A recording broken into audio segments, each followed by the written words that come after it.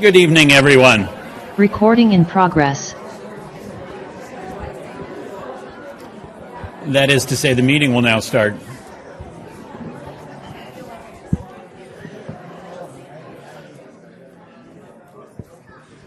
Good evening and welcome to the regular meeting of the Petaluma City Council and the Petaluma Community Development Successor Agency for Monday, April 15th, 2024. If you wish to provide a public comment tonight on tonight's agenda or otherwise, please fill out a speaker card that are in the back of the room and bring them to our city clerk here. And now I will invite Monica Aparicio and Maria Galvez to provide information for those who wish to participate in Spanish. Thank you and good evening. Hola, me llamo María Galvez y estoy aquí con mi pareja de interpretación, Mónica Aparicio. Estamos aquí hoy como intérpretes. Este evento se llevará a cabo en español e inglés. Se usarán ambos idiomas activamente, así que usted podrá elegir un canal para participar en su idioma preferido después de que le hayamos explicado cómo funciona la interpretación. Estaremos usando la función de interpretación de Zoom. Después de que termine esta explicación, se activará la función de interpretación. Si usted está conectado con su computadora, usted verá un icono de un mundo en la parte inferior de su pantalla. Si está conectado con su tableta o con el teléfono, pulse en Más y verá un menú que incluye la opción de interpretación de idiomas. Para escuchar la interpretación, pulse el icono del mundo o interpretación de idiomas. A continuación, elija su canal de idioma. Gracias. Thank you. We're ready. Thank you. May we have a roll call for the evening? Yes. Barnacle? Present. Cater Thompson? Here. Healy? Here. Now? Here. Sorry. Here. Posake? Here. Shribs? Here. McDonald? Here. Let's stand for a Pledge of Allegiance.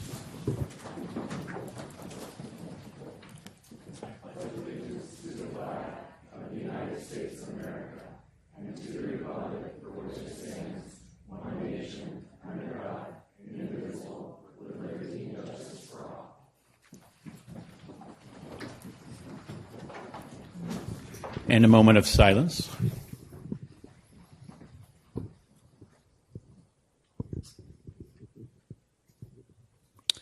Moving to our agenda for this evening, looking up and down the council for any changes or deletions requested, then it is adopted as posted.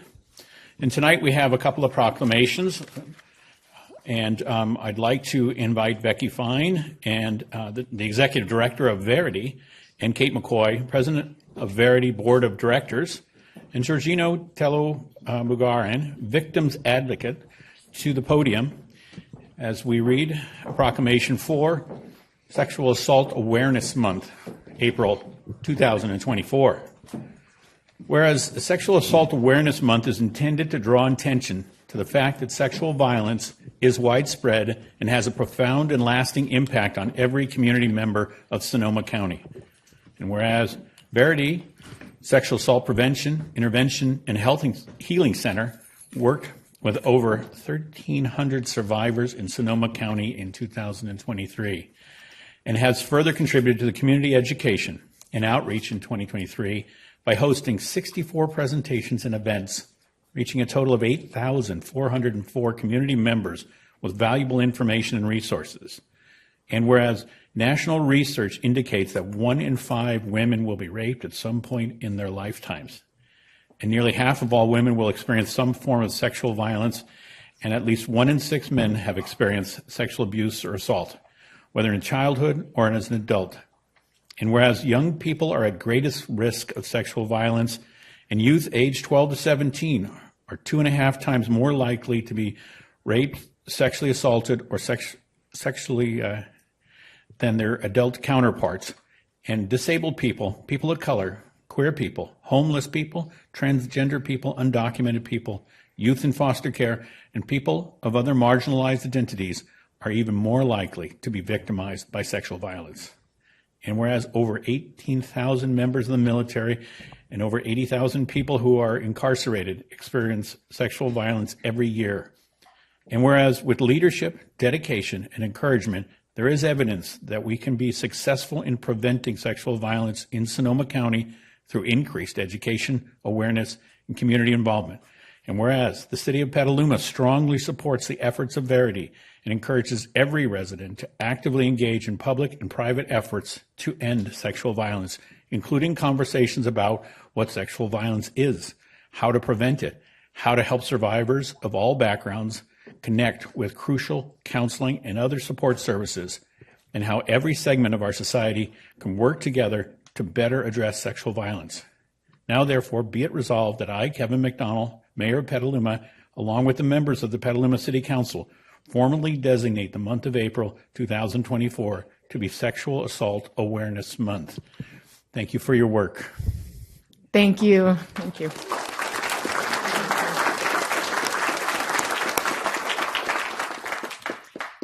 Thank you so much for this recognition. It's truly an honor to be able to stand here in front of you at the helm of this incredible organization, surrounded by teammates and board members who have served greatly to support survivors of sexual assault throughout our county. You've heard the statistics. This is an incredibly pervasive issue that touches everybody's lives. And so this recognition is something that helps to elevate the awareness of the issue and provide support for our services so that we can keep doing this important work. So yeah, thank you so much for this recognition. I'd like to pass it. Georgina, would you like to say a word? Whoopsies.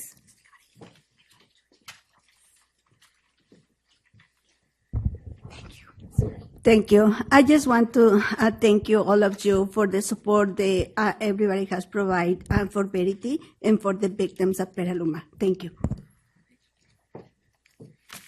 And just real quick, tonight is actually my last night as president and being on the board of Verity after 6 years and 2 as president. I just wanted to thank you for honoring tonight the Sexual Assault Awareness Month. I've witnessed firsthand the dedication and passion of our community to address the critical issue of sexual assault. And I'm immensely proud of the work that has been accomplished during my time on the board, but even more so, I am confident in the future of the organization. And we have a team of remarkable individuals who are deeply committed to our mission and who will continue to carry the torch forward with grace and determination. Thank you.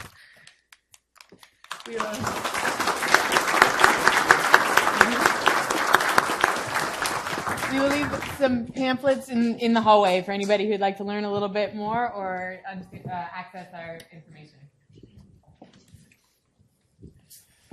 Thank you. We also have a proclamation for Arbor Day, and I'd like to invite Darren Rackison, our Tree Advisory Committee member, and Carolyn Lacera of Relief Petaluma to the podium while I read. Arbor Day, April 26, 2024. Whereas in 1872, J. Sterling Morton proposed to the Nebraska Board of Agriculture that a special day be set aside for planting of trees. Whereas this holiday, called Arbor Day, was first observed with the planting of more than 1 million trees in Nebraska, and Arbor Day is now observed throughout the nation and world. Whereas trees reduce the erosion of our precious topsoil by wind and water, heat and cut heating and cooling costs, moderate the temperature, clean the air, produce oxygen, and provide habitat for wildlife. And whereas trees are in our city, increase property values, enhance the economic vitality of business area, and beautify our community, and wherever they are planted are a source of joy and spiritual renewal. And whereas the City of Petaluma partners with the community organizations such as Relief to plant more trees, educate our community on the importance of trees, and take stewardship of establishing newly planted trees. Whereas the City of Petaluma has been recognized as a Tree City USA by the National Arbor Day Foundation and desires to continue its tree planting practices. Now, therefore, be it resolved that I, Kevin McDonald, Mayor of Petaluma, along with the members of the Petaluma City Council, do hereby proclaim April 26, 2024 as Arbor Day in the City of Petaluma and urge all residents to support efforts to protect our trees and woodlands and to plant trees to promote the well-being of this and future generations. Thank you.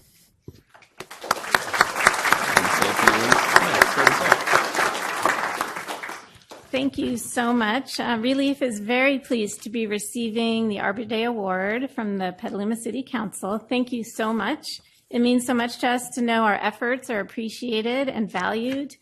We couldn't have achieved this honor, however, without the help and guidance of the City Council and staff who've enabled Relief's work over the past 3.5 years. We would like to thank a few people who have been so helpful along the way. First, we must thank Cindy Chong, who guided and inspired us before we even became an organization, and reminded us as part of our reach for excellence to keep focused, resist bright and shiny ideas and ventures that distract us from our goals, be realistic about our capabilities, and plan for the long term. We also thank Drew Halter for his wisdom, leadership, vision, and proactive assistance. He and Delana Bradford have helped us navigate our work with the city, and Drew provided key ideas and inspiration for the concept development of the USDA Forest Service Petaluma Canopy Grant. Relief could not have performed as we have without the backing of the entire Recreation and Parks Group, including its commission and Tree Advisory Committee. We thank Peggy Flynn's office, City Manager's office, for faith and support of our mission to build a greater and healthier tree canopy throughout the city. In particular, Patrick Carter has supported our efforts from the earliest days and was simply essential in landing the $1 million Petaluma Canopy Grant. We also thank Ken Eichstadt, engineer in Public Works, Ingrid Alverde, Director of Economic Development, Jeffrey Bart in Parks, and Jameson Bunn, Communication Program Manager, for interrupting their normal duties and squeezing in time to help us help the trees. Lastly, we recognize with deep appreciation Heather Hines' excellent work on a very challenging year-long assignment of writing the new tree protection ordinance. We look forward to working together with the city staff and council again this year. Thank you so much for this honor.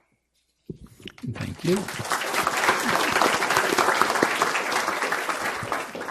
And on behalf of the Tree Advisory Committee, I want to graciously also accept this proclamation. And I want to elevate the work of both the council and city staff. She just mentioned the parts that I think are really important: the upcoming tree preservation ordinance that will help to preserve our urban canopy, the upcoming forest master plan, urban forestry master plan that will help grow and make a more robust urban canopy, and then our public works team, who more and more is integrating trees into their designs and everything that they do. And we're also grateful for the opportunity to engage our community on April 27th, Saturday, April 27th, in Prince Park in Petaluma from 11 to 3. We're going to be having an Arbor Day celebration with our partners at Relief, Rebuilding Together, I believe Daily Acts. We're also going to have folks from the Lafferty Ranch Docent Program and artists and musicians and food. It's going to be a great time to engage the community and get people to celebrate the trees that we know and love, as we're going to be protecting really an ancient heritage oak there at Prince Park. So encourage any council members that can make it, and we have a full house, so anyone in the public that wants to be there to come celebrate trees on April 27th. And thank you for this proclamation. Sure. May I ask one question? May I ask one question of Relief? There, can you remind us how many trees you've planted in Petaluma? Okay. To the round numbers. In December, we reached 1,000 trees, but then in this last planting season, I think we've planted another 700 or 800 trees. So we're planting a lot of trees. That's a lot of trees. Thank you very much. Thank you.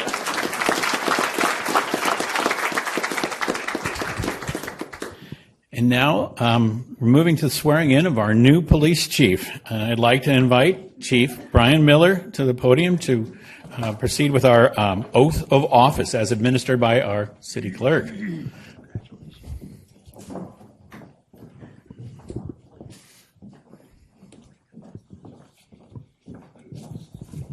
Cheat sheet just in case.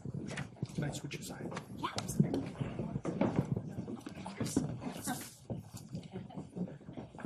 Okay.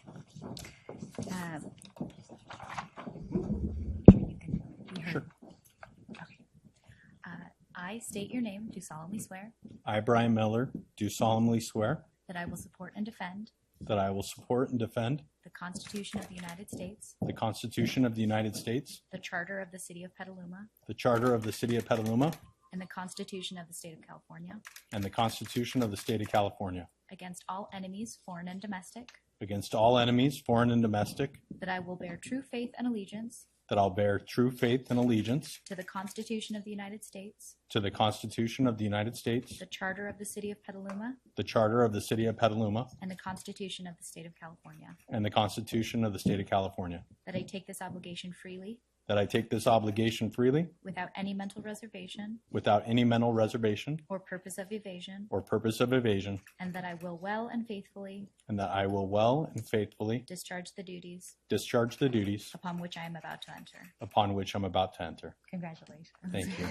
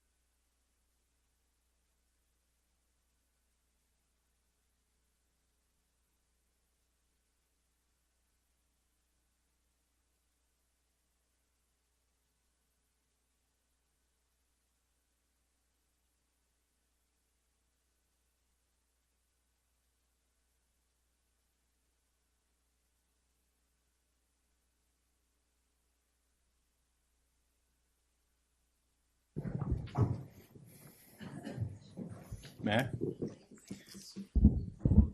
So I little overwhelmed, but I just want to say, this is completely why I wanted to take on this immensely important role. I couldn't be more committed to this community and to the profession and to Petaluma. I want to thank my wife, my kids, my parents, my family. There's community members here. There's my neighbors here. There's our department here, our staff. It's Dispatch Appreciation Week. I'd be remiss in not mentioning that right now. Our members from our allied team throughout the county, and I'm just immensely, appreciative of the opportunity and grateful to continue serving in this role. I've been here almost 20 years. I'm really excited. We have a remarkable staff. We have a remarkable organization. The city's been here for over 166 years as of just last Friday. I'm following in immensely huge shoes behind Chief Sabano, who's here tonight. And I benefited greatly from everyone in this room, from my staff, from him and others before me that have prepared me to feel proven, prepared, and ready to take on this role. So thank you. We intend as an organization to continue striving to be better and better than we were yesterday and continuously improving. We pride ourselves on being the utmost of professional at all times. And we've been talking a lot recently about moments like this, about building relationships and bringing people together from everywhere across the community and working together collectively, because we know that we're stronger together, we're safer together, and we're one Petaluma together. So thank you. I appreciate all of you. I look forward to working and serving with you and for you and with our department. Thank you.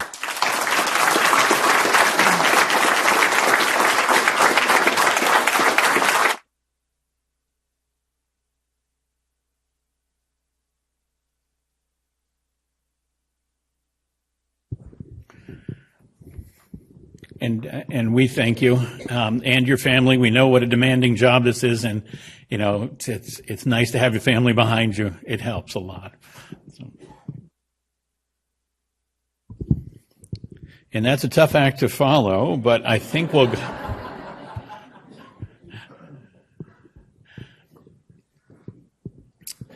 And we'll move to our regularly scheduled agenda here. And if anybody wants to take their leave, this would be their moment.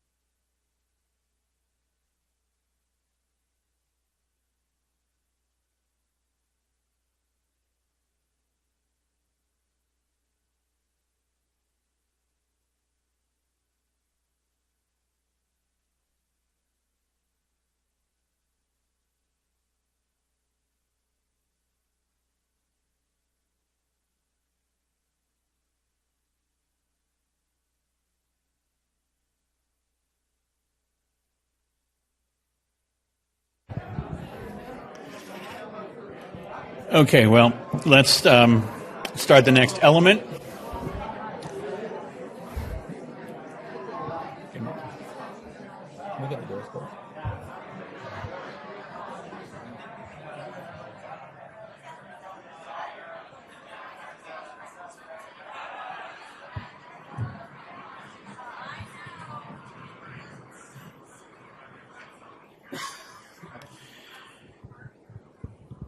This is general public comment. During general public comment, the public is invited to make comments on items of public interest that are within the City Council's subject matter jurisdiction and that are not listed on the current agenda. Public comments are limited to 3 minutes per person. Depending on the number of persons wishing to address the council, time will be allocated in equal shares, totaling no more than 20 minutes. And I'd like to ask our city clerk if we received any comments online. We received 4, and they're posted to the website. Wonderful, thank you. And now I'd like to ask our moderator to read our instructions for this. Thank you, Mayor. At this time, I will start a 30-second clock for general public comment. Members of the public attending in person should bring their speaker cards to the clerk's desk if they have not already done so. Speakers are reminded to be respectful in their comments and that this meeting is being translated. Please pause between sentences for translation. A countdown will appear for the convenience of the speaker and viewers. And now that 30 seconds have elapsed, I'll turn it back over to you, Mayor. Thank you very much. And let's see how many cards we have today.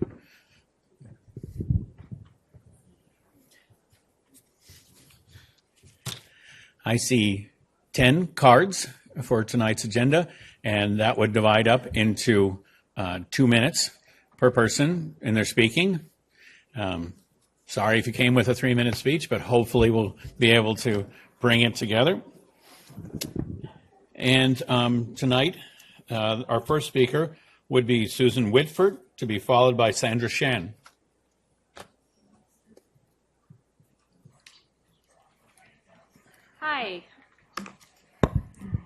Hi, my name is Suzanne Whitford, and my son swims on the AC Swim Club team at the Petaluma Swim Center. Thank you very much to the city for fixing the broken boiler that we had and for replacing the lighting that was much needed. And thank you to the city for fixing the broken boiler and replacing the lighting. Both of these areas were much needed. This has been a huge improvement. The swim team is now asking to get the date from the city as to when the pool will be resurfaced. Once we have the date, we can work on finding other pools in the area for the team to use while the pool is being resurfaced. It's from experience, we found that it's hard to find available pool space, and so we would greatly appreciate getting the resurfacing date as soon as that's possible. Thank you. Thank you. Sandra Shan, to be followed by Carter Kelly Cusimano.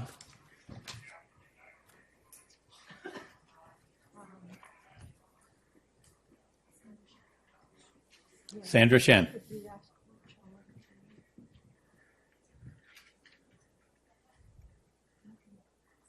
Do you wish to speak This is tonight, not Ms. part Shan? of my time. What I'm going to say is horrifying enough for adults to hear. I think it would be traumatizing to a child.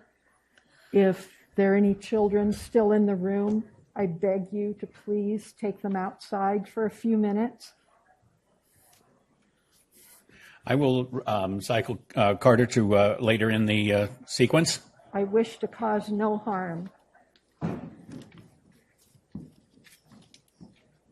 Thank you.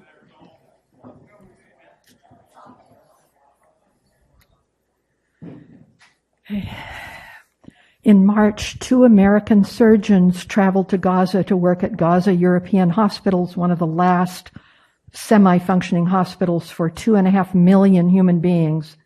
As humanitarian surgeons, they said, we thought we'd seen all manner of cruelty in the world, but neither has ever experienced anything like what we found in Gaza. Violence and death rain down on anyone at any time amidst the smells of sewage and gunpowder. We as Americans must acknowledge that we are responsible for this crime against humanity in full view of the world. We found evidence of horrifying violence deliberately directed at civilians, a 3-year-old boy shot in the head, a 12-year-old girl shot in the chest, an ICU nurse shot through the abdomen by some of the best trained marksmen in the world. Incredibly powerful explosives ripped apart rock, floors, walls, and threw them through human bodies. With the environment literally embedded in our patients' bodies, we found infection control impossible. As humanitarian surgeons with 40 surgical missions around the world, we've both seen incredible suffering, like the Ukraine and 9/11 and Haiti. Now we see the pain of being unable to treat a child who will die slowly alone because she's the only surviving member of an entire extended family. We haven't told these children how their families died, burned until they resembled blistered hot dogs more than human beings, shredded to pieces that they can only be buried in mass graves. Oh God, this is hard. The United States has heavily funded and armed what we call the occupation of Palestine. The first president of Israel said that Palestinians were simply a matter of no existence. And 30 years later, it said they continue to live like dogs, and we'll see what. Thank you. The time has run. Ellen Obsler, to be followed by Maureen Godshaw.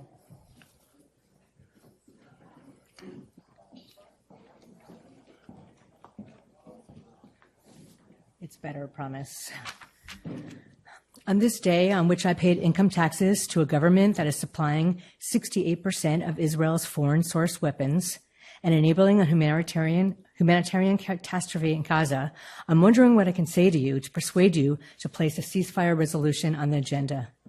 You know the continuing toll on innocents, besides what Sandra just beautifully read.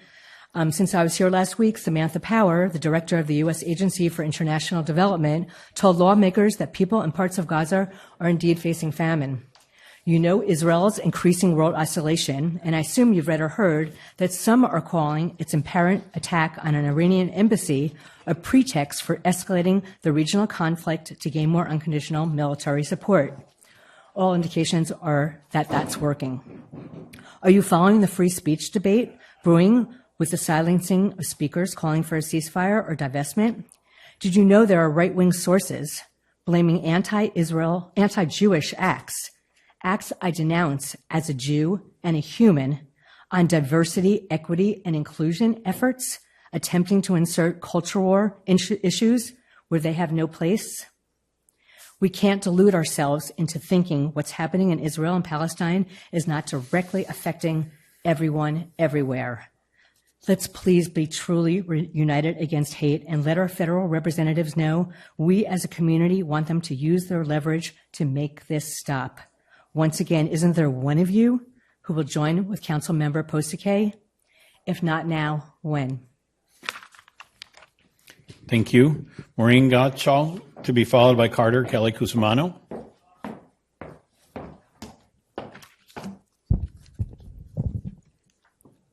Thank you. Whether you'd like to see the bike lane on D Street or not, I think we can all agree that any decision that involves public safety, even at the pilot stage, should be based on sound data collection. We all know the devil is in the details.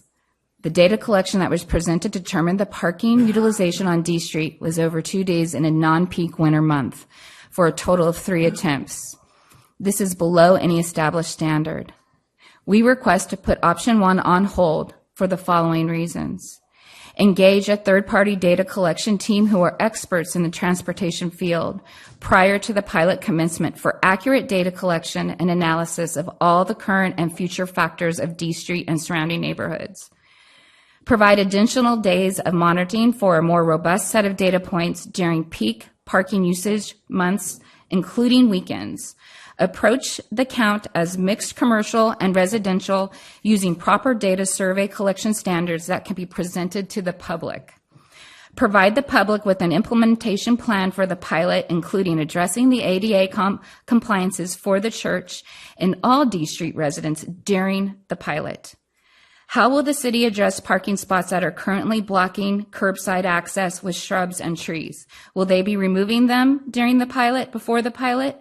Are these considered viable parking spots for the study if you don't have access to the curb? What will be the cost to the homeowner on D Street and surrounding streets to comply with this pilot? Thank you.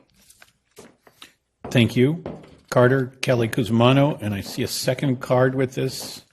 Is there an intention to the second card? For me to Are you ceding time to Carter? Oh, no, I was going to speak after him. I just wanted to be Perfect. with him. Okay. Thank you. Ready, bud? You're okay. Okay, Kevin. Okay. How are you? You can do it. I'm Carter. Hi, I'm Carter Kelly Cusimano. I am 9 years old and I live at 452 Lindbergh Circle. I live in a peaceful neighborhood with a lot of kids. We like to play on the streets and go back and forth between each other's houses. The Airbnb is causing problems in our neighborhood. We don't want it here, and our neighbors don't want it here. Please help us do something about this. Kids live here in our neighborhood. Having strangers stay in the house next door directly affects our safety. It seems like every day there are new visitors there. Sometimes it's 1 or 2, but sometimes it's a lot more. The kids of this neighborhood want to feel safe where they live and play. Petaluma has a housing problem. A lot of houses that families can live in. We need houses that families can live in. The owners of 450 Lindbergh Circle own 4 houses in Petaluma. That takes away housing that my friends can live in. It's expensive to live here, and these people are making money on houses that we need them for families to live in. Someday I'm going to be the president of the United States, and my job will be to protect the U.S. citizens. I am asking you, as our city council, to protect my family and neighborhood. Thank you. Megan Kelly. Thank you. Carter summed it up there. We are having issues with this house next door. It's been a revolving door of people coming and going. We share a wall with this house, so Carter and I have bedrooms that back up to their wall, can hear through the wall all the different guests coming and going. Their hot tub is directly below my window, so I can hear what's going on out there. Last week, there was a huge party, all hours of the night. Like getting them to leave was an issue. So I'm just asking that something be done about this. When the ordinance was created in 2018, We didn't know much about Airbnbs at the time. Now we do. And I think that there's some flaws in the ordinance. First of all, there's no chance of appeal from the neighborhood. That's a huge one right now. There's nothing about shared walls, about noise, etc. In fact, if there are 3 complaints, then the neighbors are sent to mediation with the owners of the Airbnb, and the costs have to be split amongst the people. I don't feel like I should have to pay to take my neighbor to mediation because of a ruckus happening next door. There's also no process of denial of the permit in the ordinance right now. So I'd like to look at that as well. The city has been incredibly responsive. You all have been responsive. Peggy's been amazing. I can say code enforcement. She's the most responsive person I've ever met in my life. She's so on it. But I'm asking that you all do something about changing this ordinance. So thank you for looking into it, for myself, for Carter, for my family, for our neighborhood. Thank you. Thank you. Michael Dayton, to be followed by Nicola Fry.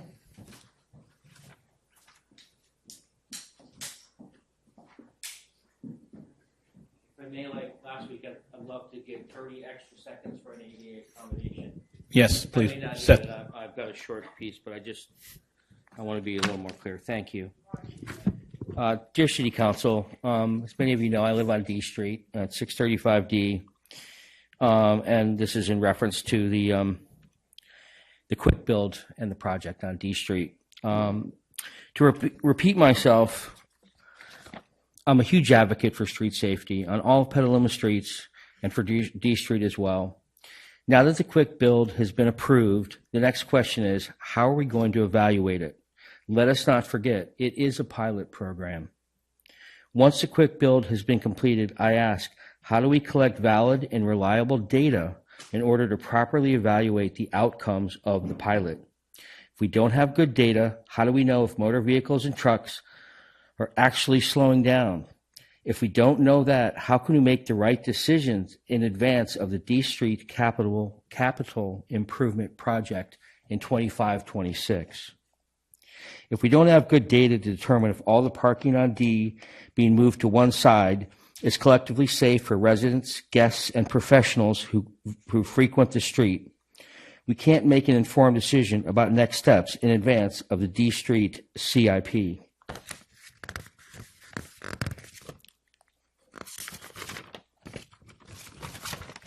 And if the data can't tell us if there are more or less accidents on D Street because of the quick build, then when it's time to finish the D Street CIP, we really have no idea what we're actually doing.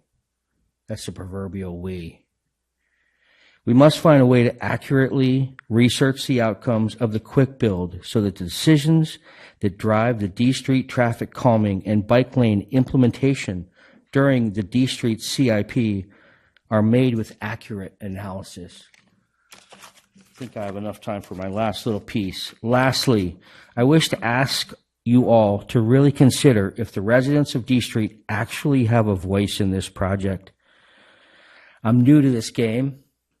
I'm new to the city council meetings. I'm new to this process. I've learned a lot about the history in the last week. It seems that at one time a few years ago, this project was very collaborative. Now, I'm not sure. I am sure trying to be a collaborator as we go forward again. Thank you very, very much. Appreciate it. Thank you.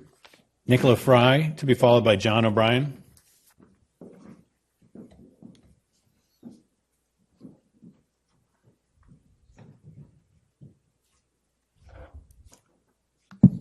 Short one.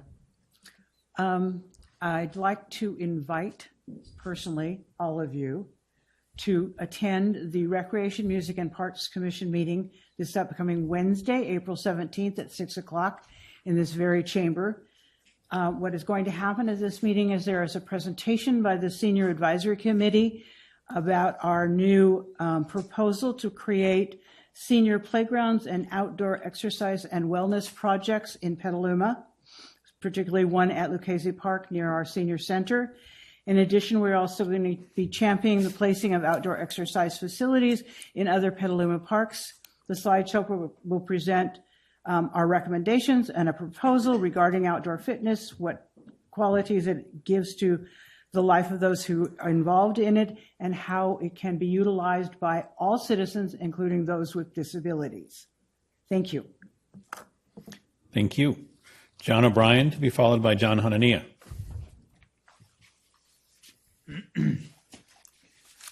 Hello, I'm John O'Brien.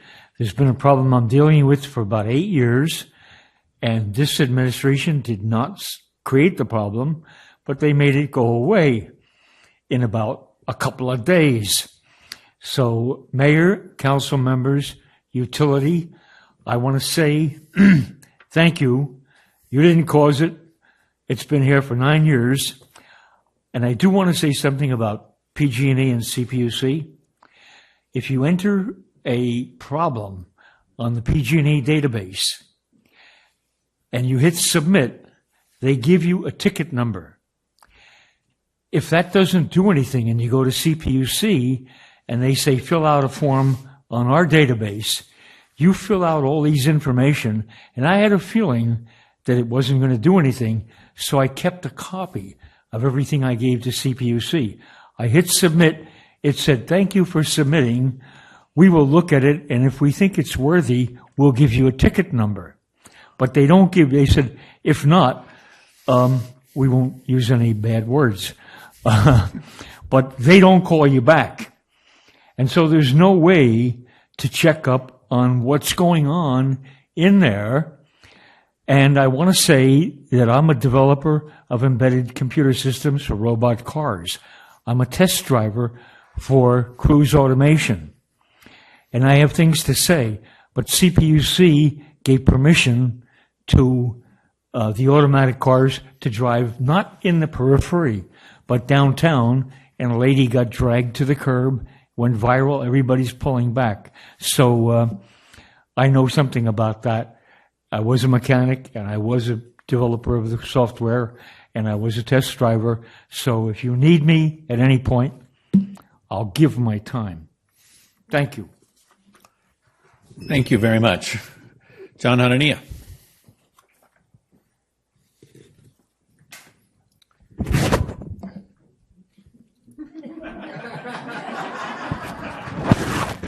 It's just my luck. Good evening. First of all, I want to say thank you very much for promoting within the department. That opens the door for upward movement. Now you're going to have an officer to a sergeant to a lieutenant to deputy chief, and you're going to have the open door to hire a new officer. And hopefully they'll stick around. The sheriff department of Santa Rosa will not steal them. But I do have a request, and that will be for Peggy. There is one individual at the police department deserve the decade recognition, and that will be Maya. She works the front desk sometime. She can put a smile on any person's face, and she is the most pleasant person I ever dealt with the last 34 years at the front desk. So I hope you can bring her here to give her the recognition of the decade. Thank you. Thank you. That's our last card, so that's our last public comment, and general public comment is closed for the evening. I'd like to bring it back to council and have council comment on their activities, and I'd like to start with the Vice Mayor, Vice Mayor Shribs. Thank you. We did receive a couple emails about leaf blowers, and I would support that we change the rules and laws for leaf blowers. I know the state's working on that, but if we do something locally, yes, I would be in favor of moving forward with that. Also, there's several folks parking in various ways and various types of parking. A lot of folks just complained recently that maybe getting that included. I know we need to work on enforcement, and especially for street sweeping. I know in my block, street sweepers don't get to it because the cars are parked always in the street there. It never gets cleaned. So those are issues that need to be resolved down the road here. So I just thought I read those emails and support those concepts. Recently, just a relief, we're talking about the trees being planted. I was out there Saturday, and we planted 70 trees with a crew of about 25 people. That was really good. that was over there by Sonoma Mountain Parkway, Sonoma Mountain School, and that was green belt that was there. And I'll be working with the leadership team. We're going to plant more trees over at Casa Grande coming up in May. So yeah, everyone, Arbor Day and Earth Day is coming up, so please support those. This morning, the River Park Foundation had a meeting, and they are demonstrating the right way of going through a whole process of gathering community input. We're really working hard on making sure we have community input for equity. And these folks have gone way out of their way, gotten the grant monies to do so, and are really reaching out to everybody to try to get that our River Park made right for everybody. So they're to be commended for that, for the process that they're going through, and it's an excellent process. We need to also follow for the fairgrounds and other places here in town. And I think besides at 6 o'clock Wednesday, besides the senior park at Lucchese, there's also a discussion at Kenilworth that I'll be going to on the revitalization of Kenilworth Park. That's happening also on Wednesday. So I hopefully participate in that. And maybe with relief, get some more trees planted out there too to replace the ones that have passed away. That's what I have for tonight. Thank you very much. Councilmember Cater Thompson. Thank you. I don't have anything to report, but I have been concerned about the Airbnbs and would like to find out about maybe updating that ordinance because, you know, when you live in a family neighborhood and you have people coming in and out all the time, it's not as comfortable. And I think there is appropriate Airbnbs, but I think it does take away from the housing. You know, we have a housing shortage, and then do we know how many Airbnb houses versus just small Airbnbs in somebody's backyard? And can we get that information? I'd like to know more about how it actually works and the data behind it, and making sure people are paying their TOT tax.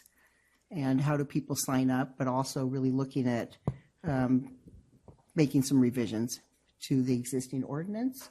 And I met with Michael Dayton on D Street, had a long conversation this last week. And, you know, I think working together with communities is important. And so as this pilot goes on, I think we need to, you know, just really look at it thoughtfully and move forward. That's it. Thank you. Councilmember Barnacle. Thank you, Mr. Mayor. Last week I attended the Howard Street community meeting here at City Hall. There was about 20 people here, and really great presentation from our city staff about some of the safety improvements that are going to be moving forward on that street.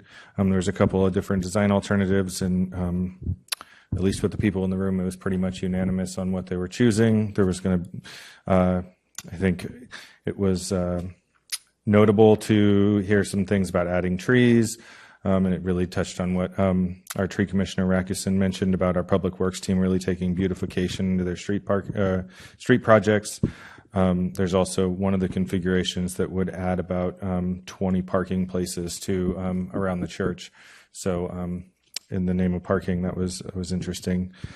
Something else to note, the Butter and Eggs Parade is not just about a parade. There's also a couple of opening events. There is the Cutest Little Chick contest. You got to get your entries in by 4/17.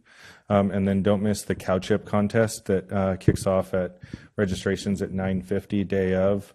I hope Chief Miller is better than Chief Savano, because I've got a championship to defend with that. And then on the Airbnb ordinance, I think I'll be asking about that more on item 5. So just maybe some thoughts, think about what the process might be and the timing, because that would be something that we weigh as priorities to happen on agenda 5.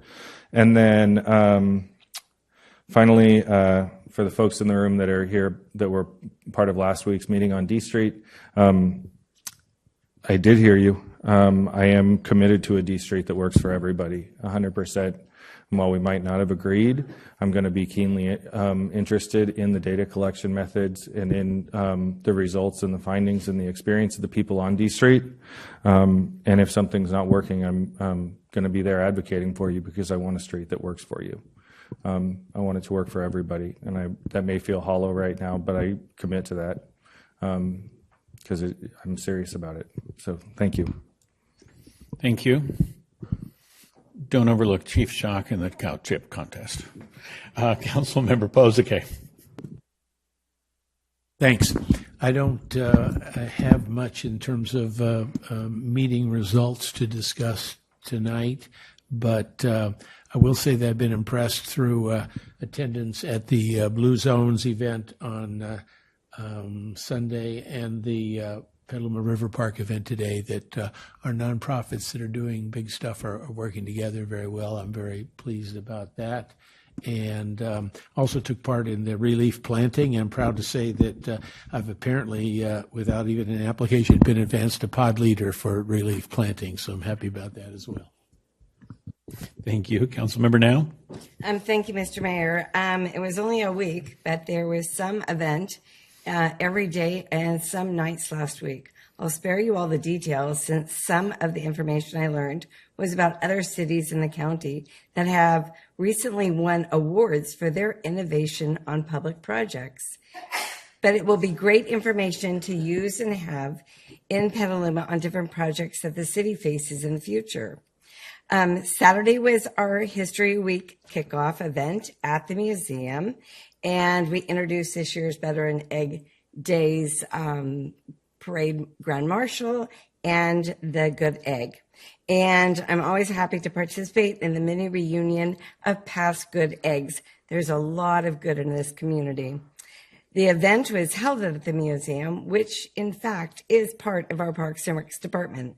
I encourage everyone to stop by and see our park's history, our city's history, and become a museum member. Perks of membership are front row seats at the parade. Did you know that? You need to buy one of these little buttons for $5, and this parade button will give you discounts at numerous merchants in the city in the next week or so. It also supports the parade because it has a lot of sponsors, but we need all the dollars we can get. On Sunday, April 28th, the following weekend, is our antique fair. And it's from 8 to 4 at downtown Kentucky Street and 4th Street. And Sunday, I attended along with the council members and staff the Blue Zones project at the junior college. It reminded me of an old-fashioned Earth Day festival with lots of hands-on information for all ages about how to live in a healthy lifestyle, which is what Blue Zones is all about. And this, proud to say, the city of Petaluma is a major sponsor along with the Healthy Petaluma. This morning I attended and participated along with other council members and the mayor and staff a 3-hour workshop on the Petaluma River Park. Stay tuned. This park vision becomes a reality with lots of public input, as I think Councilmember Shribs pointed out.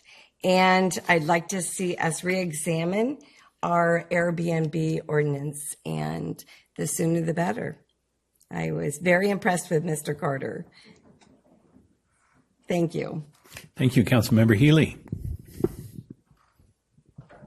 Thank you. So I don't have any liaison reports from the last week, but I will say that I do have a perfect track record of never participating in the cow chip throwing contest. And that's not going to change this year. And yeah, Carter already has his suit for being president. I have to say that was pretty good. And I would also support a very limited reopening of the Airbnb ordinance, because what I'm hearing in this particular situation, the common wall situation, I don't think is something we had thought about, and it's almost like a townhouse or a condo or even an apartment or a duplex, and I don't know that putting party houses and those kinds of facilities is appropriate. So I don't want a broad reopening of it, but I think a limited reopening on that very narrow issue could be appropriate. Thank you. Thank you. And to Carter, when you do run for president, call us. We'll help you get to be president. Yes. And so One of the lessons I think we've seen with D Street is how you can never do enough outreach and communication. And we have further plans to make road safety improvements, reducing lane widths on Caulfield, Eli, and Casa Grande. And it's really never too soon to start communicating with the public about significant changes like that in their neighborhood. I had the opportunity to join a fairly significant meeting with Councilmember Cater Thompson, combination of the California Air Resources Board, California Transportation Commission, and California the Housing, the HCD, and it was right here in Petaluma, and it was impressive. They picked Petaluma to host for that, and the main thing is they're talking about how equity works with air quality, with housing, and transportation all lumped into. Those are big investments by the state, and if they're doing them in an equity manner, we can achieve great things. A lot of the conversation revolved around the affirmative furthering of fair housing program and state laws that are coming on to assess and refocus resources to achieve this. So that was a pretty good meeting. I also attended the RAND board, which is a county-wide regional board, sheriff and police, county IT, where they approve tech that is being rolled out in the police forces. And the city has a seat on that communication board. And they highlighted that one of the things they noted was the risks of hacking into EV charging networks and how that's different residential to when you might hack into a police car's computer system. And then I thank all our council persons who are well represented at the Blue Zone event this past weekend, and again, who are all well represented at the River Park event here this weekend. And I do look forward to the Butter and Eggs Day. The good egg this year is Faith Ross, and there's no one better deserving it, so we're happy there. And the Grand Marshal is Bug. Is it Dieter's last name? Deacon of Heritage Salvage. Tremendous picks for both Grand Marshal and Good Egg. And that concludes my report. I'd like to pass it over to the city manager. Thank you, Mayor, Council, and community. I do want to welcome two new staff that have joined us for the perfect goals and priorities conversation tonight. We've got Kat Riesinger, our new Deputy Director of Parks and Rec. So welcome, Kat. And Linda Lee, our Director of Human Resources. Thank you both for joining us. Appreciate you.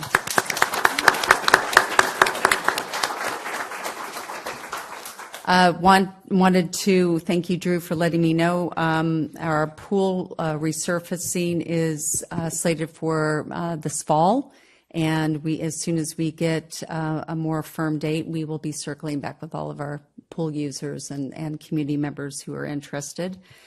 Also to note that if you are attending Butter and Eggs, we have a shuttle. Our transit is free this weekend and next for the Antique Fair. And we will be running shuttles from the East Side Transit Center at Safeway, and the bus will take passengers to the Copeland Transit Mall, just a short route, walk to the parade route. So hoping that you forego driving and take our transit and give us a try. So with that, Mayor, that concludes my comments. Thank you. Thank you. And we shouldn't overlook, there's a bike valet at the parade route too. So bring your bike and it'll be in safe hands there. City sponsored. Thank you. Right. We're moving to the consent calendar here. Does anyone on dais have a question, staff? For? If not, I'd like to open it for public comment. Does anyone in the public have a comment? Please fill out a card.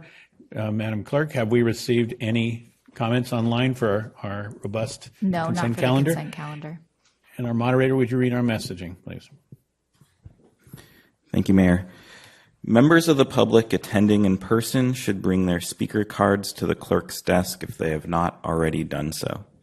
Speakers are reminded to be respectful in their comments and that this meeting is being translated. Please pause between sentences for translation. The timer behind the dais will be reset for each speaker. And I see no cards and no one making the rush to come forward, so I'll declare public comment closed on the consent calendar. Second. Councilmember Healy? Yeah, I'd be happy to move consent calendar items 1 and 2. Thank you. And Second. And a second from Cater Thompson. And may we have a roll call vote? Barnacle, Aye. Cater Thompson, Yes. Healy, Yes. Now, Yes. Posake, Yes. Shribs, Yes. McDonald. Yes. Motion carries. Thank you. Moving to item 3 on the calendar, it's public hearings, matters for consideration. Item 3 is introduction of an ordinance of the City Council of the City of Petaluma amending Chapter 3.04 of the Petaluma Municipal Code to add Section 3.04.065, which will provide the Director of Public Works and Utilities the authority to approve plans, specifications, and designs for public works projects, which is in addition to City Council authority to review and approve plan specs and designs. To help us with this tonight, we have Dylan Brady, Assistant City Attorney, and Jordan Green, Assistant City Attorney. Help us out. Good evening, council members, City Manager Peggy Flynn, and our community. We would like to talk to you about the Design Immunity Ordinance. It would codify the current process in the Department of Public Works and Utilities while enabling the city to take advantage of the affirmative defense in litigation, which will ultimately save staff time and the city's finances. So what is design immunity? It is a legal defense that protects public entities from liability for injuries allegedly caused by the design of public facilities, like roads, bridges, and other infrastructure.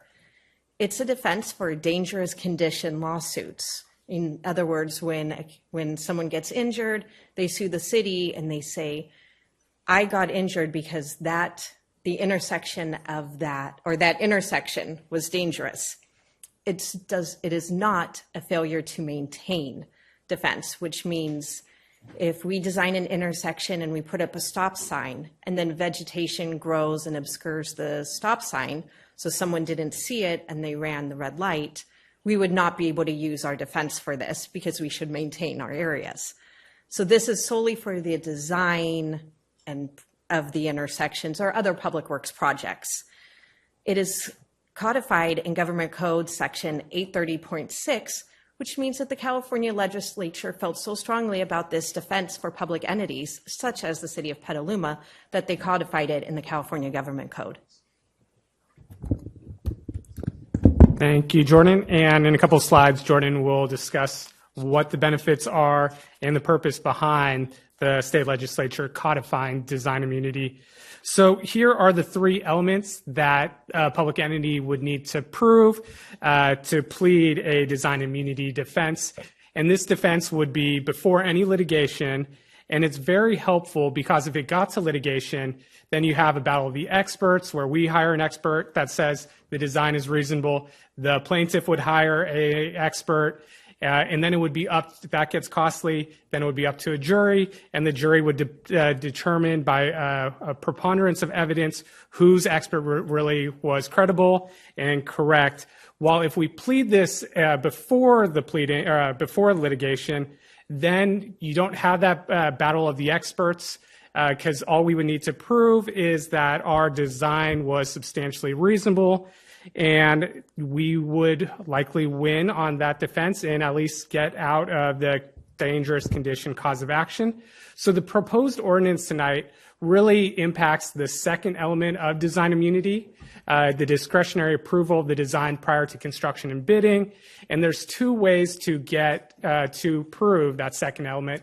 The first one is either City Council approves the design and approval, and then the second one that really is the key to this ordinance is staff that has the authority that's codified in a statute that they're the ones that also approve. So either City Council or staff with a statute. And what this ordinance does is it codifies and says the staff currently who has the existing authority, they have the ability to approve designs prior to construction.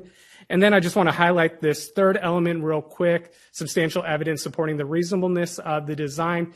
You might have seen in the last couple of months some new recitals and findings in our resolutions that award contracts that explain why the current design is reasonable.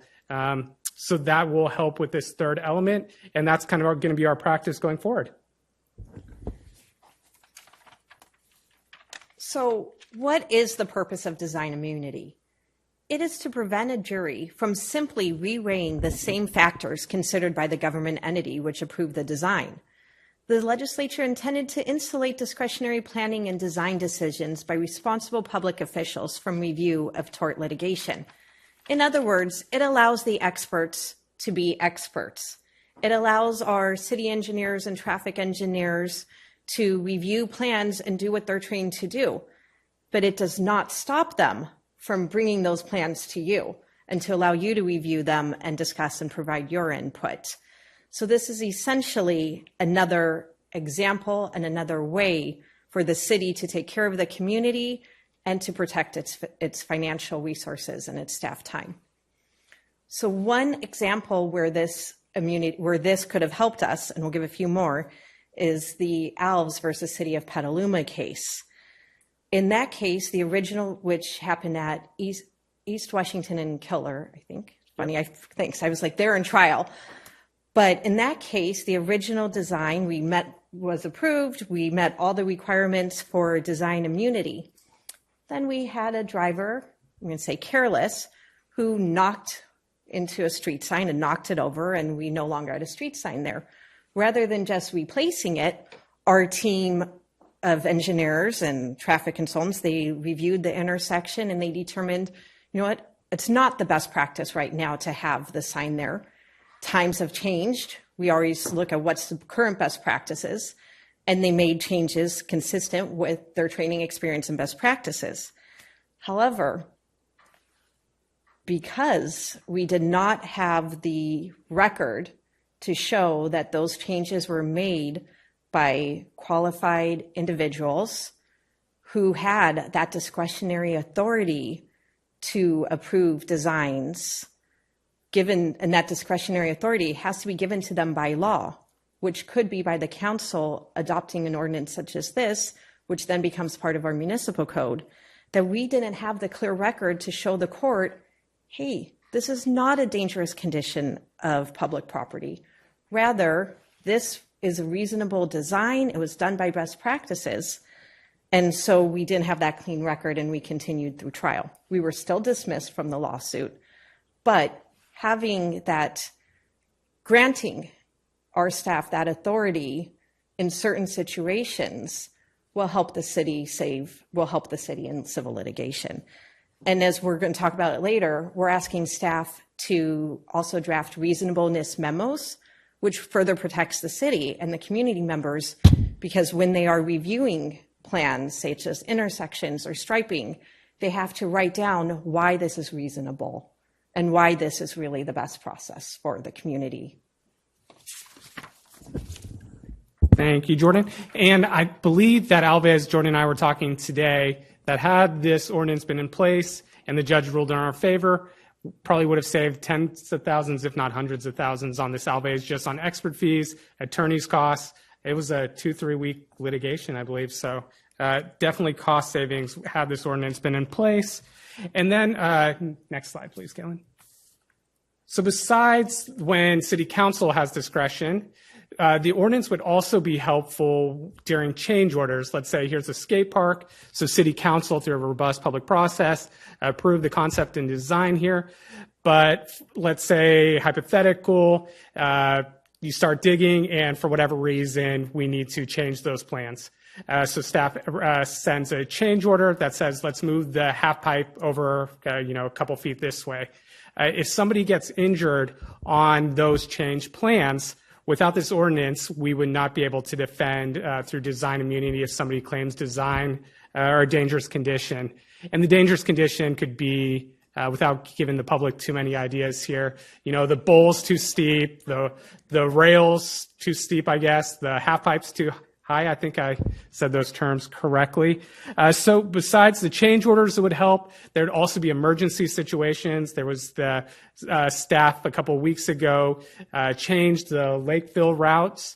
So that would help in that situation if somebody got injured and claimed the new Lakeville route is a dangerous condition. Next slide, please, Caitlin. So here is the entire ordinance. It is only in one paragraph, but we decided that it would make it maybe a little easier to read if we split up the elements in black and red and then separate paragraphs. But Jordan on the next slide will discuss what those elements are and a little easier to read. So next slide, please, Caitlin. Thank you. So essentially, and I'd like to remind Council that this is really codifying an existing process within our Public Works team. We will still bring projects to you. But the proposed ordinance elements are we grant the Director of Public Works and Utility or their designee the authority to approve plans, specifications, and plans. Oh, there's a typo. For public works projects as that is defined in our charter or state law. So they already have the inherent authority, but this makes it nice and clean when we were to file a motion with the court. That designee must have the required training and skills to approve plans. Here, we are requesting, if you adopt this ordinance, that they have to be California registered engineers. And the designee, such as a city engineer or a traffic engineer, would stamp their stamp on the project that they've reviewed and approved these plans would be proof that they have the requisite authority and training. Next slide, please. So essentially, it codifies our staff's ability to approve plans, to have that discretion, and to raise this design immunity affirmative defense for dangerous conditions regarding the design, which saves public money and resources. And just to say that conversely, so our Public Works, the senior staff, in their job specifications, it already states that they approve plans and designs. Like Jordan said, this just codifies their authority in their job specifications to approve designs and plans to help with these design immunity for defenses for dangerous conditions that staff approve. And this does not change at all the projects that come before City Council for approval of those designs. And they typically are the big CIP projects or the ones with a lot of public participation. So that is our presentation, and we are happy to answer any questions. Thank you. Thank you very much. Great presentation. As a civil engineer, I appreciate that protection. And let me look across the council for questions there. Councilmember Shribs.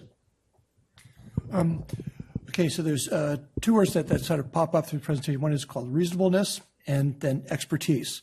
So we need to establish along the way within their resumes or something that they have the proper expertise, that they're not unqualified to make these decisions, even though their print is on it. So that process, does that require more effort of documentation to demonstrate expertise up front? And then the other one is documentation of reasonableness. Is there specific forms or documentation that has to be created specifically just for the legal term of reasonableness? So on the second question there, Councilmember, and thank you for your question, there is no explicit form that they need to create. We help kind of create one that will likely be included in future projects that you approve. And it will explain this project design is reasonable in our opinion because 3 or 4 staff looked at it. Our contractor also approved it. It meets the specifications of the MUTCD or the other guidelines. We have the training and experience, and we are a senior engineer. So those will all be facts that are laid out in that reasonableness memo, and they'll explain why, depending on some of the factors I just laid out. Maybe we took a look at the recent survey, complaints, crash data, all that information. And Jordan, you want to take the first question? Sure. Or I can? That's fine. So the first one, the Director of Public Works would only be designating or delegating this authority to positions that are currently involved in this process already, or if we create new positions, ones where they have that expertise, such as the Assistant Director of Public Works, Senior Civil Engineers, Traffic Engineers, one where this is inherent in their job and their expertise is already laid out in their job specs as requirements. Okay, good, thank you. And I assume that these memos of reasonableness, that it's going to come through the legal department to review all those to make sure that those are properly stated? We review all the staff reports, but hopefully it would come from the Public Works, just because I can't really read a blueprint or have the skills to say whether or not the design is reasonable. But I'm just talking about the memo of reasonableness. Knows the argument that this is a reasonable project, a reasonable design. So that being that's a memo that's being used for legal purposes, will that memo, when they write those, will you be reviewing those just to make sure that all the information is there that needs to be there in reasonableness? Yes, we will. Okay, just wanted to just double checking that. So it is going to take a little more time and paperwork and documentation. Yeah. Both to demonstrate expertise a little bit. The director has to have that form, whatever, that once he does the designatee, there'll be paperwork to demonstrate that, as well as a reasonableness memo that's get created, and that'll all go on file, and that's to support this whole process. Exactly. Correct. And we hope that extra staff time to create that will also make the project safer, because they'll take another fresh look at the project, reevaluate, make sure the T's are crossed and the I's are dotted. Right. It's very similar to just a quality control assurance Q&A, which I'm familiar with in industry, just doing a Q&A on projects as well as designs things. Okay, thank you.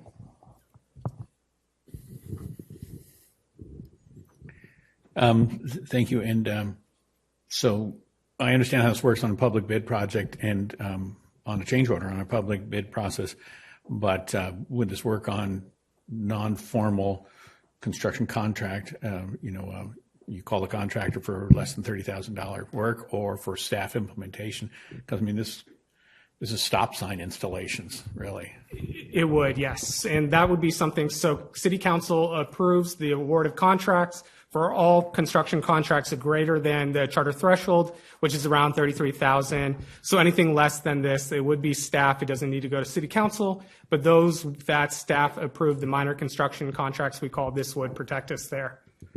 Yeah, I was interested in what the procedure was to make sure that some documentation occurred. I really didn't dream that the stop sign approval rating would go to the legal department, but internal processes are what they are. Thank you very much. And with that, I'd like to open this to public comment on this item. And I'd like to ask the clerk if we have any comments prior to the meeting by email. We did receive one, and it's posted to the website. Wonderful, thank you. And I'd like to ask our moderator to read our messaging. Thank you, Mayor. Members of the public attending in person should bring their speaker cards to the clerk's desk if they have not already done so. Speakers are reminded to be respectful in their comments and that this meeting is being translated. Please pause between sentences for translation. The timer behind the dais will be reset for each speaker. Thank you.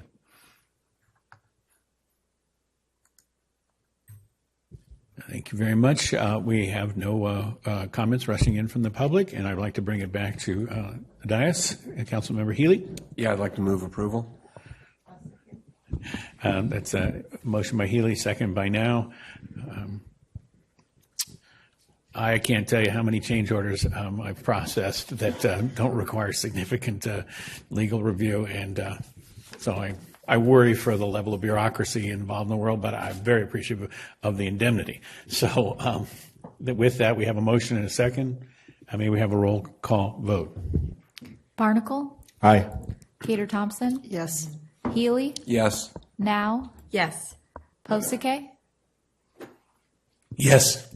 Shribs? Yes. McDonald? Yes. Motion carries. Thank you very much for the excellent presentation. We're on to item 4.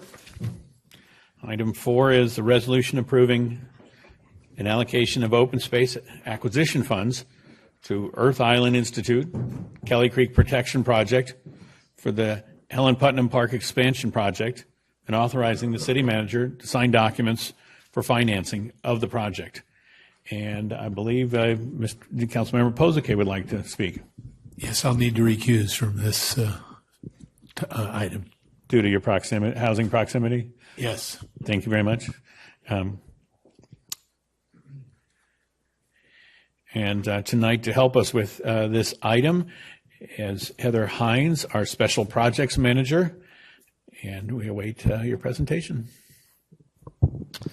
Great, and I just want to check in with the clerk. Are you able to pull this up or assist? I'm not seeing the share on my screen.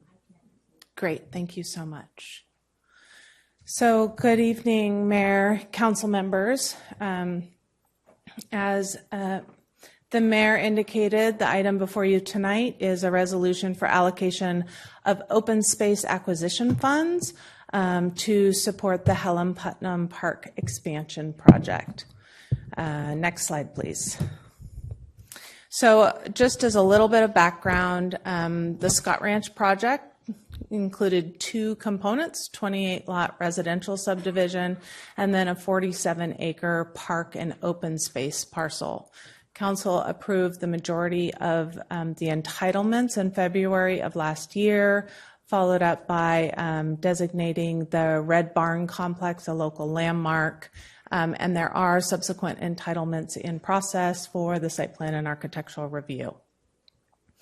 As part of that review process and part of the packet was a letter of intent between Kelly Creek Protection Project or Earth Island Institute and Sonoma County Regional Parks. And with that letter, it was the initial agreement between the two parties setting up for the ultimate dedication of these 47 acres to regional parks for an expansion of Helen Putnam Park.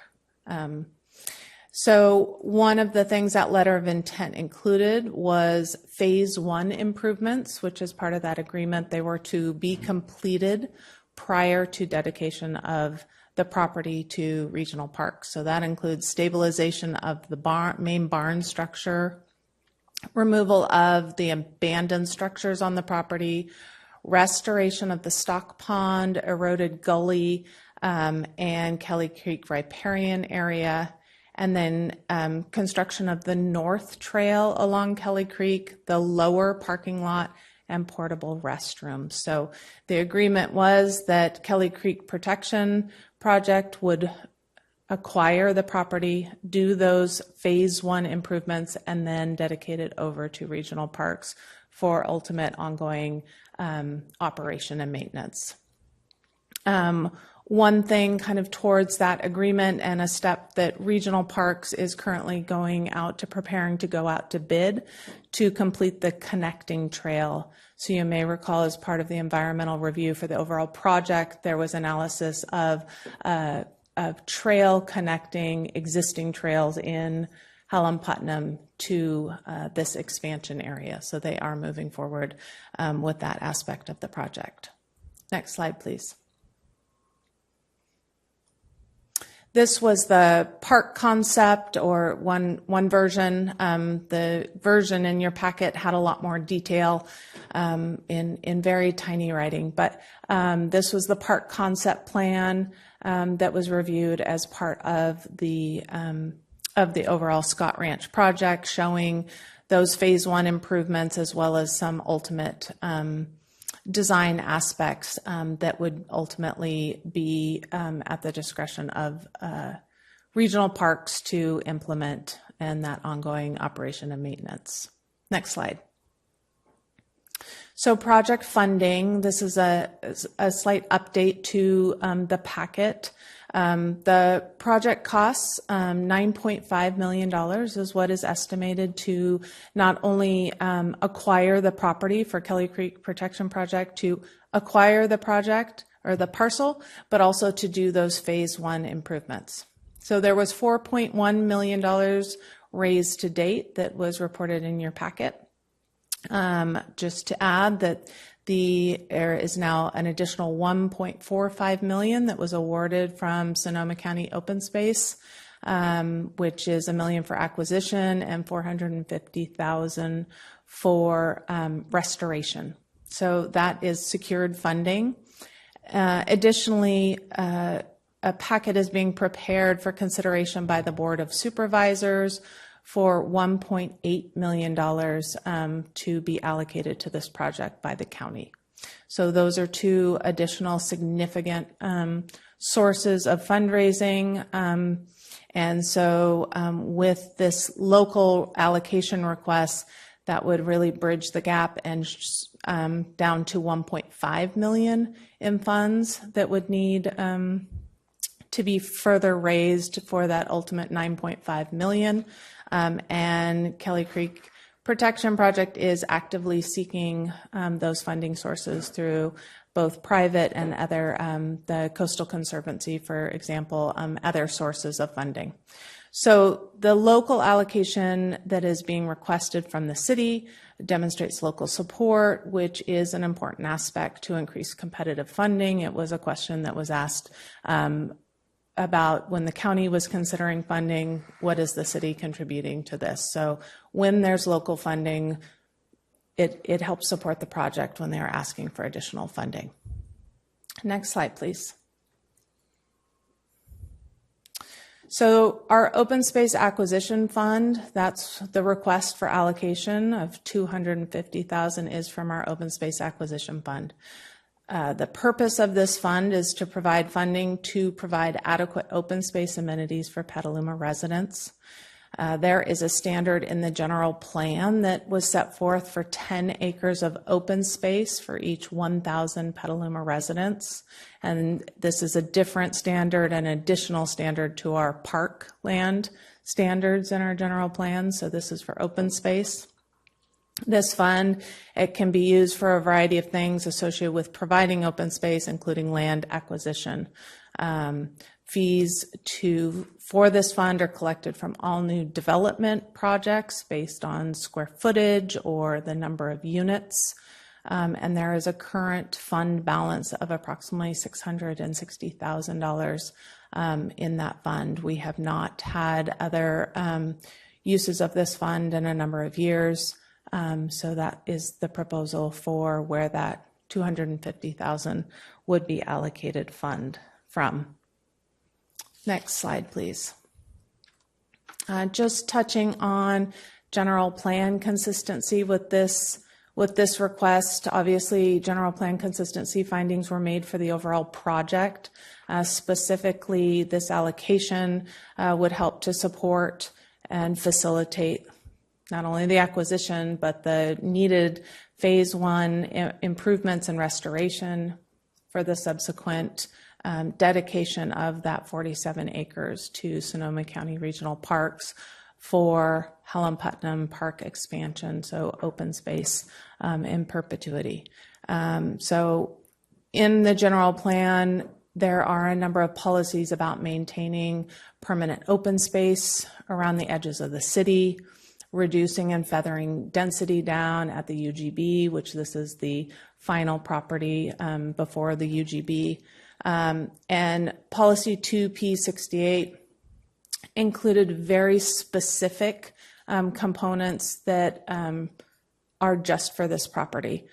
So it talked about preserving the unique visual from D Street and Windsor Drive, about preserving the red barns, preserving and maintaining habitat and trees, trailhead facilities, restrooms, and parking with a connection to Helen Putnam Park. So this component of the Scott Ranch project really does all those things that our general plan policies were asking for. Next slide, please. I wanted to touch on just some milestones. When is this going to happen? A number of comments from the public were concerns about, is this really going to happen? When's it going to happen? So these are some of the milestones that Kelly Creek Protection Project provided. So acquisition of the property will happen once David on Homes receives their site plan and architectural review for their 28 homes, and that is currently in review with an application in review. So that was part of the sale agreement. So once that happens and the tentative parcel map to create what is shown as Parcel B, then Kelly Creek Protection Project will acquire the project. They are actively working on their regulatory permits and anticipate to have those in early 2025, which would then allow restoration and park improvements to begin in spring of 2025, with the hope to complete those by the end of 2025 and have the dedication of the property to regional parks in early 2026. So that concludes my presentation. The recommendation is for the City Council to approve the resolution that was included in your packet for allocation of $250,000 to Kelly Creek Protection Project from the Open Space Acquisition Fund.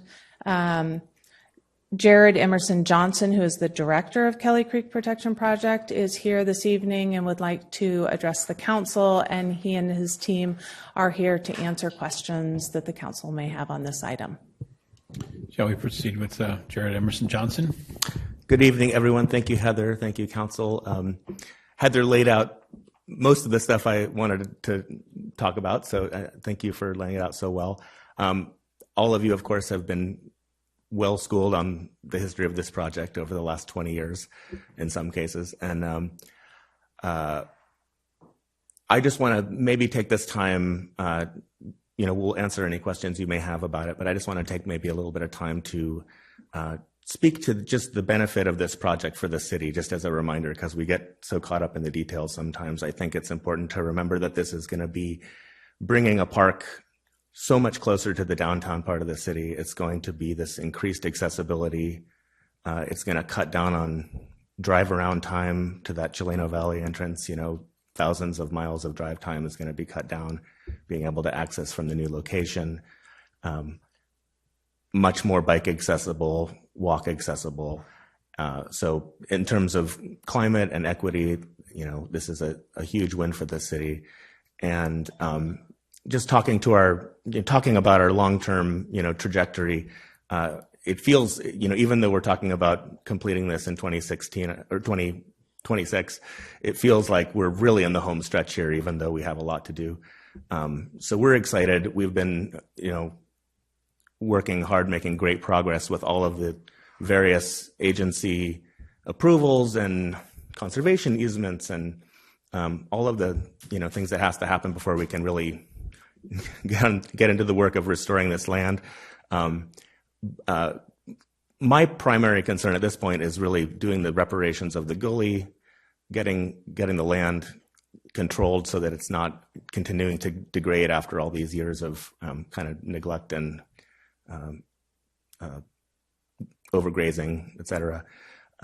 And so this money will really help keep things moving, keep it on track, get us to that point. We're looking to be complete with all of the permitting and everything by early next year, and doing the bulk of the work throughout the building months of next year, finishing up, by the end of the year with maybe a few little last details coming around into 2026 at that point, handing it over to Parks. And so just, hope you'll consider, what this, additional allocation will mean for getting us that much closer to closing that gap. As you've seen, we've been able to raise a pretty large amount of the money that we need to get there. We've budgeted it all out. It's all itemized and clear. And so I think a show of support from the city, a continued show of support from the city in this form, will help us with additional fundraising. It'll be a sign to other potential donors that, we're all in this and that the city is behind it. And I'd like to open up, if possible, to let Greg Colvin say a bit. Greg was the director of the Kelly Creek Protection Project up until about this time last year, and he might have a few words to say about specifically about the funding and kind of where we are with all that and our efforts to get to where we need to be to meet the budget we have. Yeah. Thank you, council members. I'm Greg Colvin, former project director of Kelly Creek Protection Project, and I believe it's appropriate to have turned this over after last February to the next generation, Jared, my stepson. And I just wanted you to know I helped participate a bit in the fundraising to meet the goals for complete phase 1 and acquisition of the park. And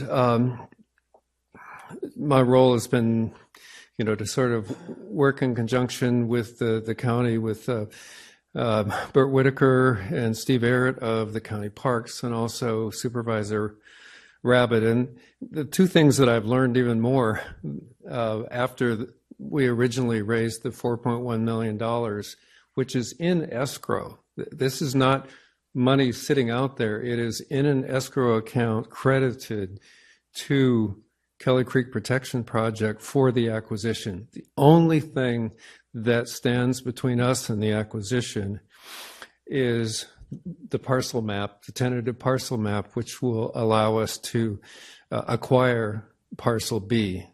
And the only thing that needs to happen before that is the SPAR consideration, which is joint between David On Homes and ourselves. So it turns out that we already had $1 million allocated in 2018 by Ag and Open Space. And we've taken steps which involve an appraisal and involve conservation easements and so on to qualify for that $1 million of acquisition money. As soon as that comes in, it'll replace 1 million of the 4.1 million, which was raised from the public, and then that becomes available for the restoration and improvement work. In addition to the $450,000, which was specially authorized by Ag and Open Space a couple of years later in order to address the problem of restoration. As we've said before, this land has been degraded by 100 years of overgrazing by livestock. And we have a gully which is creeping up the hill toward the stock pond. And the steps that we're going to take include immediate steps to stop the further erosion of that gully. So the two things I want to say about fundraising to support this project are so much I've learned about timing and leverage. And the question of how we fill the rest of the gap depends on how different funders look at what other funders are doing. And so far, the city itself has not been looked to as a potential funder. But frankly, our contacts in the county said, David On is being asked to contribute in lieu funds to the park and open space fund of the city. Isn't it possible to look to that? And I was delighted to see that by looking to that, the 14 acres that the city is short in terms of, isn't this right, Heather, in terms of meeting its current goal for open space will be more than met by the 47 acres that will be added within the city limits by our acquisition and development of this area as a park. So what this $250,000 will mean to us is we're right now able to proceed with all of those permit works and restoration works that are otherwise not presently funded. I mean, we could fund them, but having that $250,000 from the city means that we'll be able to move quickly with the restoration. As you probably know, these things don't happen every month during the year. It's seasonal. So there's seasonal things that we need to do this summer. And permits, all the permits we need, hopefully will be acquired this year, but some of it might go over to next spring. We want to stay on course because every year that it doesn't happen adds to the construction costs. So the timing and the leverage of the amount you're considering tonight is absolutely critical, and I must say, extremely welcome, very generous, and thank you. I'm hoping that there'll be no problem approving this, and we're happy to make whatever reasonable points may need to be covered about the use of the funds. Thank you. Thank you. And does that close the presentation? That closes it. We're happy to answer any questions you may have. Thank you very much. I'd like to bring it back to council and see if there's any questions from the dais. Councilmember Healy. Yeah, I have one question for staff. Is the proposal to just approve the $250,000 tonight for their fundraising effort, or is it going to be made contingent on them actually obtaining the full $9.5 million that they need? Because I don't want to, finance, half a car. Understood. And Eric can probably assist me here. So what the resolution is it's allocation of the money, and it grants the city manager to execute the contract for that grant, that funds, and make sure that we have the needed protections for the city's money to make sure that what we are getting is the ultimate park. So I don't want to say that I know exactly how that's going to be structured in terms of shall not be released until, but that would be one of the details we would work out with the grant agreement before any money is actually provided. Yes, thanks, Heather, and thank you for the question, Councilmember Healy. There are no transactional details specified in the reso before the council tonight, but I appreciate, staff appreciates Councilmember Healy's point. We would want to ensure in the arrangements that we make and that the city manager signs that we are providing for getting the project that we're supposed to get and not funding a project that remains incomplete. We are heartened, as I imagine the council is too, by the very significant fundraising progress to date, but that doesn't mean that we should be venturing public money to something that's not going to be completed. So we're happy to take that as direction with respect to the arrangements, but if the council has more concerns they want to raise. No, I think that was satisfactory. So if we pass the resolution as presented tonight and give that direction, then we're good. Absolutely. We would have been sensitive to that anyway, but glad to hear the council's direction with respect to that. Thank you. Vice Mayor Shribs. Okay, in general, I fully support the principles and ideas that we're moving forward, but there's a couple of questions I think that have been raised that we need to really answer moving forward. And so I got basically three questions that maybe lump them together and work with them. So just for Kelly Creek, I know it's a lot of money that's going for a nonprofit. So is there a financial audit and review of the actual operation so far? And as we move forward with the $250,000 and all the other grant monies, I know when you're giving grant money, there's lots of review of that, how that gets spent. But the review process for this $250K, is there, will we be, as Councilman Healy was suggesting, a little bit more oversight on that and watching the other concern is just how the operations are moving effectively and efficiently moving forward to get all this done. I'm operating on the assumption that everything is moving well forward correctly and appropriately. The other part of the question would be, we have $250,000 designated of $660,000, which leaves $310,000 basically for looking at it. Actually, it's $410,000. What type of alternatives have already been proposed? We don't want to have money just sitting there doing nothing. We need to use it. So there's $410,000 left over. Do we actually have other places, other open spaces that would like to have that $410,000, so that we have competition for the monies? And then, and as for earmarking, once the money is designated for $250,000, is this going to basically operations and getting permits and things, or is it actually going to go into something substantial like the path, rebuilding the pond, refixing the gully? Is there a way of earmarking or designating this money for specific restoration work that needs to get done or repair work that needs to get done, rather than just like a general fund allocation? So let's just leave that. Those are the areas I'm concerned about.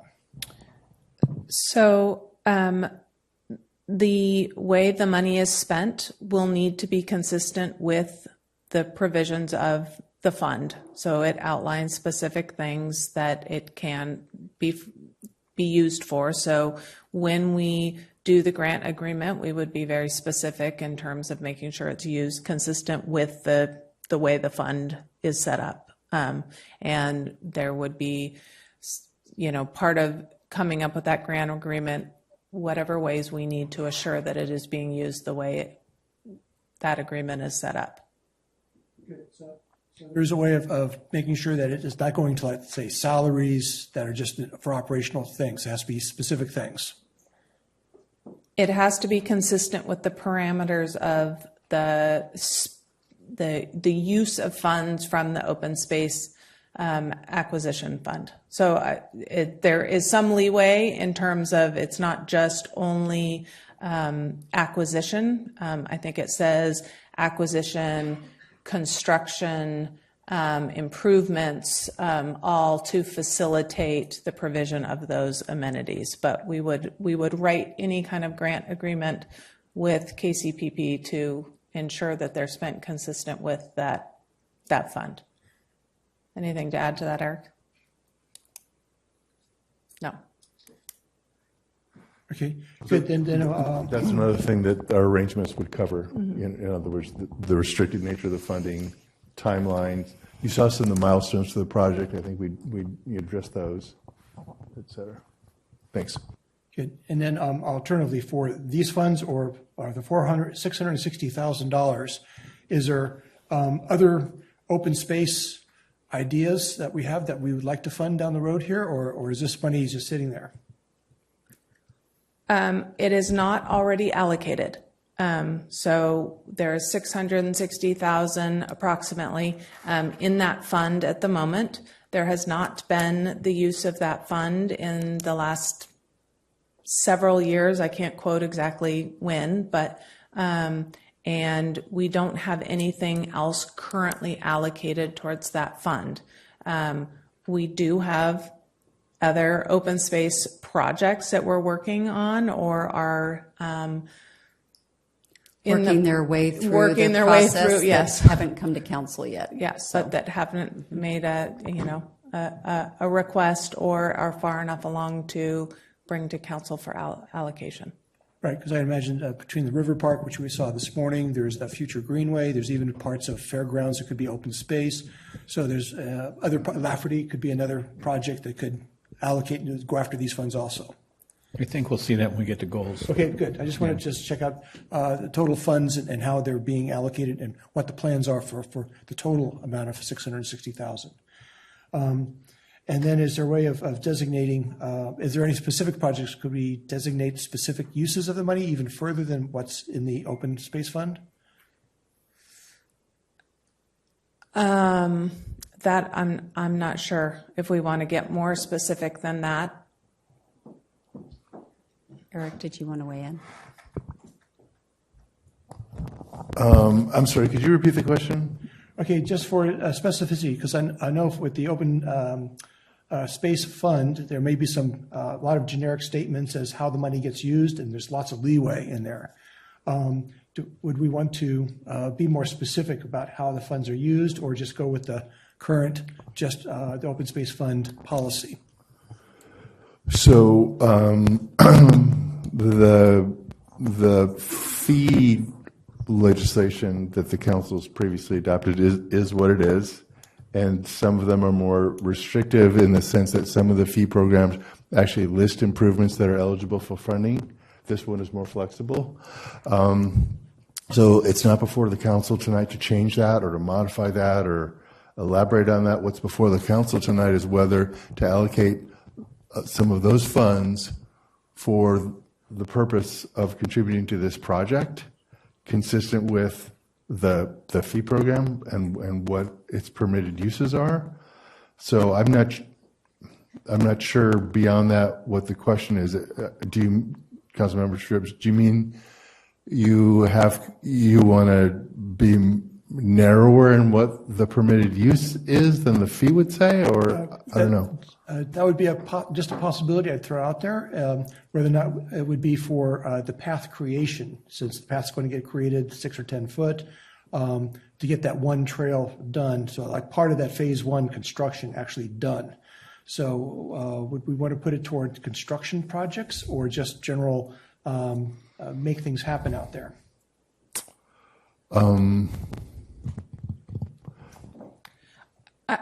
I mean, the purpose of this allocation request is to contribute money to be able to make the whole thing happen. And so I'm not sure.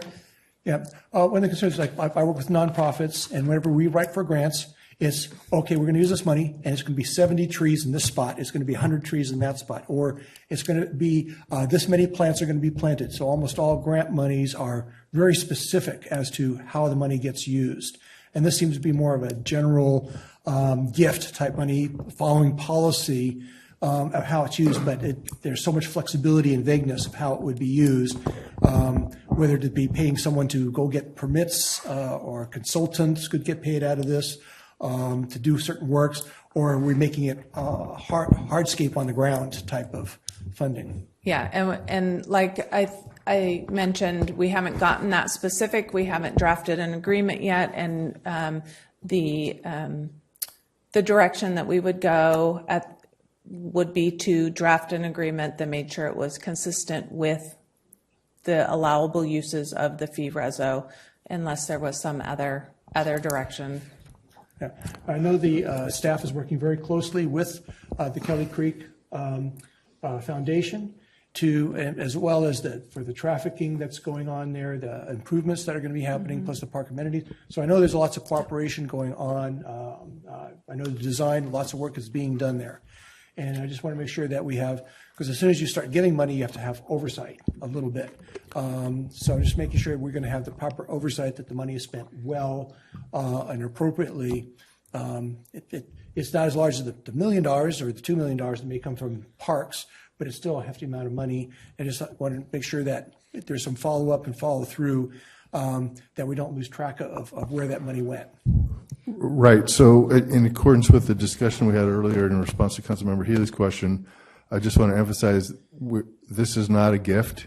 The vehicle that is being discussed is a grant. A grant is a form of a contract, meaning that monies are dispersed in accordance with terms of the disbursement as specified in the granting document. And these monies would need to be for purpose that's consistent with the purpose that the fees imposed, which is open space acquisition. We'll need to check to see if it can be used for things other than actual property acquisition for that other than that cost.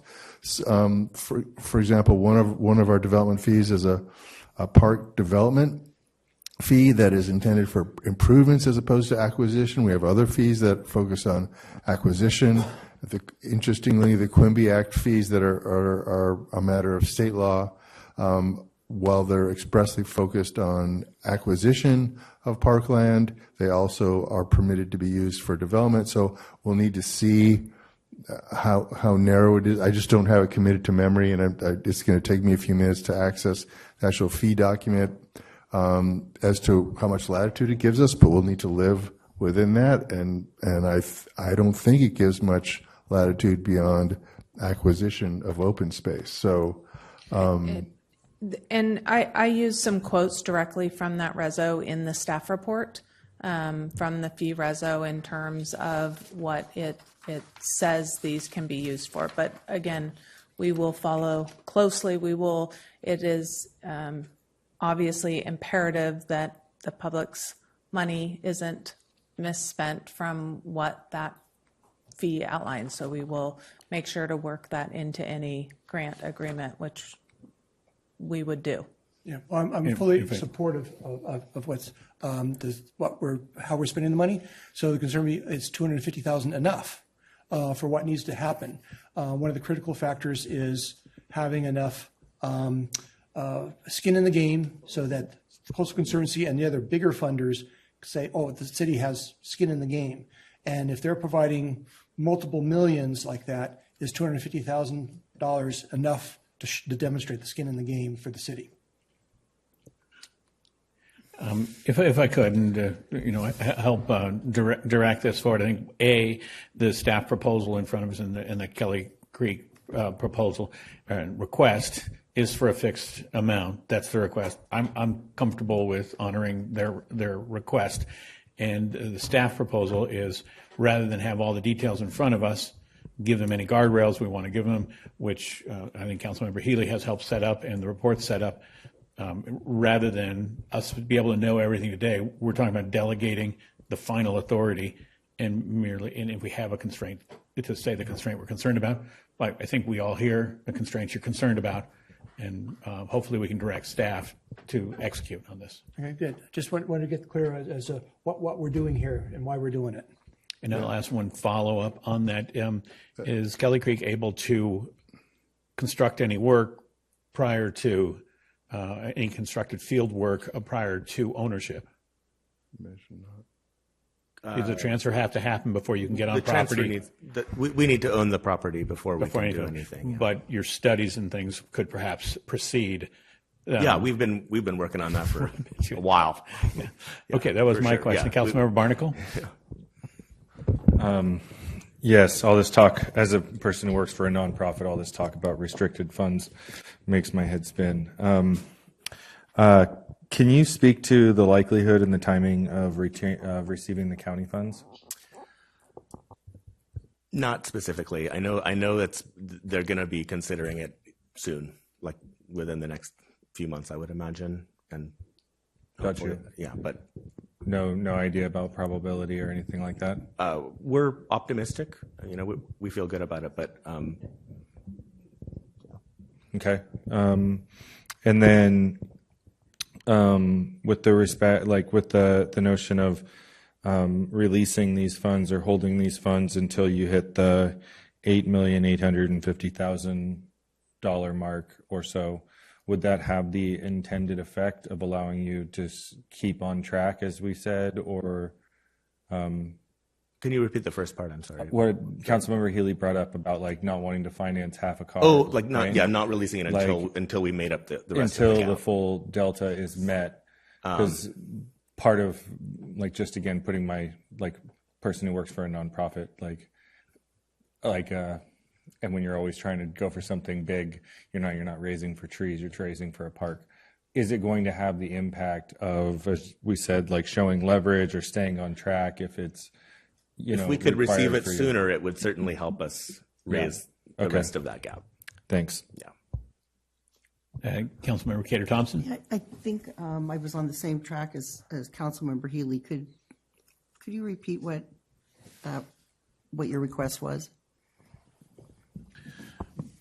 Well, I think the resolution was that if we pass the measure before us tonight and provide direction to staff that, when they're negotiating the actual agreement, that we want assurances that they've achieved all the fundraising they need to accomplish their goals before our funds are released. So we're not, financing half a car. Right. No, I get that. So that will work.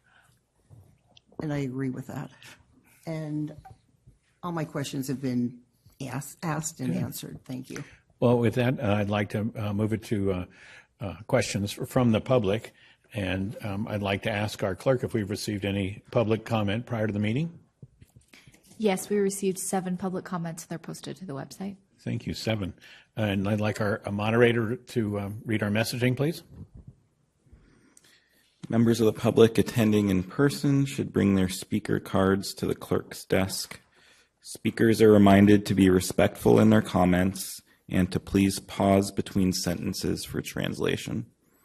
The timer behind the dais will be reset for each speaker. Thank you very much. And how many cards do we have today?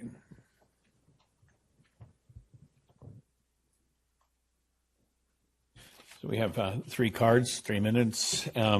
So I'd like to invite Danielle Venton to be followed by Sherry Fabry Marcia. Hello, Council. I'm very pleased to speak in support of this project again in front of you. I've been interested in it for a number of years. I grew up in this area and remember the proposed original project and was opposed to it. And so I'm really happy with the current design of the project. I am even a very small donor. So the $4.1 million donated by the public, a very tiny slice of that is mine. I really can't wait to see this project come to fruition. I think there'll be an enormous community benefit. I feel like that, and so many of my friends do. The access will be better. I'll be able to ride my bike to the park. There'll be enhanced recreation, historical buildings preserved, habitat that really needs to be restored. So I urge you to do what you can to show some local support or continued local support behind this project. Thank you. Thank you. Sherry Faber Marcia, to be followed by Chris Court.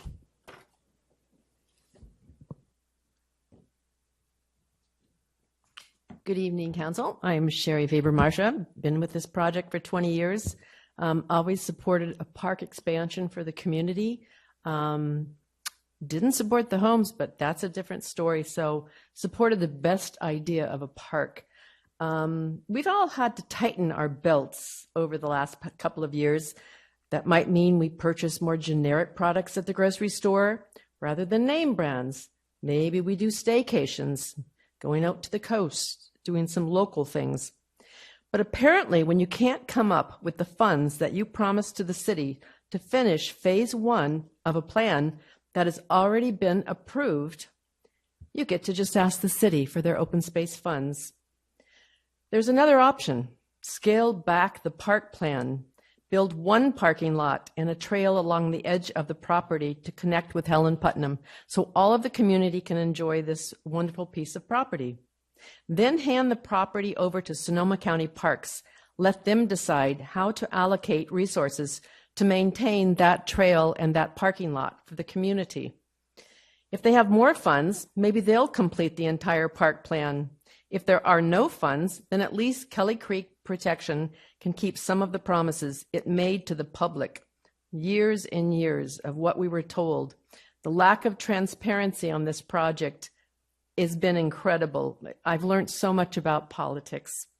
Access to Helen Putnam Park is very, very much wanted.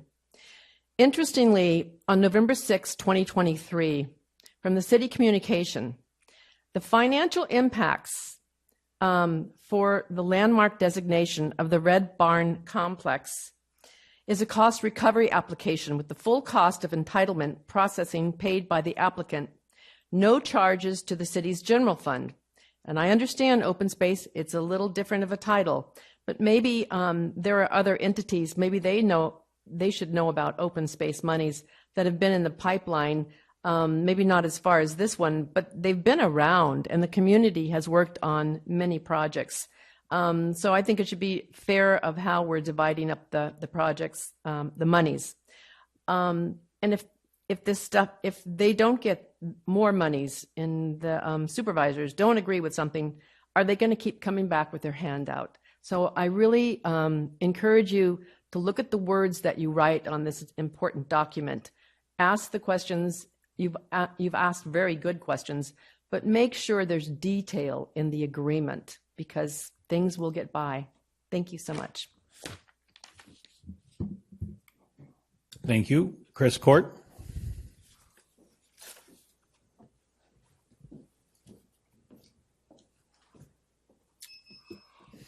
Yes, when this project first came before the council and it played out over several years, we were always told that there would be no cost to the city. We have many quotes that span from 2018, where then city manager John Brown said that KCPP has not requested, nor are they requiring any funding from the city.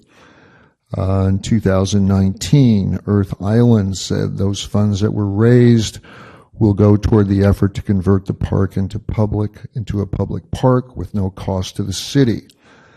There's an editorial from Diana Gomez and Richard Marzo in June of 2022.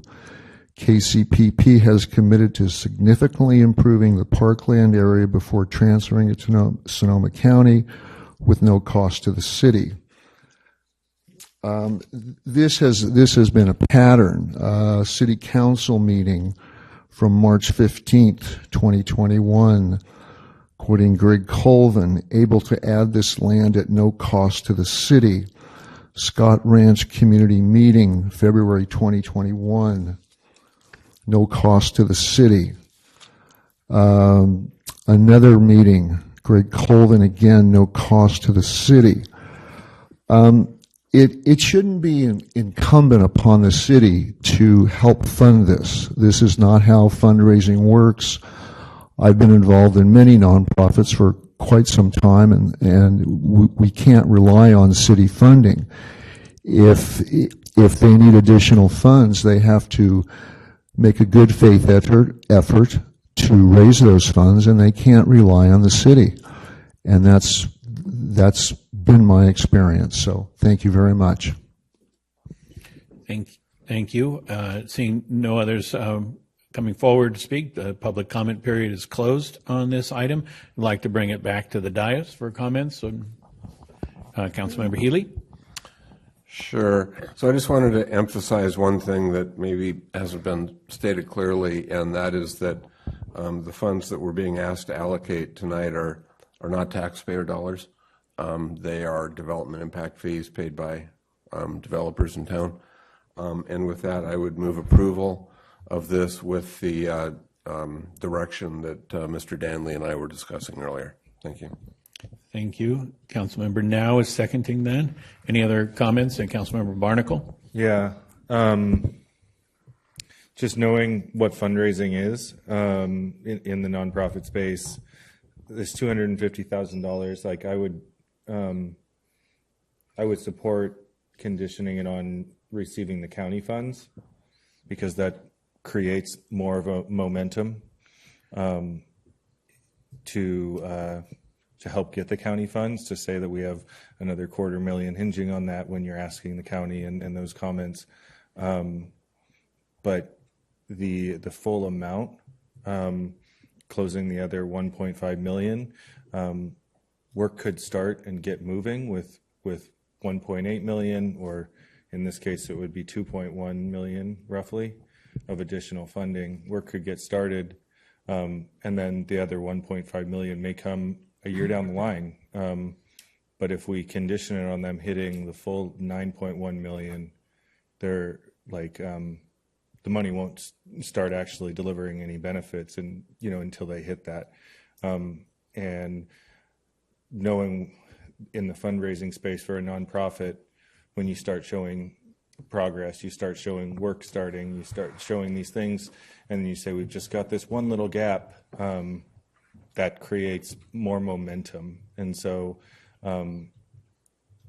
it won't have the intended effect of really showing the local match if we attach too many strings to it. That's my thought. And just putting my fundraising hat on, this is what I do every day. And so if I were in their shoes, I would be saying, condition it on the county hitting it, so that when they go to the county then has momentum, and then they can start work with $2.1 million. And once that work gets started, and they can say, look, we just need to close this last mile, and voila, that's done. And that's how you keep them on track and you aid their fundraising efforts. But if we require them to hit 100% of it, there's just going to be this lag, and it's going to be this slog, and it doesn't really help. So I would propose a friendly amendment to condition it on the county contributing the requested amount, and that will allow them to start putting that money to work. If I could, I think there were 2 county dollar values involved. My understanding is that the funding through open space is already committed.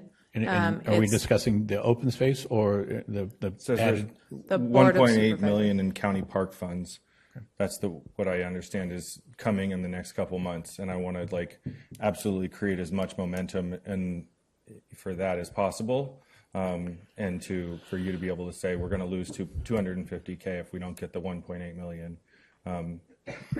But I don't. Once you get that, I want you to be able to put it to use and start work. We provided several. Well, yes, please. Thanks. Sorry to interrupt.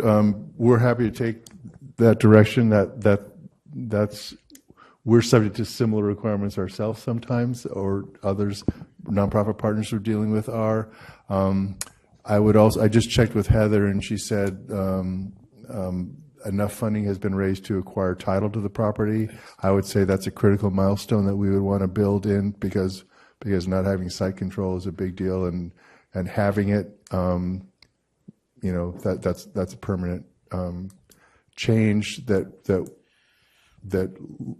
itself largely ensures that the project will be successful and materialize. The other thing is, and the council may not want this, but I did look up the specific purposes for which open space land acquisition fees can be used, and they're broader than just land acquisition. They can include design, engineering, right-of-way, engineering costs, consultant costs toward that end. So if you want more detail on that, I can provide it, and happy to take your direction about the conditions of the grant that you're discussing. Would the maker of a motion accept that friendly amendment?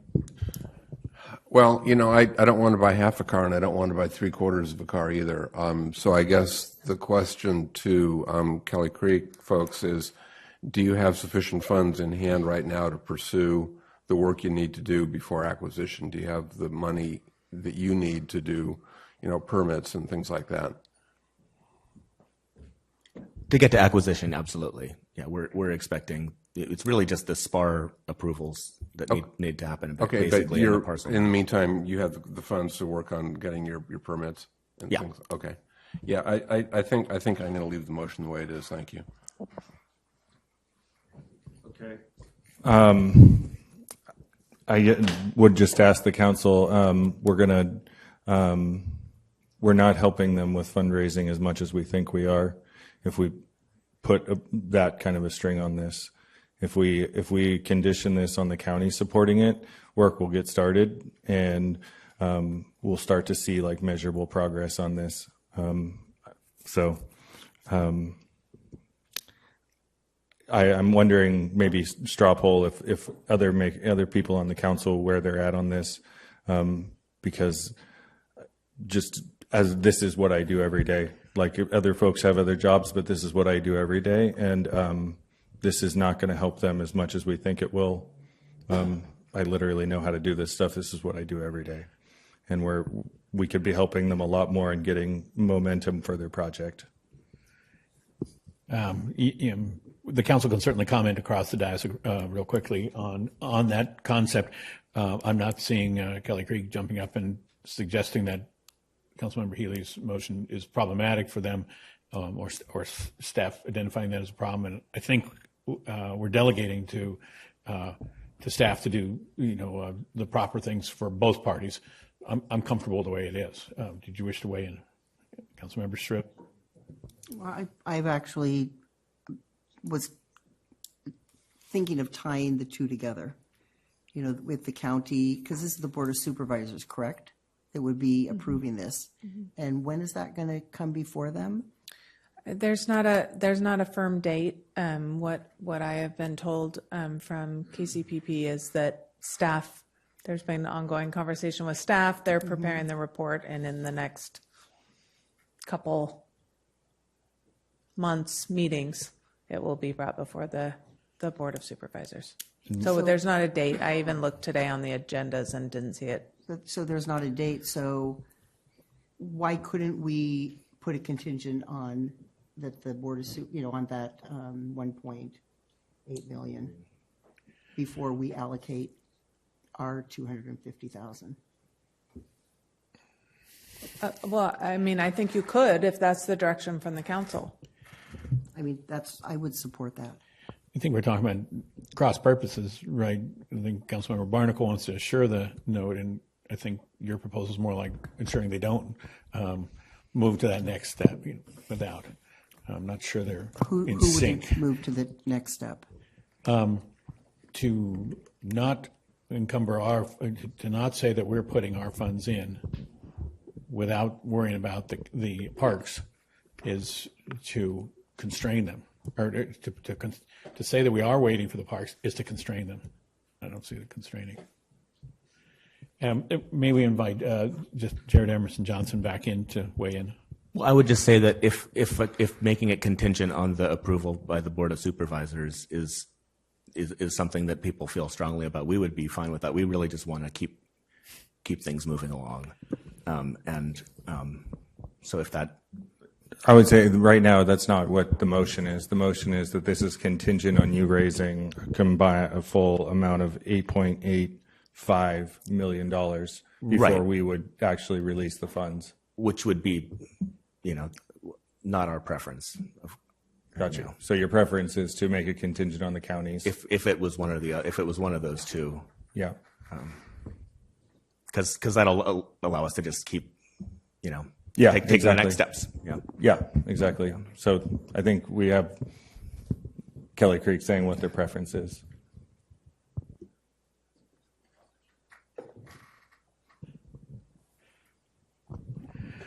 We have a motion on the floor, and I don't see the maker jumping up to modify the motion, and so in a second, a motion and a second, and so I think we'd like to proceed through to a roll call vote at this point. And could we get a recap on what the actual motion is, just so we're all clear? I'd be interested to hear what other council members, if they would be willing to support a 1 point contingent on the county funds, if that motion was made. And I'd ask that you vote no if that is the case, so that we can actually help them with their fundraising. And we have Councilmember Shibbs, you haven't weighed in a bit. I would agree with Councilman Barnacle on the proposal. Also, just going through procedures, if we're doing the rules of procedures, I think we do have to have some discussion after motions. There should be some discussion and straw poll there done before you actually take a vote. I remember from my Robert's Rules of Order. But I would like to support Brian Barnacle's suggestion, and if it's an amendment to the motion, because it is critical as a nonprofit to be able to use funds in order to get more funds. But they have to be used, and these funds need to be used next year or the year after. It might take 3 years to get all funding done. And I don't want to see the project sit there for 3 years because they don't have all $8 million allocated. They only have $7.8 million. They didn't reach the $8.5 million, whatever is needed, and therefore they can't spend any money from anybody. And then all of a sudden everything falls apart. So you've got to use money as you go. And I think what we are doing is basically providing a little bit of cash flow money. I don't think we're providing project money. It's not $1 million. It's only $250,000. So this is basically just get the wheels moving money, as far as I can tell. And nonprofits need that. And so setting up on milestones, I would say to step to 2 milestones that was suggested. One is the county and the acquisition. Acquisition goes through, the county says go with their amount of money, then this money needs to be able to be spent to make everything else happen and needs to be at that point, not wait 3 years from now until all the money is allocated. So I would be voting against it if the amendment is pushed forward. That was original. I would be voting against it, only with the attachment of Mr. Barnacle's, Councilmember Barnacle's friendly amendment. Councilmember Healy? Yeah, I mean, as I said, I don't want to be buying 3/4 of a car, and now I'm hearing council members say they don't really care about that. So call the question, please. And which means debate stops. yes, quite. Thank you. Thank you for our Robert's Rules corrections and everything, and we're back over to the clerk. Again, the recap on the motion is that the way we have it set up as the existing. Describe that, please. Yes, that, and I don't know, Councilmember Healy, about the title acquisition, if that's a condition that's part of your direction, but I understood you to say that the raising the full amount of money budgeted for the project would need to be satisfied before the city's funds were contributed, and that we would have other terms in the grant, and we would ensure that the use of the funds was permitted under the terms of our open space land acquisition program. Does that capture it? Thank you. And is everyone clear on what that means? Okay. Roll call vote, please. Barnacle, No. Cater Thompson, No. Healy, Yes. Now, Yes. Posake recused, Shribs, Just to be clear, we're just doing the amendment or the full motion? And that's why we It's still not clear. Are we voting on the amendment? we're or the voting motion? on the motion as On the made motion. originally without amendment. Without amendment? Yes. And You just said that you were going to vote against it. Against Councilmember Healy's and vote That's where I for- want to be clear. I'm going to make I'm a second voting motion against after the this. amendment, not against the actual original motion for 250,000. No, the original motion is Councilmember Healy's motion, as I just described it. We're not voting on the amendment right now. It's just Councilmember Healy's motion, which is to approve allocation of the funding, including a requirement that it be spent in accordance with the purposes of our fee program, and that all of the funds that are required for the project are raised before the city's funds are dispersed. Right, so there'll be another vote on other We amendments. don't know Depends that on this vote. Okay, But on that's this all vote, we're voting on. I'm going to vote officially, change that to a no then. And I had difficulty during this whole conversation too. Thank you. And I appreciate the clarity. Thank you. And I'm on a no vote on this, so the motion fails. And All right. so I think we're open to a new motion. Yeah, I'm going to make a motion that we will release the $250,000 upon contribution from the county parks of $1.8 million, or plus or minus whatever the full amount is. I'll second that. So we have a motion and a second, and honoring Roberts, we'll have a discussion if anybody has anything to comment. And Councilmember Healy? So just for clarification, we actually don't use Robert's Rules of Order. We have our own rules, and there are differences. That's why we keep our attorney in the house here. The one comment I did have on this is that as several of us sit on the advisory board at Sonoma County Open Space, one of the things we notice is all the money keeps sitting in the bank till somebody builds a project, even if they've been approved for multiple years. So I'm anxious to see money get moving. So with a motion and a second, please have a roll call vote. Yeah, before you vote, just And- I would still recommend that one of our requirements be that the Kelly Creek Protection Group acquires title. Of course, yes. Okay, thank you. And the roll call. Barnacle, Aye. Cater Thompson, Yes. Healy, No. Now, No. Posake recused, Shribs, Yes. McDonald, Yes, motion carries. thank you. Please invite Councilmember Posake back into the room.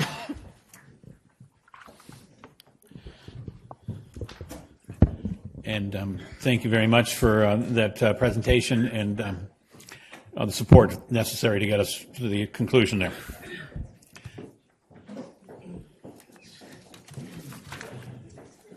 We move now to item 5 on the agenda. Receive updated goals and priority work plan for fiscal years 2024-25 and 2025-26, and to provide direction to staff. And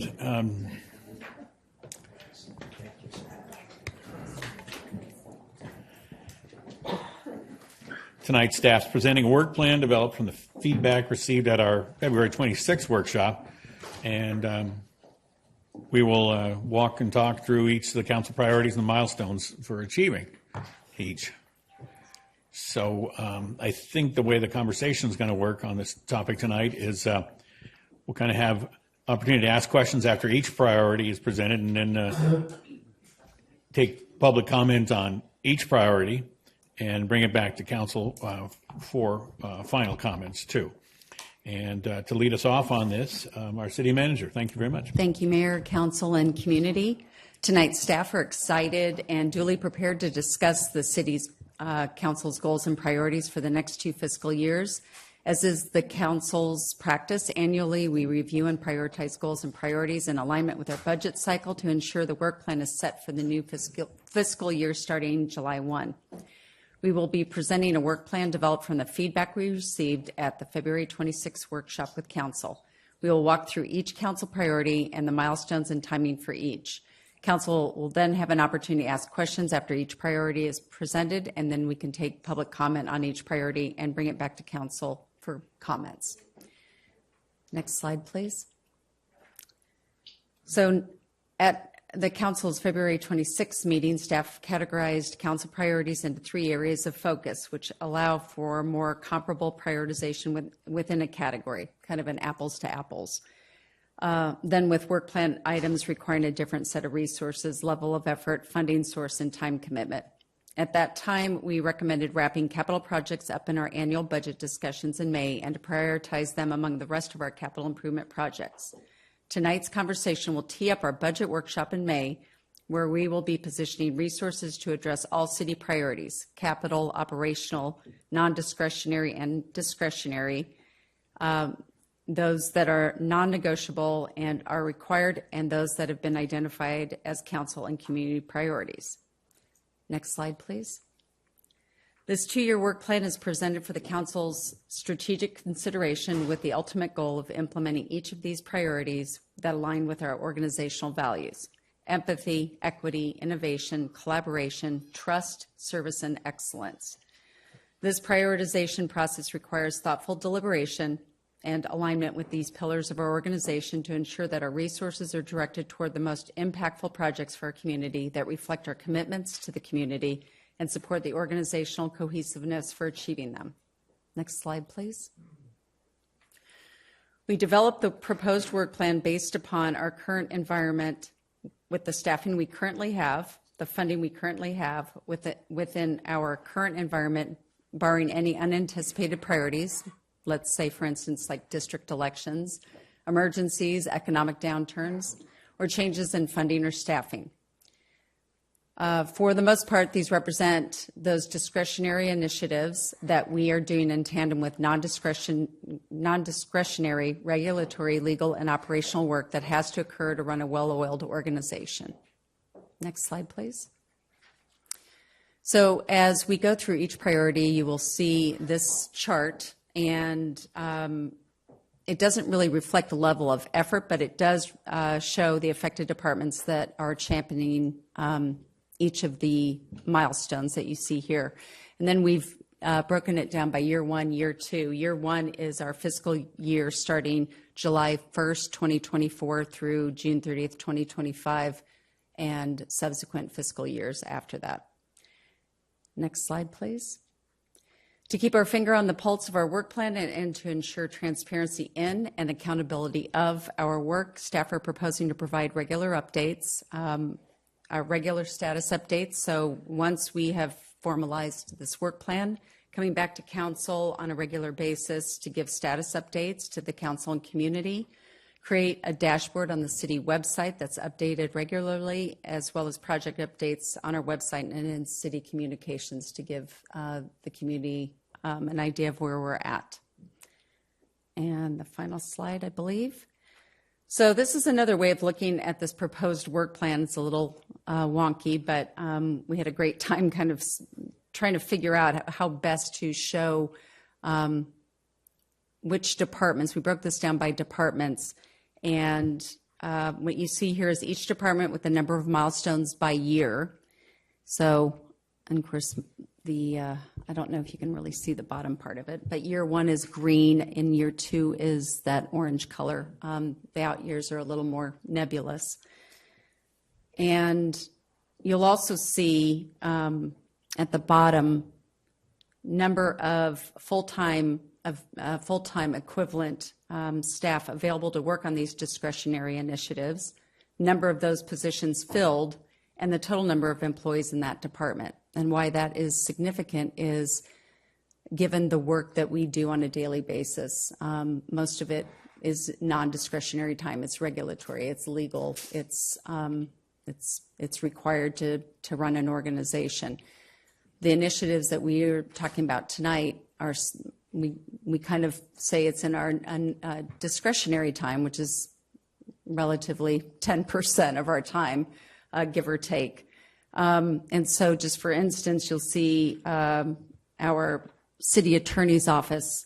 We've got 3 available staff to work on our initiatives. Those positions are currently filled, and they have a total of 5 staff.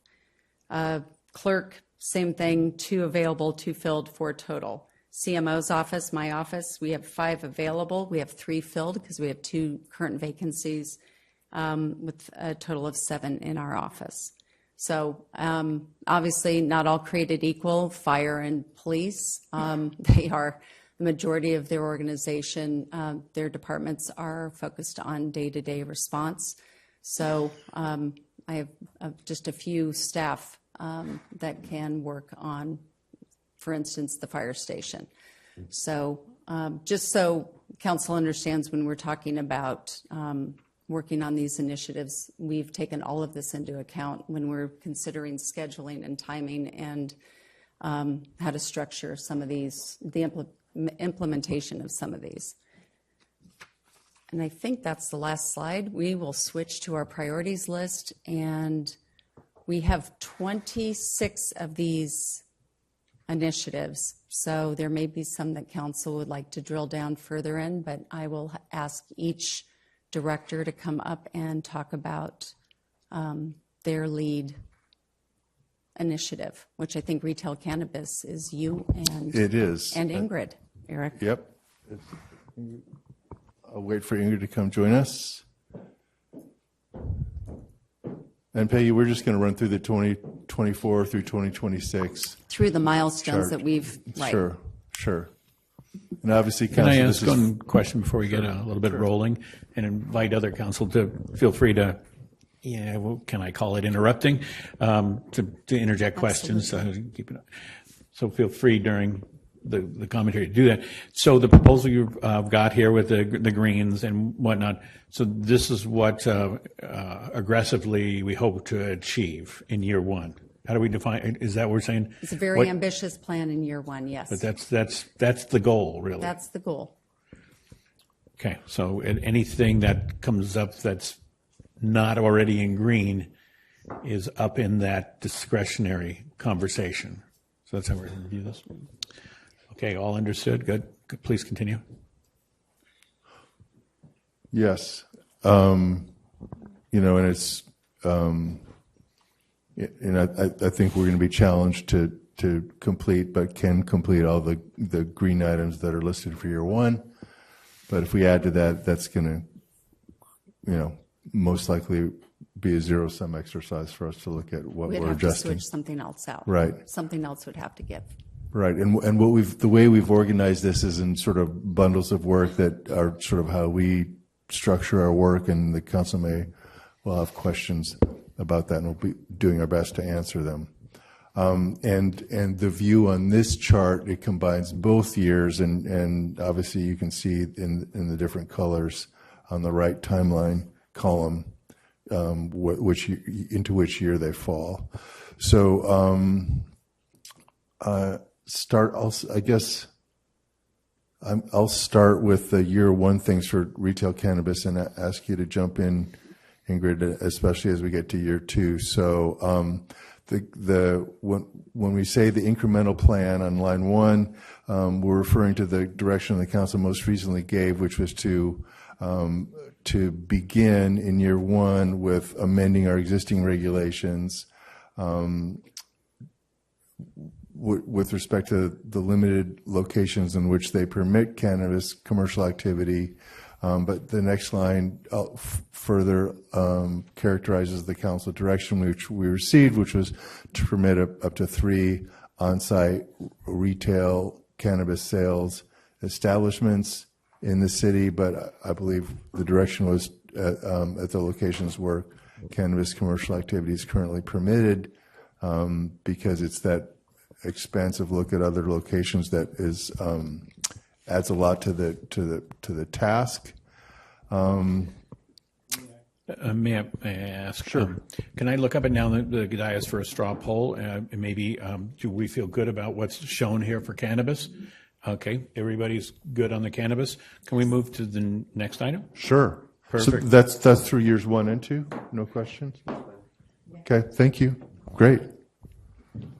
Thank you, Heather. Tree ordinance. Tree ordinance. So this is really doing most of this in year one. So completing the draft, we already have a partial draft that did go before the Tree Advisory Committee and received some comments. We are now addressing those comments, filling in a couple of the sections that we were still working on, and we are targeting a July date to be back before the Tree Advisory Committee with a full draft. Concurrently, we have started strategizing on our community outreach effort, wanting to get that started, not just when we're coming to hearing for adoption, but to get that started so that information is out there. So this really has us, coming to City Council for adoption in year one. The Urban Forest Management Plan has kicked off, and we are doing some of the data collection that will go into that plan. Year two is really then implementing the ordinance, so updating our processes, doing further outreach, our permitting system, our staff working in different ways with the new ordinance, and then obviously ongoing work with our community partners, planting, education efforts to maintain, protect. Okay, let's open it up for a little comment here on the council. Councilmember Healy? Yeah, thank you for that. So this isn't really a scheduling issue, but it's just, I'm kind of curious about, a preview of coming attractions. And this one's kind of been flying under the radar, at least from the council's perspective. Is this proposed tree ordinance going to cover trees on private property, or is it in the public right-of-way or public trees? Or I think we have this voluntary heritage designation now. Is that going to remain or go away? So it is going to be dealing with trees on private property, both if somebody just wants to cut a tree down without a development project, but also as part of development projects. It will also deal with street trees. So trees in the right-of-way will also be part of that. So we are doing some updates to the Muni Code as well as the zoning code to clarify that process. And heritage trees, I don't know that yet. We haven't talked about eliminating that program. It's a voluntary program. So we haven't, that has not been the focus thus far. And then just follow up on that briefly with private trees on private property, which we've not regulated before. Mm-hmm.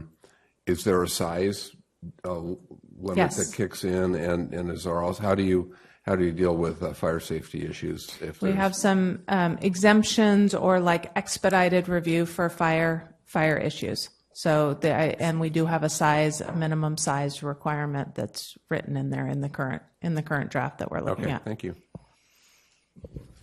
Tree questions, tree comments? This will obviously create a budget impact for the city. Will that be available to us in this budget analysis here next month? Well, this came to council when we talked briefly when we talked about the fees, the fee schedule. Right. I think that was one of the things that really caught everybody's attention was like the permit cost was over $1,000. We're spending a lot of energy planting trees, so obviously the ones that we have, we want to be able to retain as much as possible, as long as it's not a fire hazard or a public safety Right, but the issue. urban forestry is a budget consequence and things like it would be good if these initiatives had long-term costs, associated where appropriate, where we could make budget decisions as well as policy decisions concurrently. We will get to that, I think, when we talk about implementation and have a better idea. And we are trying to look at the additional costs that to be absorbed by the permit to have, for instance, we now have a consulting arborist under contract to kind of supplement staff resources and to look at what would the permit cost be if that consulting arborist went out and did the site visit or the consulting on different ideas to deal with street trees before they're taken out. So we are looking at those costs to have that incorporated into our permit fees. Comments on trees? Move to the next, please. Which is Thank you, Mayor. So the top line is cut off there, but we're focusing on the zoning code update, and so that is inextricably tied to the general plan update. And so you'll see in that first line item what we expect in year one. Council will get a preview of this on the 29th of April, is starting the discussion around land use alternatives. So once we're able to establish what the council, what the public envisions for the land use and what it should look like over the next 25 years, that will help us kickstart the zoning code update. And so we are tying the start of the zoning code process, and then the adoption would shortly follow general plan adoption in year two. And you're able to do concurrently the zoning code update and the general, before the general plan is finished in EIR? So, so we would, the general plan update predates the adoption of a new zoning code. So think of it as the implementation of all the great policies and programs that are listed in the new general plan. Anyone? Going once? Okay, let's move to parking ordinance update. Thank you, Mr. Mayor. This item is a City Attorney's Office, Police Department item with other departments, like especially the Economic Development and Open Government Department helping with outreach, Public Works playing a role. In year one, it's evaluating potential modifications and assessing potential legal issues. As a quick reminder, prior council direction from prior councils was to adapt the San Rafael regulations for the city, and those are good regulations, and that's a straightforward exercise. However, the issues around parking regulations have evolved since then, such that there's been litigation in other communities about regulation of parking that can be challenged as prohibiting people that are otherwise shelterless residing in their vehicles. So that's a consideration, and we would be looking at the scope of what this council would like to regulate and prioritize in year one. For example, there may be considerations about commercial vehicles versus recreational vehicles that can be shelter versus recreational vehicles that can't be. A consideration in this, I think, clearly is the experience we've gained in the city, significant investments in providing for our shelterless community members with both accommodations but also critically services. So what we're showing for the year two would be the actual enactment and community outreach pieces that we're used to from our recent legislative projects, and those would be as expansive or as focused as the council would direct. We would anticipate a grace period before enforcement and then commencement of enforcement. That's what's reflected in year three. Depending on the scope, again, if there's a permitting system addressing residential parking, there's a signage requirement and also an administrative and regulatory component for that. So that's what we're showing, and happy to address any council comments or questions. Councilmember Strib. Just a question on as we're developing the parking ordinance. I know there's some pushback as to make them more lenient or more strong. And I think we've had several complaints, desire to, if we could make a policy strong, but allow exceptions. So for the homeless and others, exceptions could be made either on the spot or later on, but you could actually avoid that issue. Could we avoid it by putting together a really strong parking ordinance and do the proper strong enforcement along with it, but allow exceptions as the need arises based on the conditions of the situation? I think you're giving staff direction, and good, but is this the time to discuss what the ordinance should include? Is this where we wish to get into the detail at this point? I was going to stay at a higher level and say the short answer is yes, we could do that. And if it helps you envision that sort of teamwork process with the council giving direction and staff implementing, you could think of the recent mobile home regulation we did when we listed features for you to consider before we drafted regulations, and you gave us direction about features you wanted, didn't want. Something similar could happen with respect to parking Just as long as I know regulations. there's going to be a process, we can work It on would that. definitely be possible, and we could treat things like exceptions and also requirements, look at them at the level of features, so the council could be Thank you. clear. That's all I was concerned about that. Councilmember Cater Thompson? So I want to know, what can we do about the 72-hour rule? So you can pretend to move your trailer that's parked on a city street, and which is never moved, by the way, most of the time, and they're not getting ticketed because they'll put a tag on the vehicle, and then if they see the tag, then they'll move it, and they bring it right back to the same place. And we've had like a 25-foot, 30-foot, motor home at Bond Park for 2 years.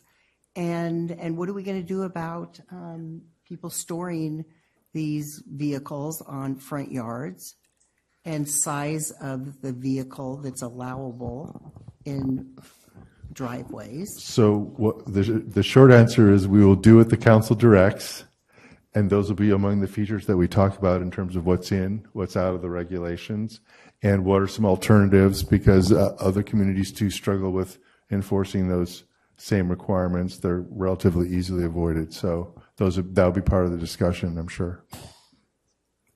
Be part of the discussion when? In year one. I don't know if is that slated more? And I think we've left out a public input, community outreach on that prior to council adoption. We have one after council adoption, but prior might be good too. I think the sequence that we're showing is backwards there because it shows adoption before outreach. Well, the outreach, I think, we talked about this. I think the outreach was we made after some, the fact, but we need to do outreach prior to this. Right, definitely. Just to add some input there's a few notations that I think staff made that may not be reflected in that attachment, but we had envisioned in year one council workshop for policy direction and developing the scope. Also in year one, evaluating the potential modifications and preparing working drafts based on some of the considerations the city attorney mentioned. Additionally, conducting a community outreach regarding the draft ordinance and the regulations. And then in year two, going to council adoption of the ordinance and the regs, as well as in year two, developing that permitting system process or system and the city signage. And then in year three, going to a 6-month grace period of enforcement where we're basically advising and putting courtesy notices on everyone in violation, getting compliance there, with the following of that 6 months going into the enforcement phase. And those would both be in year three. So we do envision that workshop preceded by drafting, preceded by community input, followed by the adoption. I apologize. This attachment didn't get updated, but you can see it on the screen that we did make some slight modifications. There's a few more milestones in year one, just as the chief mentioned, as well as year two. So I guess we're saying let the record reflect there's modification to the record here, and these are included items. Good. So what I'm hearing is that basically nothing's going to be done. Some things will be done in year two, but enforcement will not be. And we're just going to still live with what people are writing and complaining about. And with the 72-hour rule, we may as well say that we're not going to do anything because the 72-hour rule is problematic. Yeah, so we did, for just recollection, in 2019, we brought this before the council at that time for direction and consideration. We did a pretty extensive community survey in advance of that item, and there was 57%, 60% supportive of maintaining the 72-hour ordinance at that time. So it wasn't something that we got direction to evaluate. And then going into 2020 and the subsequent years, there's a number of different considerations now post-pandemic and in light of some of the considerations the city attorney raised, where we've still been monitoring and evaluating recreational vehicles, boats, and trailers and those impacts. But we'd be happy to include in our workshop the evaluation of that 72-hour ordinance. And we will be doing a lot of education. I think we can do a lot of education during our outreach to talk about what that 72-hour rule is and how to comply with it. Absolutely. Yeah, and to that point, I would offer that we welcome community input when there are concerns or a vehicle in violation to get that reported promptly so we can address it as efficiently as possible. I'm not finished yet. Please, continue. Well, I hope that they are addressed because I can assure you, I probably have a list this long that it has not been addressed. And I've been dealing with this for 8 years. And I feel like I have just hit a brick wall, brick wall, brick wall. And then we're talking about, the concern with homeless people. So are you saying that the trailers, motorhomes around town, if somebody says somebody homeless is living in there, even though that hasn't been the case, then then we're just going to close our eyes to this? To people living on the street? We're saying that that's going to be a topic that we probably need to be discussing as part of the council's deliberations that we didn't discuss before. That's all. I don't like to see when I see year 1, 2, and 3. It's the council's eager for us to make as rapid progress as we can through this list of priorities, and so are we. But, I'm just making, in the background here, I'm making notes to myself. We're lead or like co-lead on 7 significant projects in year 1, and I'm going to actually, my note is like, I actually need to calendar, the sequence for year 1. Cannabis, UGB, tree, parking, PSAG, purchasing, and West Wing. So, are you feeling the heat yet?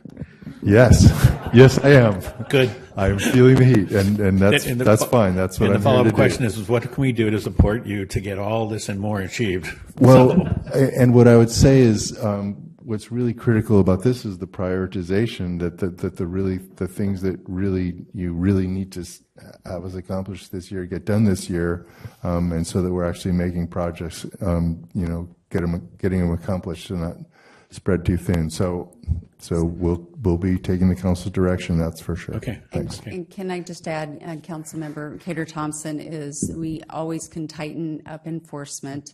We are going to go through your list of 8 years of those areas that are problematic, and we will be focused on those. So, in lieu of having that ordinance ready in year 1, we can do, there are things that we will do.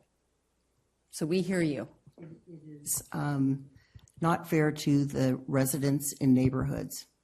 It really is not fair. And it's just getting worse and worse because during the pandemic, people bought these luxury, items, and they chose not to store them where they should be stored.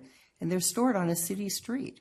And if they're stored in the driveway, then all the cars, are now on the city street instead of within driveways. So we always talk about parking, problems, but we create our own by not, by letting this run amok for way too many years.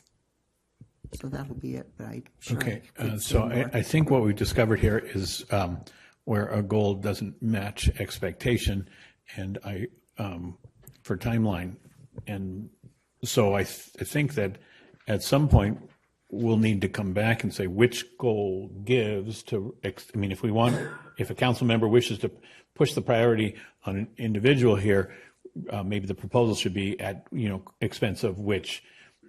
But these don't have a ranking across them, so that's going to be a trick discussion when we get to that point. It's going to be really dependent upon which departments are really leading that effort. Sure. And, what are we horse trading, right? So if there's something else that we say, hey, can we, what else can move that's on the city attorney's? So we'll have to remember, we need to come back to horse trading after once through the list. because I want to see even now how code enforcement between the planning department and then the police department, different code enforcements, and find out why they have not been enforced. And I'm just going to give an example. A guy with 2 commercial fishing boats in a cul-de-sac. It lasted 3 years, never a ticket. And 4 o'clock in the morning, turning the motor on and just being irresponsible. And he was a firefighter. And not in Petaluma, but in Marin County. And he was rude, disrespectful, and I feel as though the department was not doing their due diligence. It seemed as though there was a pattern. If you worked for a municipality, you weren't ticketed. Karen Now's son got ticketed, but yet these other incidents, they did not get a ticket. So I just want to point that out.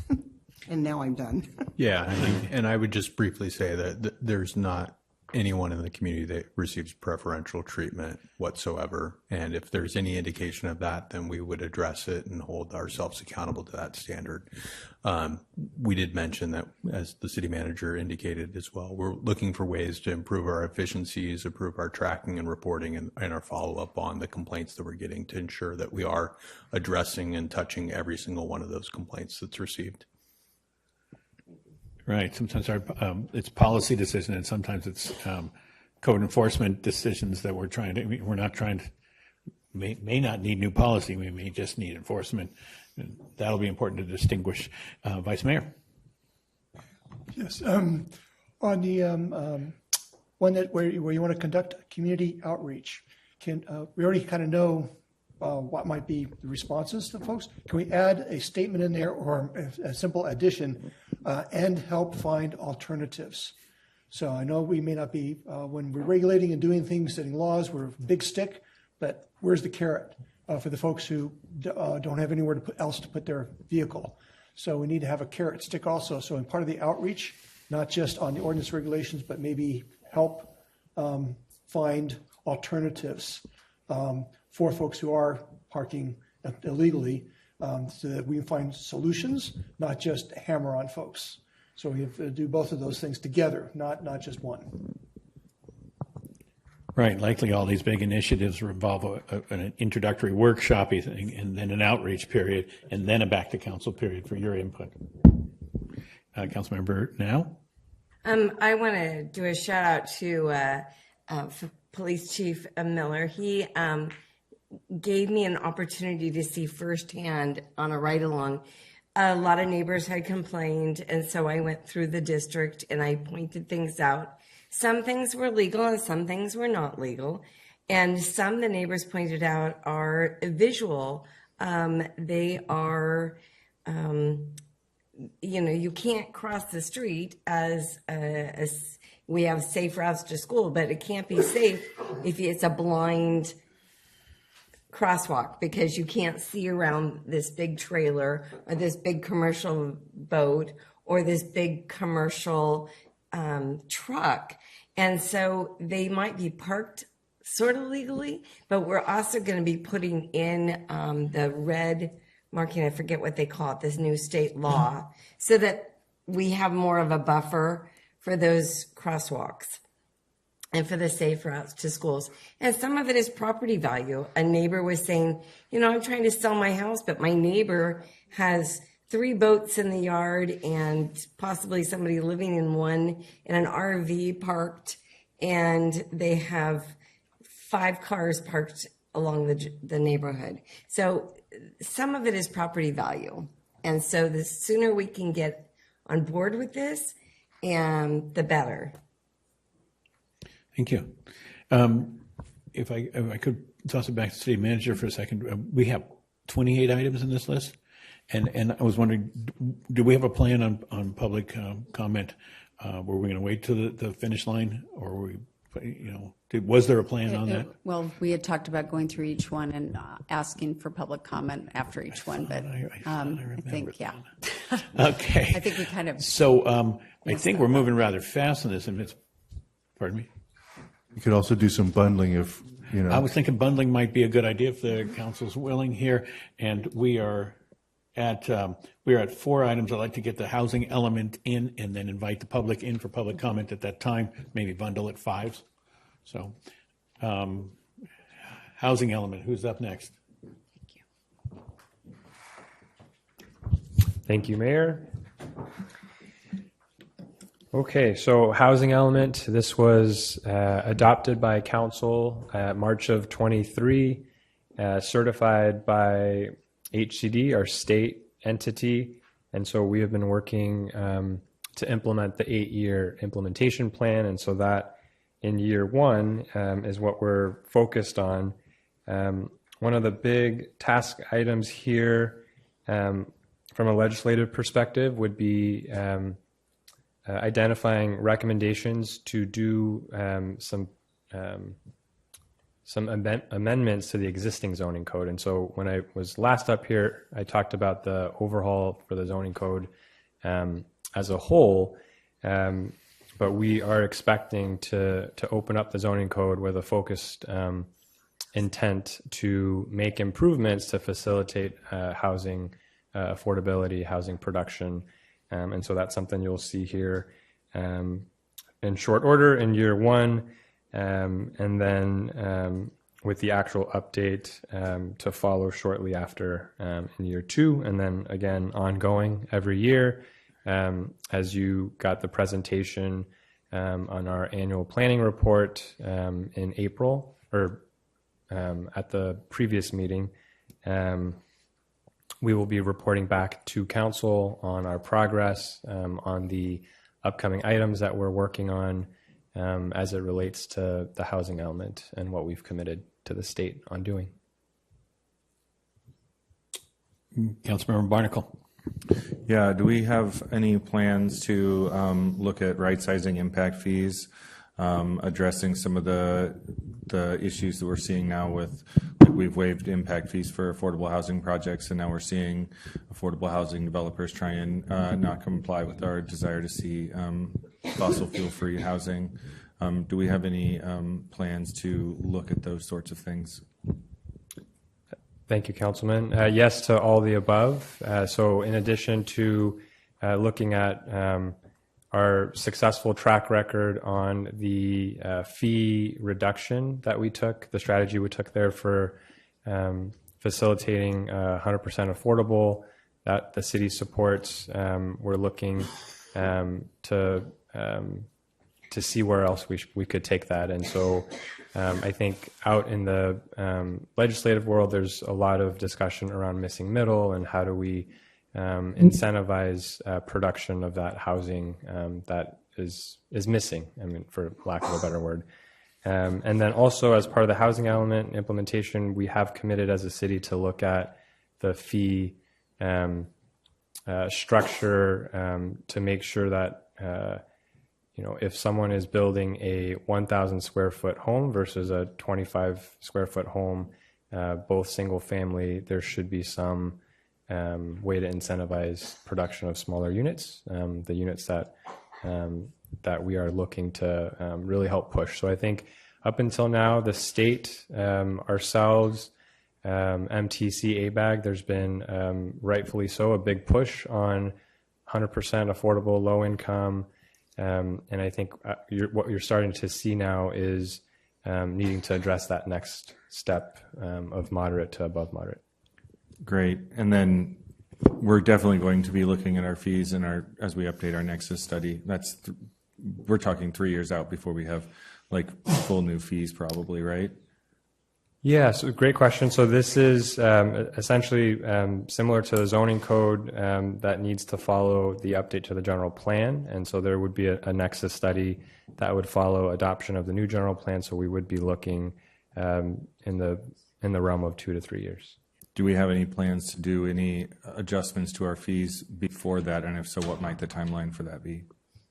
So we are looking, we want to come up with a plan as we're committing here in this first year on what we can do ahead of that, similar to what we did with the 100% affordable fee reduction. All right, that's all for questions. Thank you. Housing element?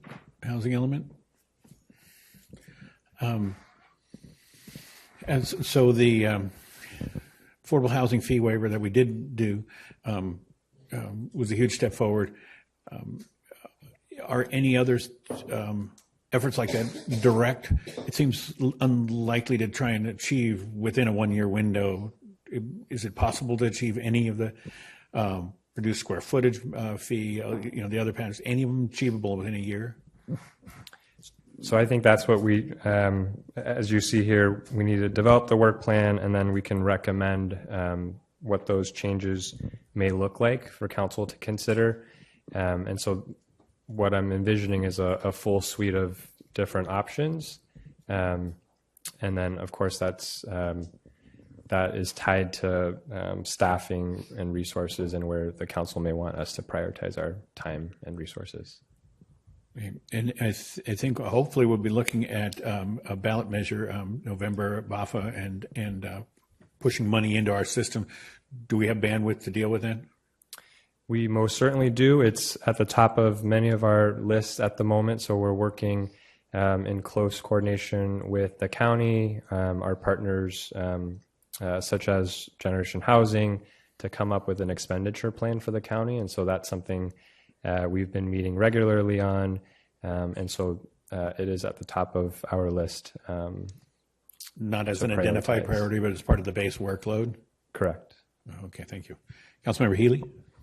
Yeah, I would just remind folks that this whole impact fee area is going to be extremely fraught if the California Business Roundtable measure passes in November, this will just become a total minefield. So keep your eyes on that. Absolutely. Okay, that's item 5, housing element. And with that, I'd like to go to general public comment on the 5 items we've tapped so far. And the first speaker is, and I have to ask the clerk, have we had input online to all of our issues tonight? Yes, we received 13 public comments on all of them. 13, thank you very much. So our first speaker is John Hanania, to be followed by Susan Kirks.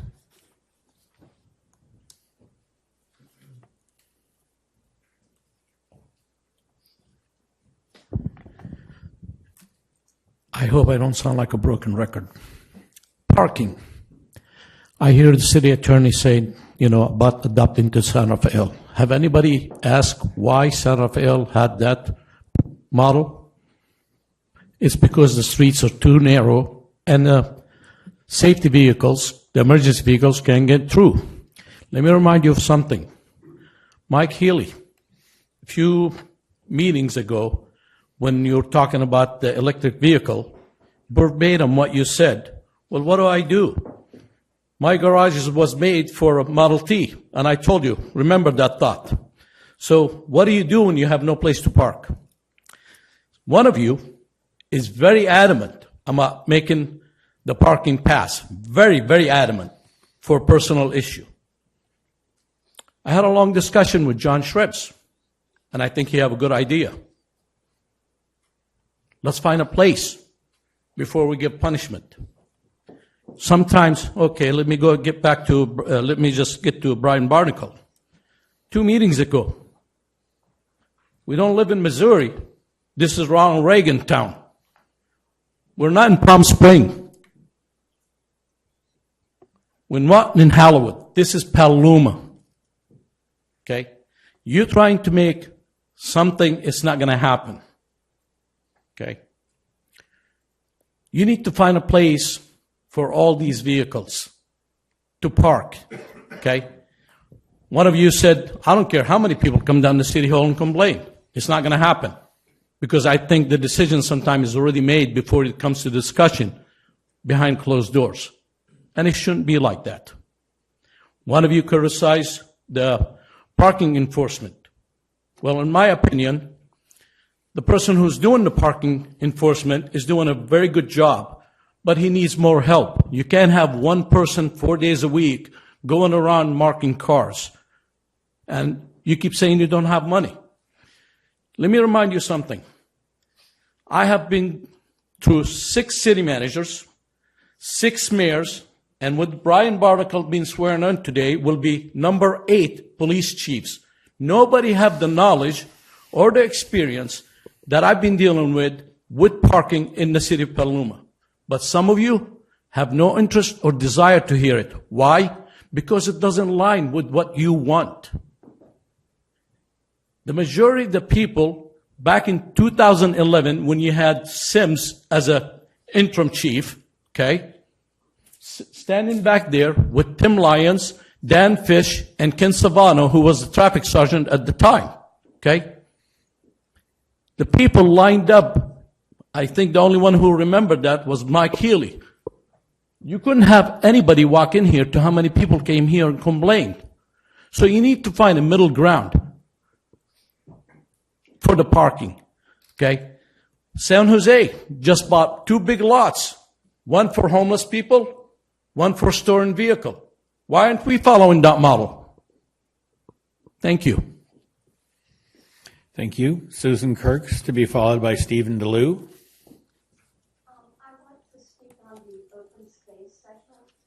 Thank you. You're right. We'll save the card for that period. Stephen DeLue is in the first 5.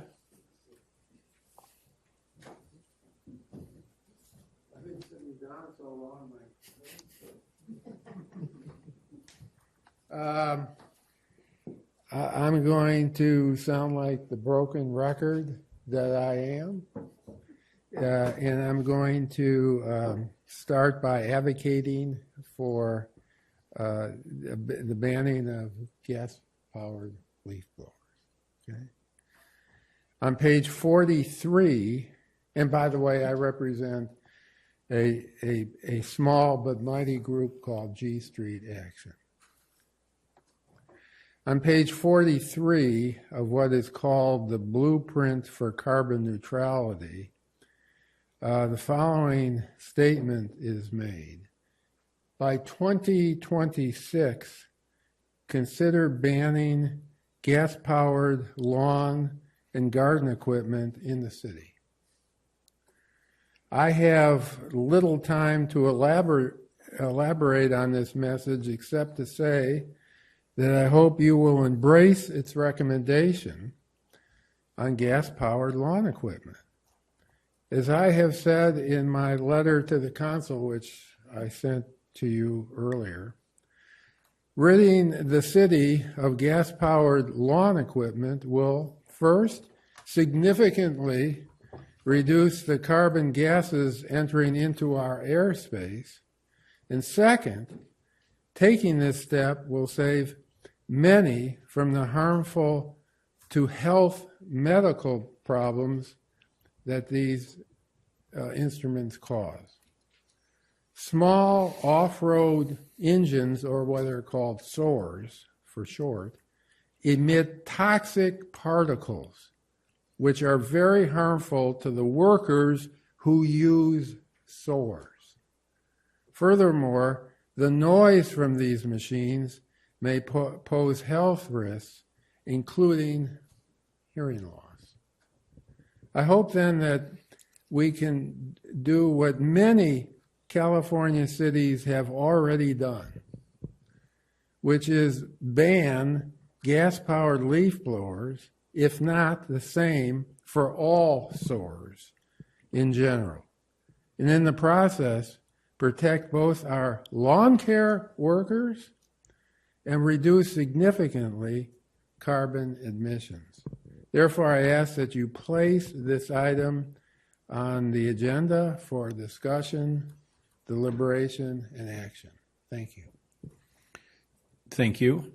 I think council, that Elise Hemphill is our last speaker, but I will note to this past speaker that we will collect ideas, and after the 28, hit all new ideas with a comment too. Elise Hemphill in the house? No, Elise Hemphill. Okay. Thank you very much. Let's see, that closes public comment for first 5 items, and we'll begin with the next item, which I believe is parking management.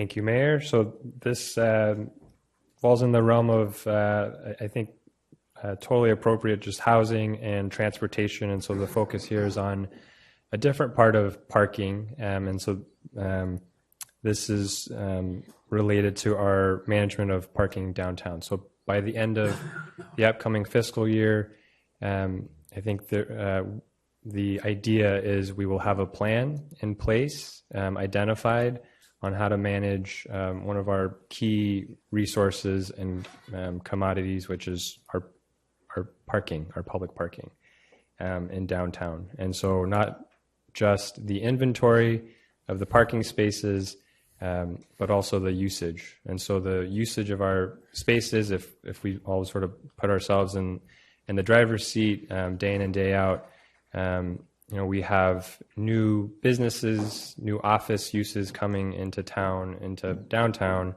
and they have specific uses, whether it's all-day parking, different needs. So all-day parking, short-term parking, drop-in parking, and so all of that we want to take inventory and have a better understanding of how people are using and how people want to use our public parking spaces downtown. And so that will kick off what we are advocating for a multi-year process to manage parking downtown. And so that's using our parking lots. That's, could we come up with creative solutions with our downtown property owners on shared parking agreements, and so all of that is what we're going to explore as part of this process. Thank you very much. From the dais, parking management, Councilmember Barnacle. Yeah, I had a constituent ask me if there was any plans to look at other parts of the city after the downtown area is studied. So what's prompting this effort is a MTC grant, and the focus on that is for downtown. And so as we complete the focus, which is downtown parking area, we could come back to entertain and to have that discussion about other places in town. Great, thanks. And also implement strategies that we've learned in the downtown to see if we can apply it elsewhere. Makes sense. Thank you. Gator Thompson?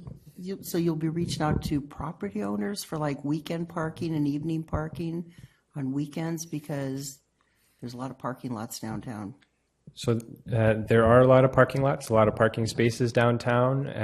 And so one of the strategies that we think will come out of the plan would be to explore those, make those options available to us. So can we come up with some sort of template that we can start working with property owners when they're not using their parking spaces on the weekend to open it up for other uses, so we're maximizing this critical resource downtown. And will paid parking be just evaluated? So it's a concept. It's not new to have sort of a price paid parking, and so it's a strategy that is going to be offered up, explored. Ultimately, that's at the discretion of council to move forward, but there is a lot of pros and cons to that as well. So we want to make sure that we're balancing that.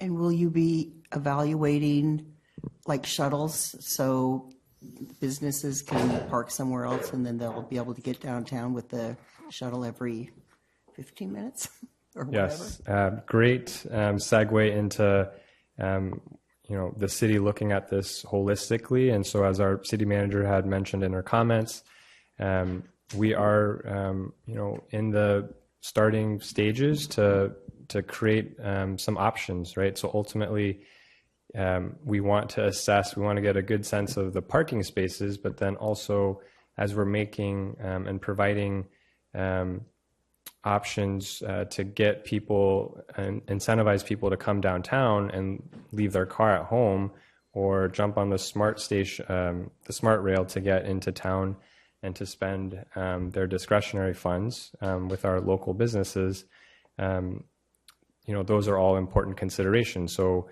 if I know that there is going to be a free option, a dedicated option, a reliable option to get downtown, I'll definitely think pretty hard to keep my car at home or sell the car even. And so that's what we're trying to balance and accommodate for the future that we, have been talking about carbon neutrality and all the above. Transit's an essential part of the success of any parking management plan, and since we run our own transit agency, I think we might know some peeps. So, what about merchants parking in downtown? Because I know that still continues, and it's been just decades and decades of a problem. Will you be reaching out to talk with the merchants? Absolutely. They're a very integral part of the equation, and so we want to make sure that there aren't any unintended consequences. And so we've already started those discussions related to the shuttles.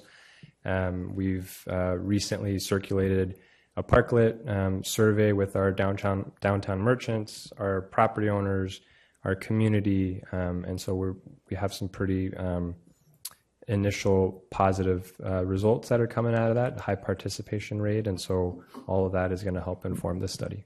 And then, so you'll be looking at parking time also?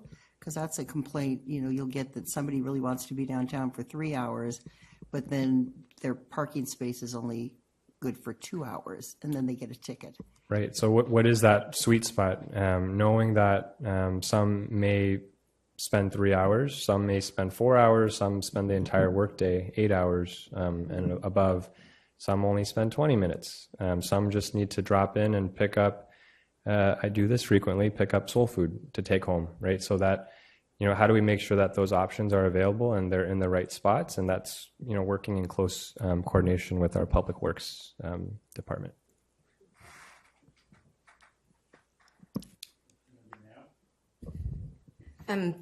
Thank you. Handicap. As our older generation is living longer and we have more handicap and they're not giving up their automobiles, they need that handicap parking. I have gotten to an age where I am driving people that need to be close to where they want to get, to a store or a restaurant or a hairdresser, and there's no handicap available. There's like one on the whole block. So we need to think about that aging population and how the handicap need more handicap parking in the city. I agree with you 100%. This work is already commencing. We have a multi-department effort right now evaluating for two reasons. Because of the need, like you said, we're an aging population. We want to make sure that downtown is accessible for everybody. But then also there's a little state law that we also need to contend with. And so we are currently going block by block downtown to make sure that we're in compliance with state law, but we're also making sure that the spaces are there for everyone. Thank you. Councilmember Healy? Yeah, there is some history to attempting to require paid parking in this town, and it's not pretty. I don't know how many people on staff remember, and I'm sure the city attorney does. We attempted to require paid parking in the Keller Street garage. That didn't last long, given the community pushback, and I'm not sure that much has changed on that. So, Councilmember, yes, we aren't advocating at this point for paid parking. It's just when you look at the scope of parking management strategies, it is a potential thing that will provide information. Fully aware that there's history, and again, we need to weigh the pros and cons of any of our policy and their impacts. Thank you. I'm hoping you're not advocating for anything or against anything yet. But I do appreciate hearing that you're looking at converting other lots or, negotiating with property owners. Can't tell you how many nasty grams we get regarding getting ticketed at Volpe's or ticketed from the theater district when someone parks in bank areas there.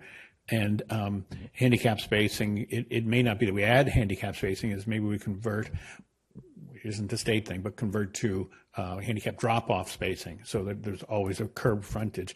I really appreciate in the theater district on the boulevard, there's a pickup spot where you can park for 10 minutes there.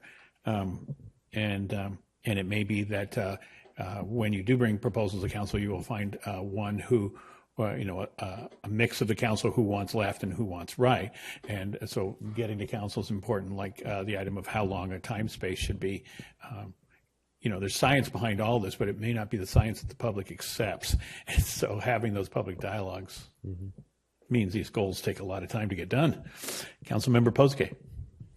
Yeah, I just want to suggest that I saw this item listed as goals and priorities, and it seems like we're getting awful deep into the weeds for goal and priority setting. I just want to bring that up. Correct me if I'm wrong. I concur, and I'll admonish everybody to try and stay on thinking that we're going to have to pick and choose here in a minute, rather than drill down into the technical of it. Appreciate the course correction. I think we're set there and moving to charter amendment. Councilmember Now, did you wish to weigh in? I just wanted to go back to the parking. Now that e-bikes are so popular, I have been asked why there isn't more bike racks. And I know we have some grant money coming, but where do e-bikes park? Are they like a motorcycle? I don't have one, so I don't know. Do you want to take our time of the priorities to drill down on that question, or can we get that from staff back in a comment to us? I think it'll take just a second. So to your first question, we did receive grant money and we've purchased bike racks and we have started the installation. I think a handful of them have gone in and there's quite a few more to go. And e-bikes generally park using the same facilities that we install for regular bikes. Okay. That's all I clarified. Charter amendments? Who's covering charter amendments? I'll start with that one. Thank you, Mr. Mayor. So we're showing that for out years 3 and 4, there's basically two charter. The process for charter updates is the same as originally enacting charters. There's a council control process. There's a process where committees elected by the voters. That adds a significant amount of time. It's a pretty good chunk of time anyway, because there's a number of required hearings and probably even more that would be needed to have a really successful process and the community to embrace the results. So the minimum, even for the council controlled charter process, is like 6 months or more. So we've split it up into years 3 and 4 to coincide with election years and to provide ample time for community outreach and discussion. This would be a very significant but a really rewarding exercise for me and for my office to do, because as I've mentioned, I think it's ultimately going to be a necessary step to really modernize the city, for it to realize even more of the potential that it's been realizing in the past few years, and to go forward ready for the next century of achievements and excellence. So this has the features of any sort of ballot measure process, because it is a ballot measure process, and that's another time factor. Anything else? So that's what we're showing for this. Okay. Council compensation is a factor, but if you think of all the things that are in our charter, very restrictive public works provisions, old vestiges from when we ran the school district elections, pre-Prop 13 taxation language. So there's a lot of cleanup, a lot of restrictions that I think cry out for streamlining and a more modern document. But that's I'll Council, stop any there. comment on charter? Just okay. question. This is a workshop, or we're working both ends of it here, if you will. So let me start with the vice mayor and then go to three. Yeah, just maybe a request, because instead of waiting to 3 years from now to actually hear something back, is there a way we can have at least updates once a year as to what progress has been made, once a year at least, between now and 3 years from now? We can do what, I mean, you're our bosses, so if you want updates. I think you're proposing a we'll be glad to modification. provide you And right, so updates. instead of having just year 3 there as I would advise council regarding options and waiting 3 years for that to actually happen. Is there something that would be helpful to you to have some feedback in years 1 and 2 as you're doing this?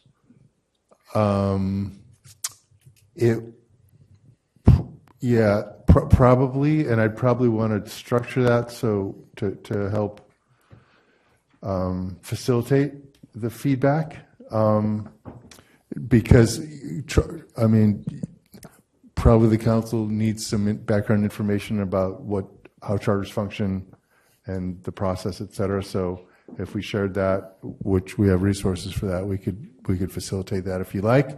I would just caution about what that really is starting the project early. And there's a reason why we're pacing these things, and the council may decide this project's going to move up, and that's the council's prerogative, but there's a reason why we're putting it out there, because it's a very significant, and there's no more important project that we will ever work on, any of us. All right, so maybe we pass that back to. If it's just helpful to you in the process, so by the time you get 3 years, that you have the help you need. We will certainly want some direction from the council about some of the procedural choices ahead of time, and we'll certainly be we'll be happy to solicit that. Okay, that's all I was Yep. hoping for. I don't want us just waiting for 3 years, 2 years, and then all of a sudden we start on it. Right. Peter Thompson. Good. So the goal is to get this on the 2026 ballot? The goal is, I think it would end up on the November 28 ballot. 28 ballot. So Sorry. if we want to start on it, to your point, Councilmember or Vice Mayor Shribs, we'd have to move something else off the city, at least the city attorney's plate, if not my office. Understood. Right. Councilmember Barnacle? And since it's a 2-year cycle, we'd be starting nowish, if we did that. So my comment is that I think charter amendment should probably be on a mayoral election in the city, so that all of the districts have a local, something local on the ballot. So I think either we should consider it a 2026 thing or a 2030. Holy smokes. By that time, we'll be carbon neutral. Thank you. And my question is if we have it here at year 3, is there any way you can promise us you won't be using staff resources between now and year 3? Is it realistic to think it won't be cooking in there all the time? That's a question to staff. Well, I want to return to Councilmember Barnacle's suggestion, which was, it makes perfect sense. But I guess another consideration is if we're going to do this, think of the outreach that we did for district elections, remember? And we did much more than we were required to do, and it was absolutely the right thing for us to do that, I think. I think this would be absolutely similar. So it would really be a very outreach intensive project, I think, very thoughtfully, very informatively, because the whole community is going to need to learn the same things that the council will about how charters work and which are successful ones, and et cetera. So there's that consideration too, but I'm not trying to debate a perfectly good suggestion. I totally agree with you. And maybe I'm overstating it, but I just have this feeling if we were, But then again, maybe more people will vote in a presidential election, so we should do it that, in a presidential year. So, and that would lend itself obviously to 2028. So, I mean, clearly it's a consideration, and it sounds like there's consensus about the importance of outreach for that project. I'm just going to keep pushing for time here. So, Councilmember Healy? Yeah, that was going to be my point. I think with all due respect to the mayor, you get a higher turnout in a presidential general election than a mayoral general election.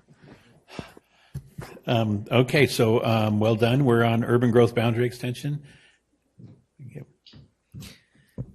So this one is all green. So we have some pretty strict deadlines around this. Much of this will actually be completed prior to the start of year one. Can I invite can I invite the council to show you all a thumbs up? Is everybody good? Okay. Sorry, but I don't. Great presentation. Please do all our presentations. Yes. Okay. We are now on to adoption of general plan 2050. I feel like I should bring Heather up for this one as well. So in similar fashion, much of the general plan update, we have our marching orders. We are in the thick of it. Council will be receiving a very organized and detailed workshop at month's end, and that'll keep us on track to get the city's next general plan on the books. Thank you, Council. I had a concern that we saw so many elements as work items that really are part and parcel to general plan, active transportation, blueprint for carbon. They all kind of have. I'm not sure I want to discuss them separately when you can't finish one without all. So.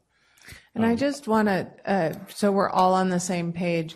Adoption of the general plan will not be completed in year one. That's going to be year two. So it'll be by the end of 2025, but it will not be before the end of June 2025. So I just want to be clear. Is this a correction we're making to the printout and everything? Yeah. Patrick's going to town there? Yep. Okay. And the EIR is year two? The adoption of the adoption of the general plan and certification of the EIR will be presented at the same time. Thank you. Well, that was almost as fast. We're on to fairgrounds.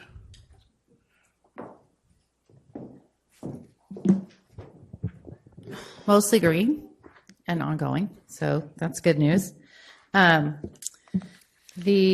The fairgrounds is really broken out into sort of what we're doing to take care of the property now, how we are setting it up to put it into use by the community in the near future, and then how we're planning for the longer term future of the fairgrounds. So we are hard at work this year, both getting a lot of work underway and getting ready to do some exciting things on the fairground.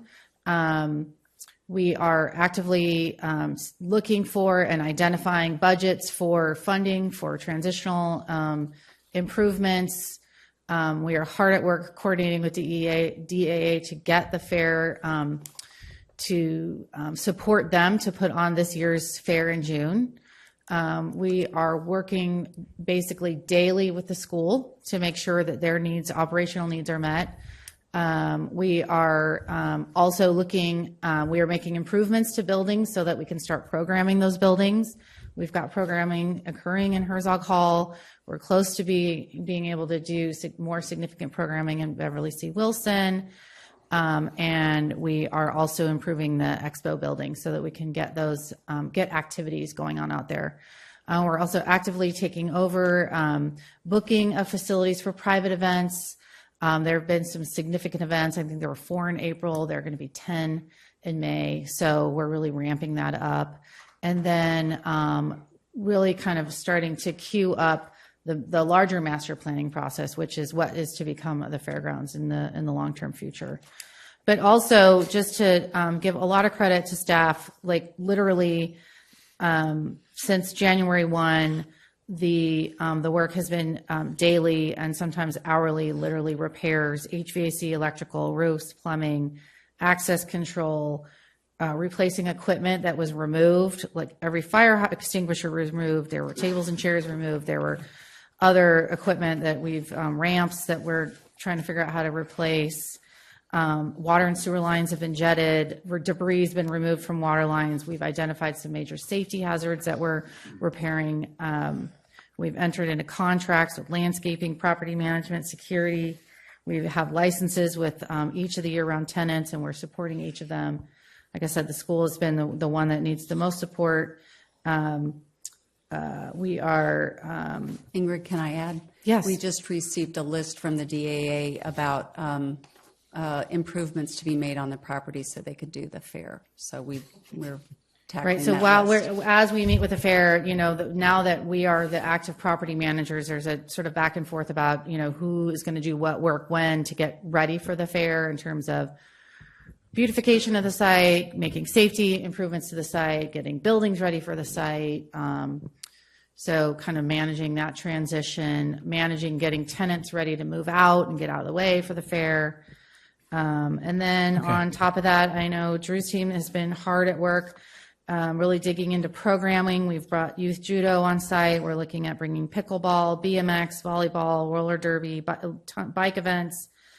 So we're really excited to kind of be getting some of the less exciting things done. I know, like, fixing a roof is never as fun. It's much more fun to buy furniture. So we're kind of fixing the roof and doing plumbing repairs right now. But super excited to kind of, really get our hands dirty, really getting this fair off the ground. The DAA is responsible for doing the fair, and they are actively working on doing the fair, but it's very much a partnership and will be a partnership as we are the landlords and kind of transitioning that through. So, and then let me we're also let looking. council.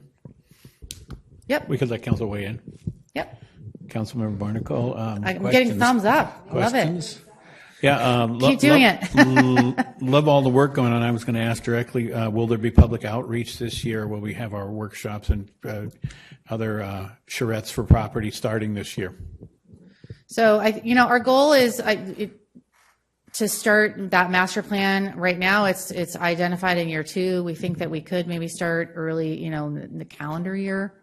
Peggy, you want to weigh in? I think the key is that until we've got the property kind of stabilized in its current condition, we would be challenged to pivot our focus into outreach on sort of that future. We will be doing outreach when we do we are doing outreach now. We're asking folks what they'd like to see on the property. Right. But also when we're doing the pilot programming, how did you like that? Did that work? How would you like to see more of that? Right. So our goal was to do kind of some more iterative feedback as we pilot new projects, as we work with the community, as we have events. We have an ongoing campaign. We just sent a mailer out to every resident in the city, and we've got an ongoing survey going. So that will inform that discussion. I think in terms of bringing on a team to kick off a master planning process, I think that was probably what would be further out. But I think that'll be helped by this initial year of really being on the ground, understanding what's going on at the property, what's working, what's not working, just to really inform that conversation. Because I think up until now, it was really, mostly a black box. Like, we really just didn't know. And we have learned a lot, even in 4 months. I suspect you're right on the efforts of what we need to do before we do public outreach, but I'm not sure the public expectation wasn't that we'd be having that kind of conversation with the public. So I think messaging of when the actual timeline of things is occurring is good messaging. And I think that might be true of all our priorities, is that we need a little encapsulated what's going on now. Mm-hmm.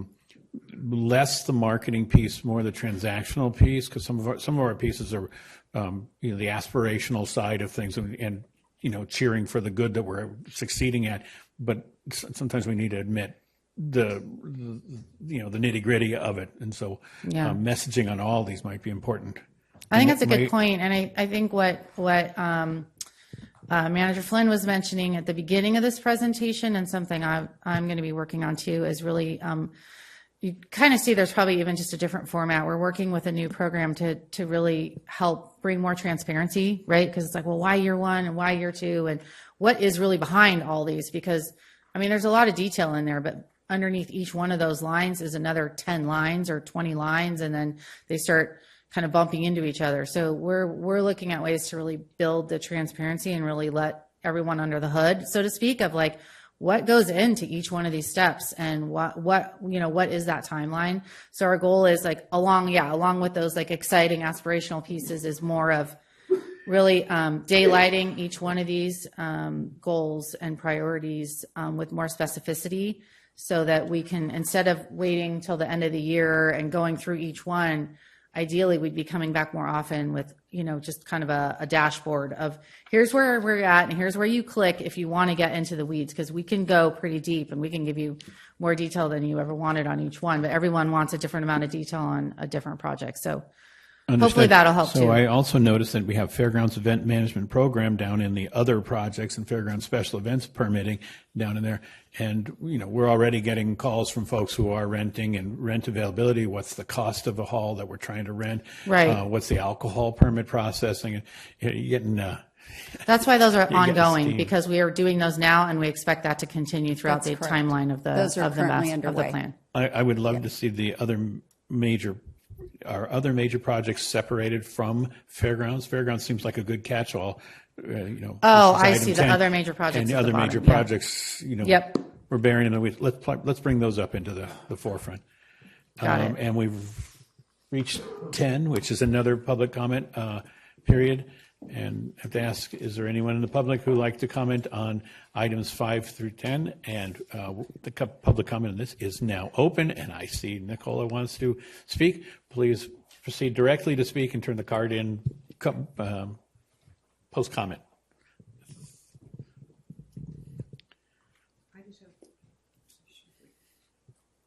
I just have two things. Whoever did the CCB extravaganza, thank you. We love that. Is that your wording or somebody's wording? We loved it. And then the other thing is on the parking management. If there could be someone who is working on that committee who's disabled, because a lot of times handicap parking spots are placed in specific spots that don't work when you have to get your motorized wheelchair out of the back of your car. Like, I don't go downtown anymore because I can't do it, because the only spots that are available put me in the middle of traffic when I'm taking my wheelchair out. So that would be really nice. Okay, thank you very much. Good input. Moving to implementation of blueprint for carbon neutrality. You all Yes, start please. off. 1 second. Before we get to the blueprint, I just want to echo what Nicola just said. I think we should make sure that at least someone or maybe multiple people are on the committee that are disabled. Thanks. Please, blueprint. Hi.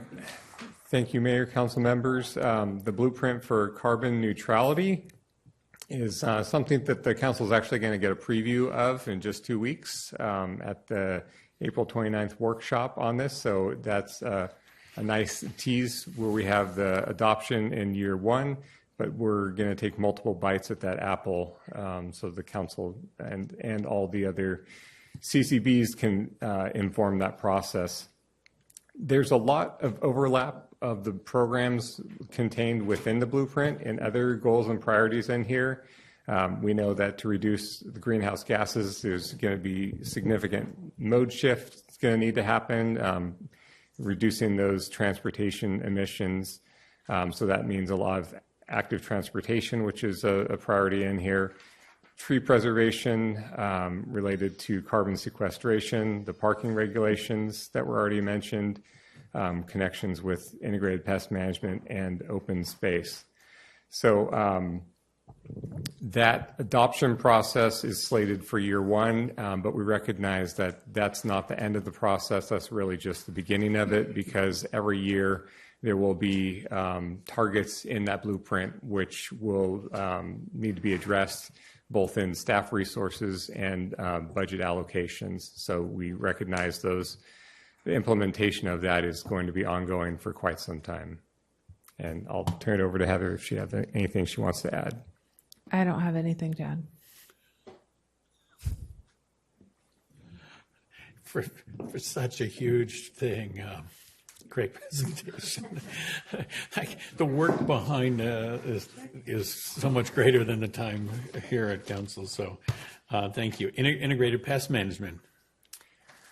All right, thanks, Council. I will take this one on again first and turn it over to Drew if he wants to add. The good news is the Council adoption in year one is already done. The plan aspect of the integrated pest management is complete. So now we're moving on to the next milestones, which include developing that program. And that involves significant public outreach, staff training, and developing that scope for an integrated pest management coordinator. So that's the initial milestone that we're looking at in year one. Again, as we discussed at council, there's going to be significantly more transparency on the chemical use. So the reporting structure, making that available on the website, making clear what the exemption process is for those that are requesting it. And then that data collection, evaluation, research, and implement best practice loop, that's going to be ongoing for the entirety of the program. So happy to let Drew augment that. Thank you, Council. Good evening. Drew Halter, Director of Parks and Recreation. Just want to celebrate again. This is the update, the Integrated Pest Management Plan update from the 1999 plan. So that was a significant achievement. I'm very proud of that. And like Patrick mentioned, our milestone and goal for this next 6 months to year one is that IPM coordinator, as well as working with our partners like Rooster Run on an implementation that's going to work for the community and the operation. So thank you.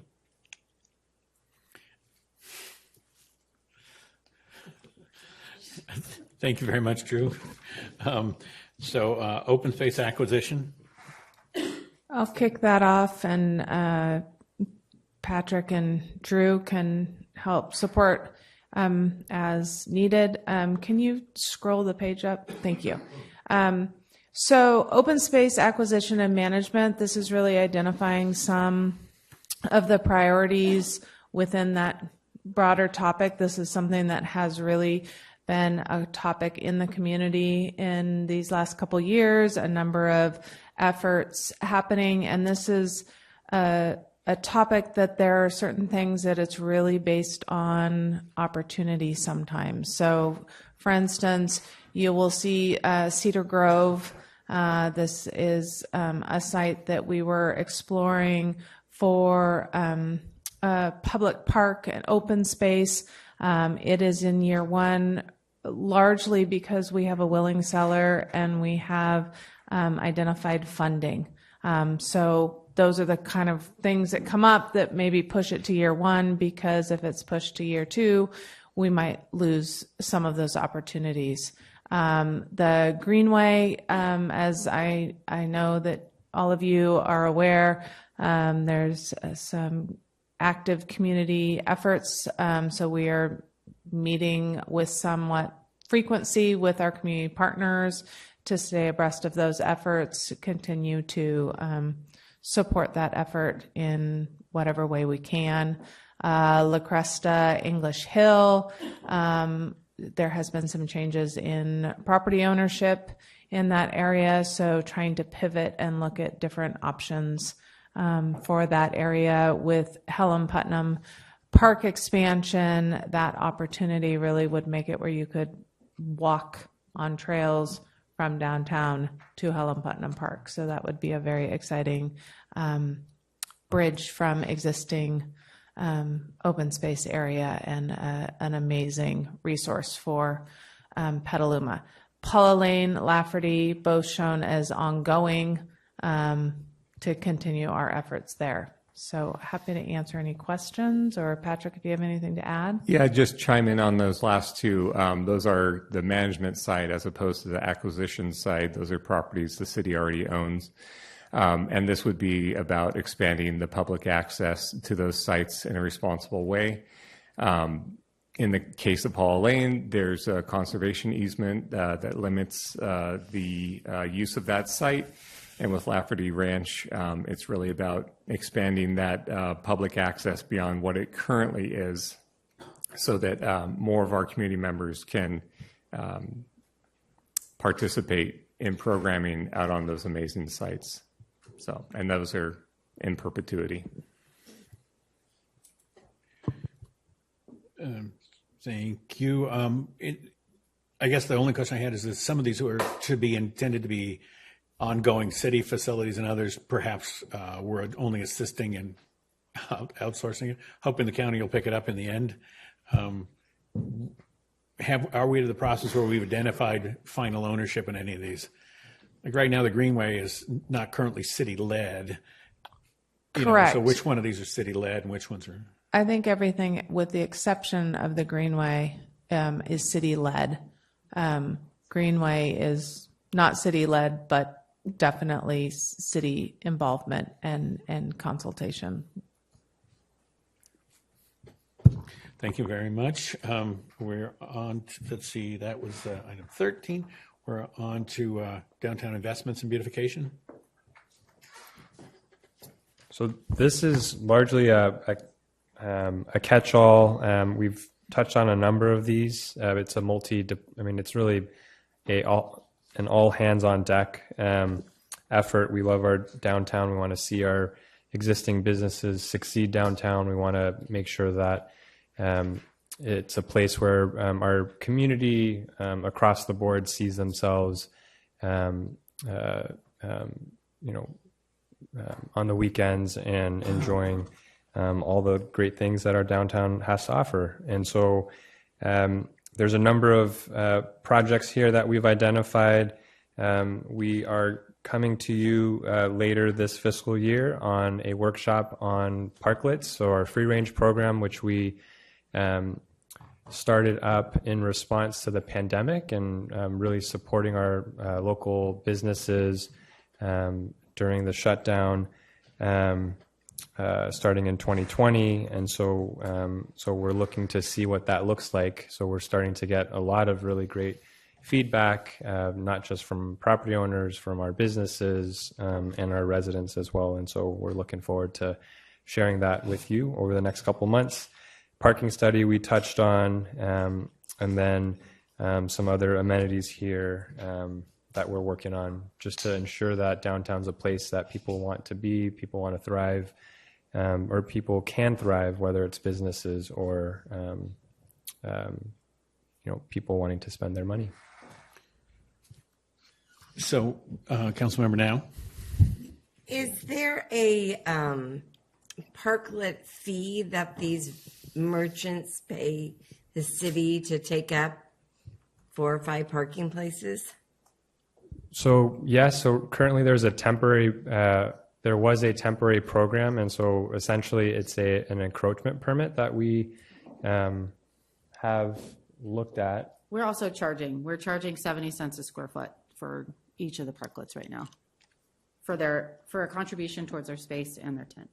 And some of them still have those ugly orange barriers, and it's I don't think it's beautiful to the city. Right. And Yeah. some of them don't even have restaurants. Right, and that's why we're going to come back for our workshop in terms of kind of looking at the new. Right now, those are required for safety because that's what keeps cars from crashing Right. into the people sitting there. But in June, there'll be a workshop on. Okay, because some of them, Design guidelines. there's one in the boulevard that's not even being used for tables and benches. It's not for restaurateurs or for diners. It's just for people waiting to get into the restaurant. And it's taking up like 5 parking spaces in prime real estate on the boulevard. Councilmember, we are working on that program, and we'll be bringing that to council for a permit. Okay. Yep. Thank you. Councilmember Kader Thompson. I see bathrooms on the 1 year. And just to reiterate the importance of bathrooms downtown, because I was talking to Don Foreman yesterday. Don the champion, we call him. My question is on the bathrooms. Why is that not in the capital project, and why is it on our legislative list? And just similarly, the downtown lighting, why is that not simply in capital projects and not included here? I would say the lighting is probably more of a maintenance issue, just like the tree walls are. But the bathroom, I think, ended up in here, but it doesn't need to be in here because it is a CIP. And even, I mean, like I mentioned earlier, there's a lot of good marketing in here, but some of it maybe not in goals and priorities. Implementing microtransit, if it's an operation come July, at the beginning of year one, isn't it more appropriate in the operations concerns than in our... Well, it's actually, it should be in the downtown and the parking management, because that's truly one of the elements of the parking management for us is Are we calling it a pilot, or, Yeah, part of our it'll be a study pilot. to Yep, it'll analysis? be a pilot. And similarly, implementing Putnam Plaza community space, is that a simple CIP? No, it's public activation. So, coming up with more activation of our public spaces, not necessarily a CIP. Will it be in CIP this year? Programming. There'll be programming there. Okay. Yeah. Good point. And I don't see the museum as on here, and it's a key downtown. One of the places people really come to see downtown, and it needs to have its own identity. Could be. Well, we do have, you'll see, and like I mentioned in my opening comments, part of our budget conversation will be assisting the museum with additional funding so they can achieve that next. Well, there's seismic retrofit, but also helping them with their operations. So anyways, we will have a second conversation about the museum and Good, thank you. budget. Councilmember Barnacle? Yeah. Is it accurate to say that bike parking will be included in the parking study downtown? Yes. Got you. Okay. And then final question or final comment while we're doing it is be interested to hear about comparing the cost that we're charging for a parklet and what that would look like in terms of paid parking as well in the parking. Yes, we'll have that ready for the workshop. And I think that takes us to the homelessness item. Okay, I'll stay up here for that. So we are ready to kick off year 3 of our 3-year plan to end homelessness. And so there were staff had reported out earlier this year that we will be coming to council with a full evaluation of that effort. And so as we get to the end of the 3-year, our existing 3-year plan, we're wanting to make sure that we're evaluating the strategies that we put into place, understanding what the current needs are once we have been working and investing over the last 3 years, and then having all that information brought to council so that we can iterate and course correct as needed. Okay. As the needs arise. And so we're already hearing about a number of emerging issues, a gap in service and a gap in shelter for families in Petaluma. And so that's one focus area, just to give you a preview. I think that was a quiet acquiescence. Yes, please. I didn't have my thumb, I had my finger. I have a question. There was a public comment that resonated with me, and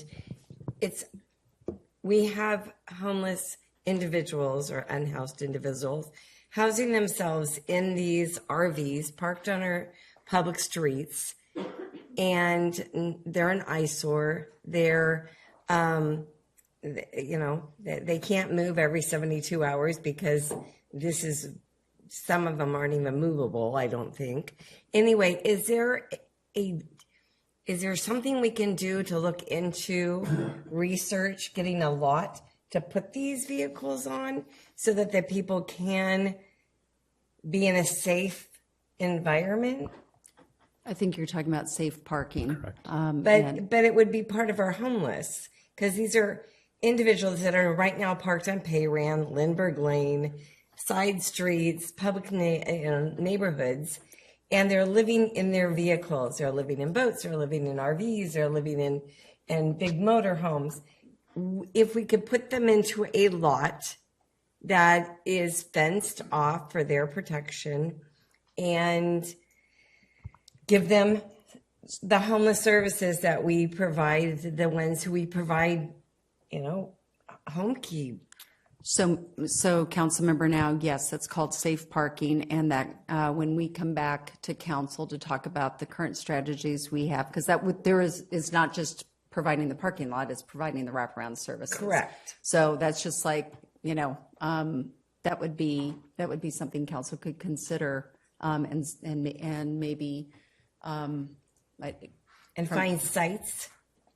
Finding sites, but the service providers is where the cost is. The site Correct. is not the cost. And this is the path council has been down, looking at sanctioned encampments and also safe parking and things, and hasn't elected to this time because support services, just placing people in a place is more of a maintenance effort rather than a resolution effort. And it hasn't been the successful path without the services.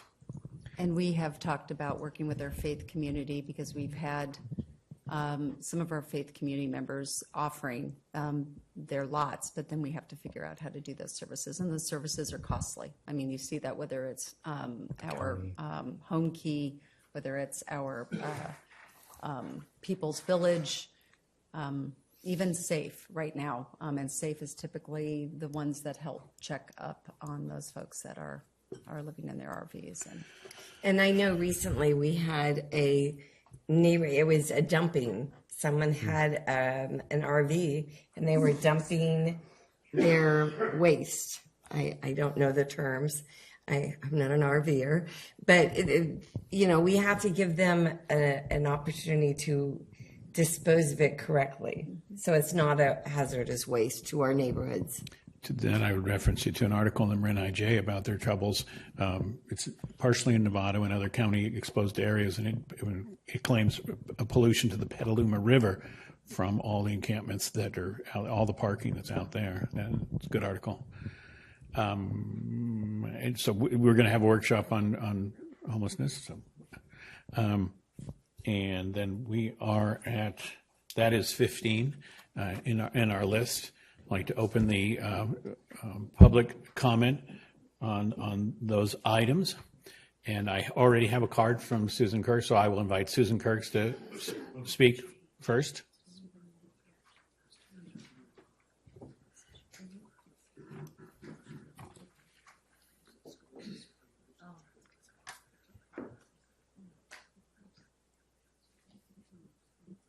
Thank you. For the benefit of the community, my name is Susan Kirks, and a little bit of background before I speak on the open space issue. I have 2 master's degrees, a Bachelor of Arts degree. I've taught at the university level as an adjunct professor. I was a licensed acupuncturist as one of my careers in Sonoma and Marin counties for 15 years. When I moved to Petaluma, I adopted 2 rescued horses, ages 1 and 1, rescued from slaughter. They grew up on Paula Lane for 12 years, and they are now 23 and 24 years old. So that's a little bit of background for the community who may be new about me. I lead Paula Lane Action Network, Badger Conservation Nonprofit, the only wildlife conservation nonprofit based in Petaluma. And I serve on the board of Madrone Audubon since 2008, and I serve as the president of that organization. Here's what I'd like to say to you about the Paula Lane open space land. The city of Petaluma has caused severe habitat destruction, displacement of wildlife, and so much harm that words really cannot describe. The city is not equipped to hold title or manage a property like this, and there are volunteers, service providers, and more than one nonprofit organization who have dedicated our lives to providing a service and a community amenity, a nature preserve, for Petaluma. As a conservationist, I consult with organizations and individuals on the species that helped us save that land. American badger, driven from the land in 2021 from the city's violent destruction and construction of a roadway in the middle of habitat, which caused the adult female badger, whose natal territory is that land, to flee for her life with her 5-month-old cub. Now, what we want to request, and we have requested, but no one on your council has been willing to say it, is to ask the city manager to begin a conversation with the Petaluma City Schools District for a possible title transfer. I do not want to hear from your council that the board members have told you we can't handle that. We have too much on our plate.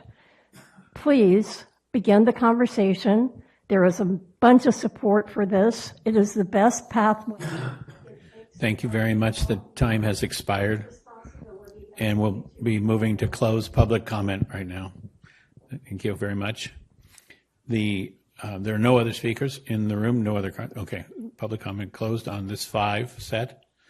And so we'll be moving to the next item, which is sea level rise, floodplain modeling, insurance maps, and adaptation plan.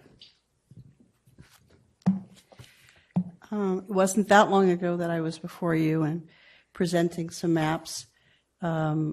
This is an effort that's been underway for a bit, and the order of execution that you see, there's one little change I need to make.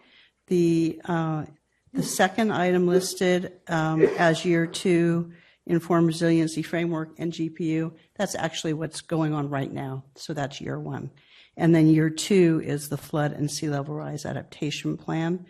So that's the plan that we will be developing to utilize the data from the maps and the modeling to explore and recommend adaptation projects, prioritize them, and set us up for funding for long-term adaptation.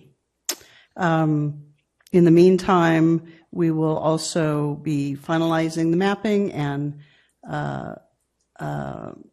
going through the formal process with FEMA to incorporate these maps as our flood insurance rate maps. That's about a 2-year process, and shows that concluding in what would be the end of year 2. And the elevation certificate program development, haven't talked a lot about that, but and there's actually technically a new term for elevation certificates. They're now called construction certificates, but these are the surveyed elevation certificates of finished floors. And we're required to provide those for properties in the special flood hazard areas. And with our new maps, our new flood maps, setting aside sea level rise, but with the new flood maps, there are some properties that have come into the floodplain, particularly along the creeks. But it's perhaps just a corner of the property, nowhere near the structure where the floodplain is encroaching. And if we can provide elevation certificates and come up with a program to assist property owners that fall into this category, we can essentially elevate them out of the floodplain designation with that certificate. So something we're looking into, and that program will start up in year 2 as well. And now give thumbs or finger. Does this work inform other general plan work like land zoning efforts? Do you have to finish the sea level rises before they can begin or finish their efforts? I'm sorry, say that again? I didn't hear all of that. Does the sea level rise analysis and work that you're producing need to be finished prior to other elements of the general plan update? Doesn't it inform? It is informing the general plan update, absolutely, and it is the maps that we presented are what is being used for that update. Good. Okay. Thanks.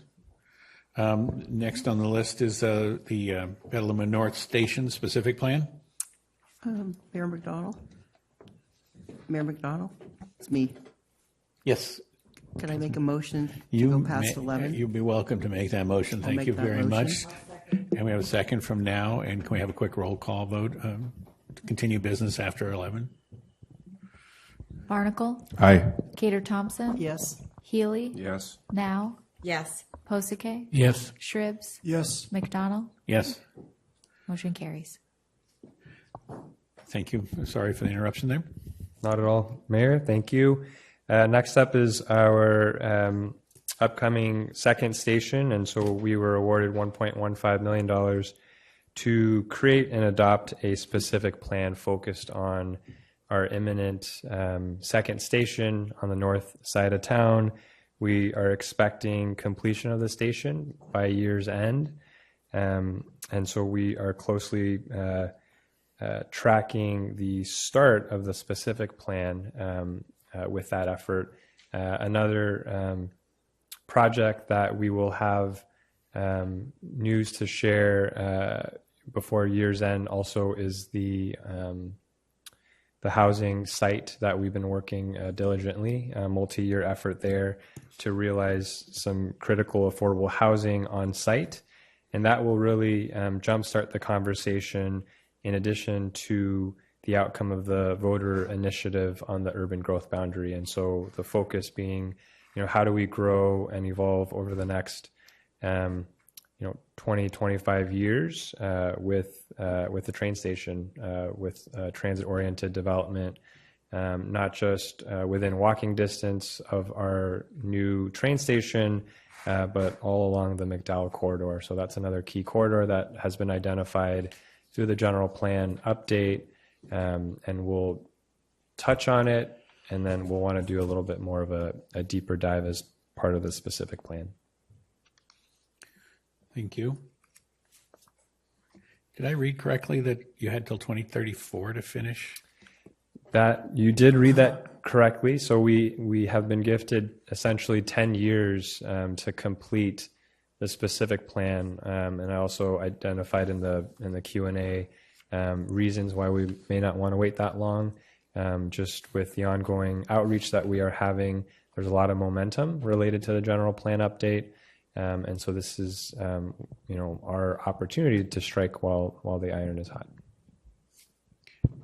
Councilmember Healy? And are there other corridor studies that are priorities that didn't make this 28 list? Washington corridor, do we have something there? Yeah, so we will be priority development corridors. Great question, Mayor. And so again, we'll have a preview of this in 2 weeks. There is an opportunity for what's unique about the North Station is it is one of 2 priority development areas, and that's what unlocked the $1 million from MTC. Our current or our ongoing general plan update will explore questions like what to do with the Washington corridor. We do have a opportunity potentially. We have the other specific plan on our books, which is focused on our downtown station, the Central specific, Petaluma specific plan. And so as as those needs arise, we would be looking at other funding opportunities down the line. So this time the Washington corridor is not in our 28 priority. It's not in our acceptable work at this time. Okay, thanks. Well, it will be as part of the general plan update. So, with the general plan update comes the potential for rezoning. And so we will be looking, we do think there's a key corridor along Washington for us to explore as part of the general plan. So we'll be having that discussion very, very soon.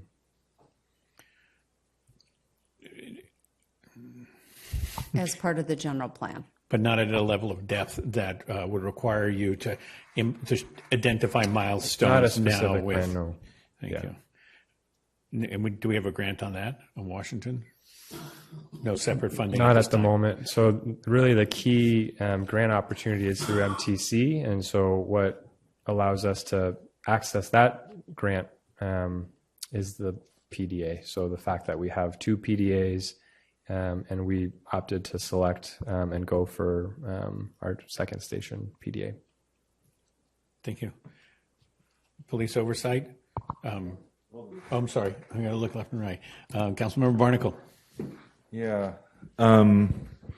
Mostly my question on this just pertains to the number of planning and outreach efforts that are already underway with the general plan and then the zoning code update, the fairgrounds process getting started, potential charter amendments. And my concern, I guess, when I look at this is like we're starting another pretty significant in-depth plan while we've got a number of other things going on. And when I see community development department is involved in it, it feels like there's obviously comms department, city manager's office, all of that stuff involved in something like this. And then I think about sort of other pet projects that I have, like a parks master plan or something like that I think is critical that we start to take on, and that we have 10 years to do this. It doesn't feel like a year one thing. And it feels like if there's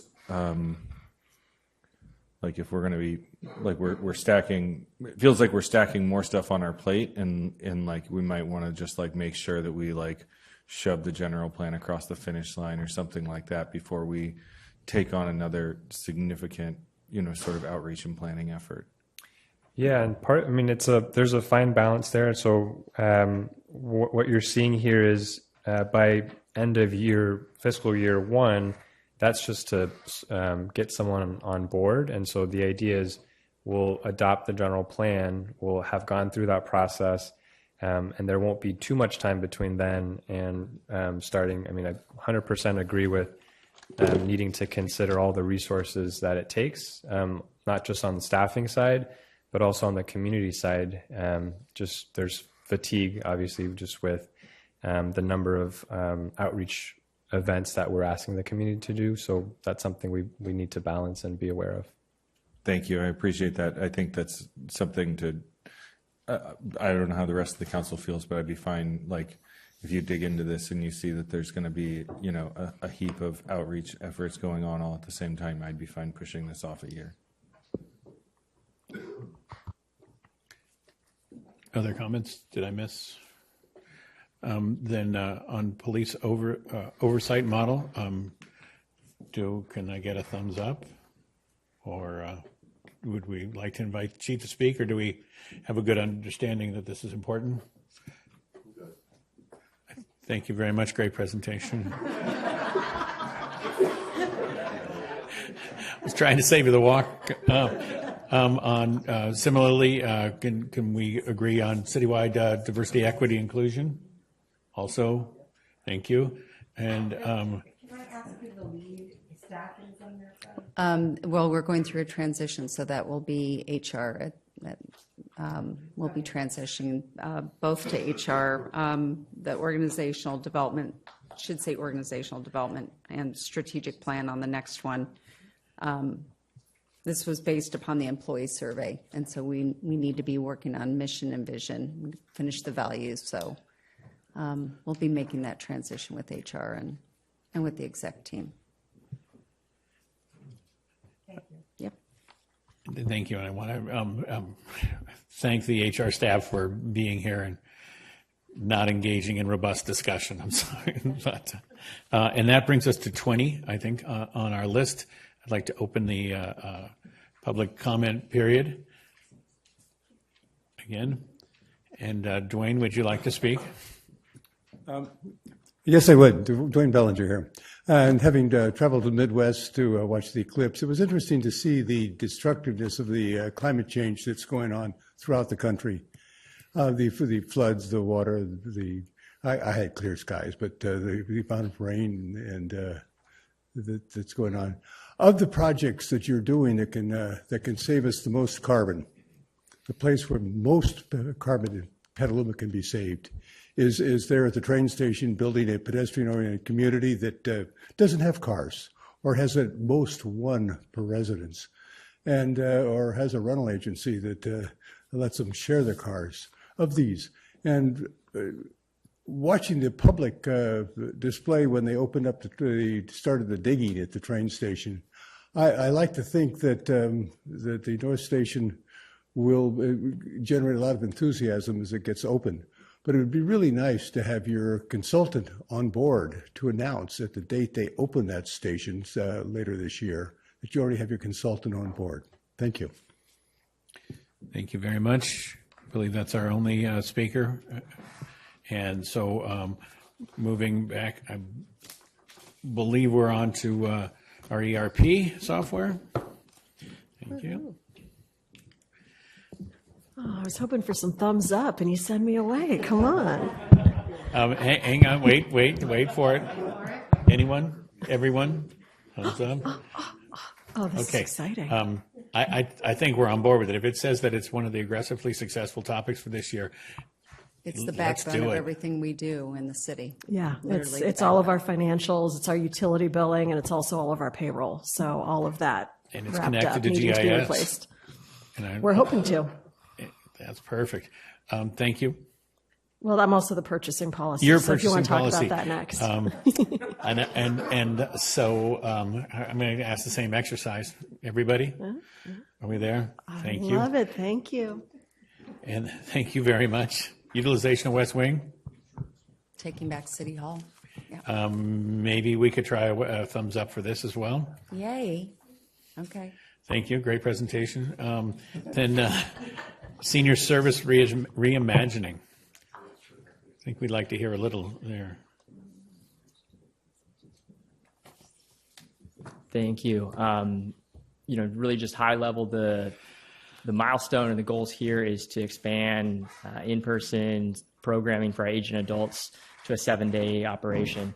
We're making inroads now. As of May, we'll have increased hours for our senior center on Friday, but we know the demand, we know the need, and we know and have identified partners here locally to expand those services. So that's the goal, that's the milestone, and again, a lot of this effort's already underway, so we're just here to update you and let you know the path that we're on. Questions, Councilmember Schripp, Vice Mayor?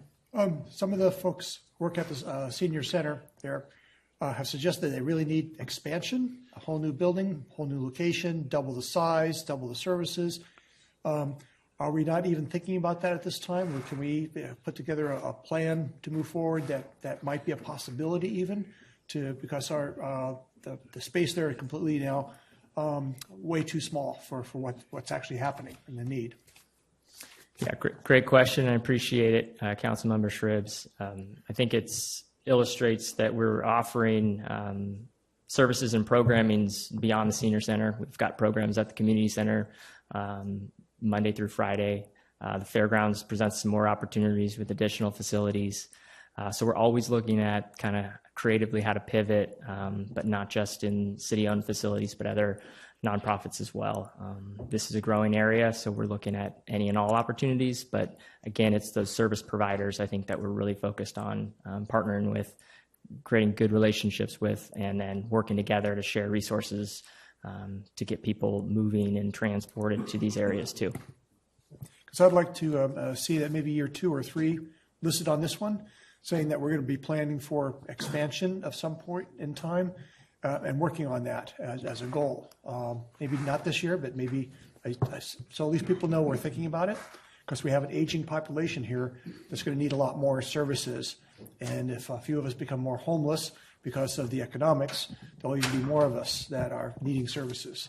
So I expect a doubling of need over the next 10 years, 10 years from now. So I think we need to start thinking about that and planning a little bit more ahead and looking at expansion of services tremendously down the road here. Councilmember Healy? Yeah, are there any demographic projections going out 10 or 20 years as to what the number of seniors and over 75s might be in this community over that time frame? Yes, I think appreciate the question. I mean, we've got our chair for the Senior Advisory Committee here in the chambers. I want to recognize Nicola, but California recently released their report, master plan on area of aging. So there is a lot of information and data, and then even within the county, we use a lot of the data that they're collecting. So there's good information on the projections, and yes, we're looking at that. Could at a convenient point, could staff provide council with a basic summary of what that looks like for us? Sure, we'd be happy to. Thank you. Yeah, I know that was really a question about pickleball.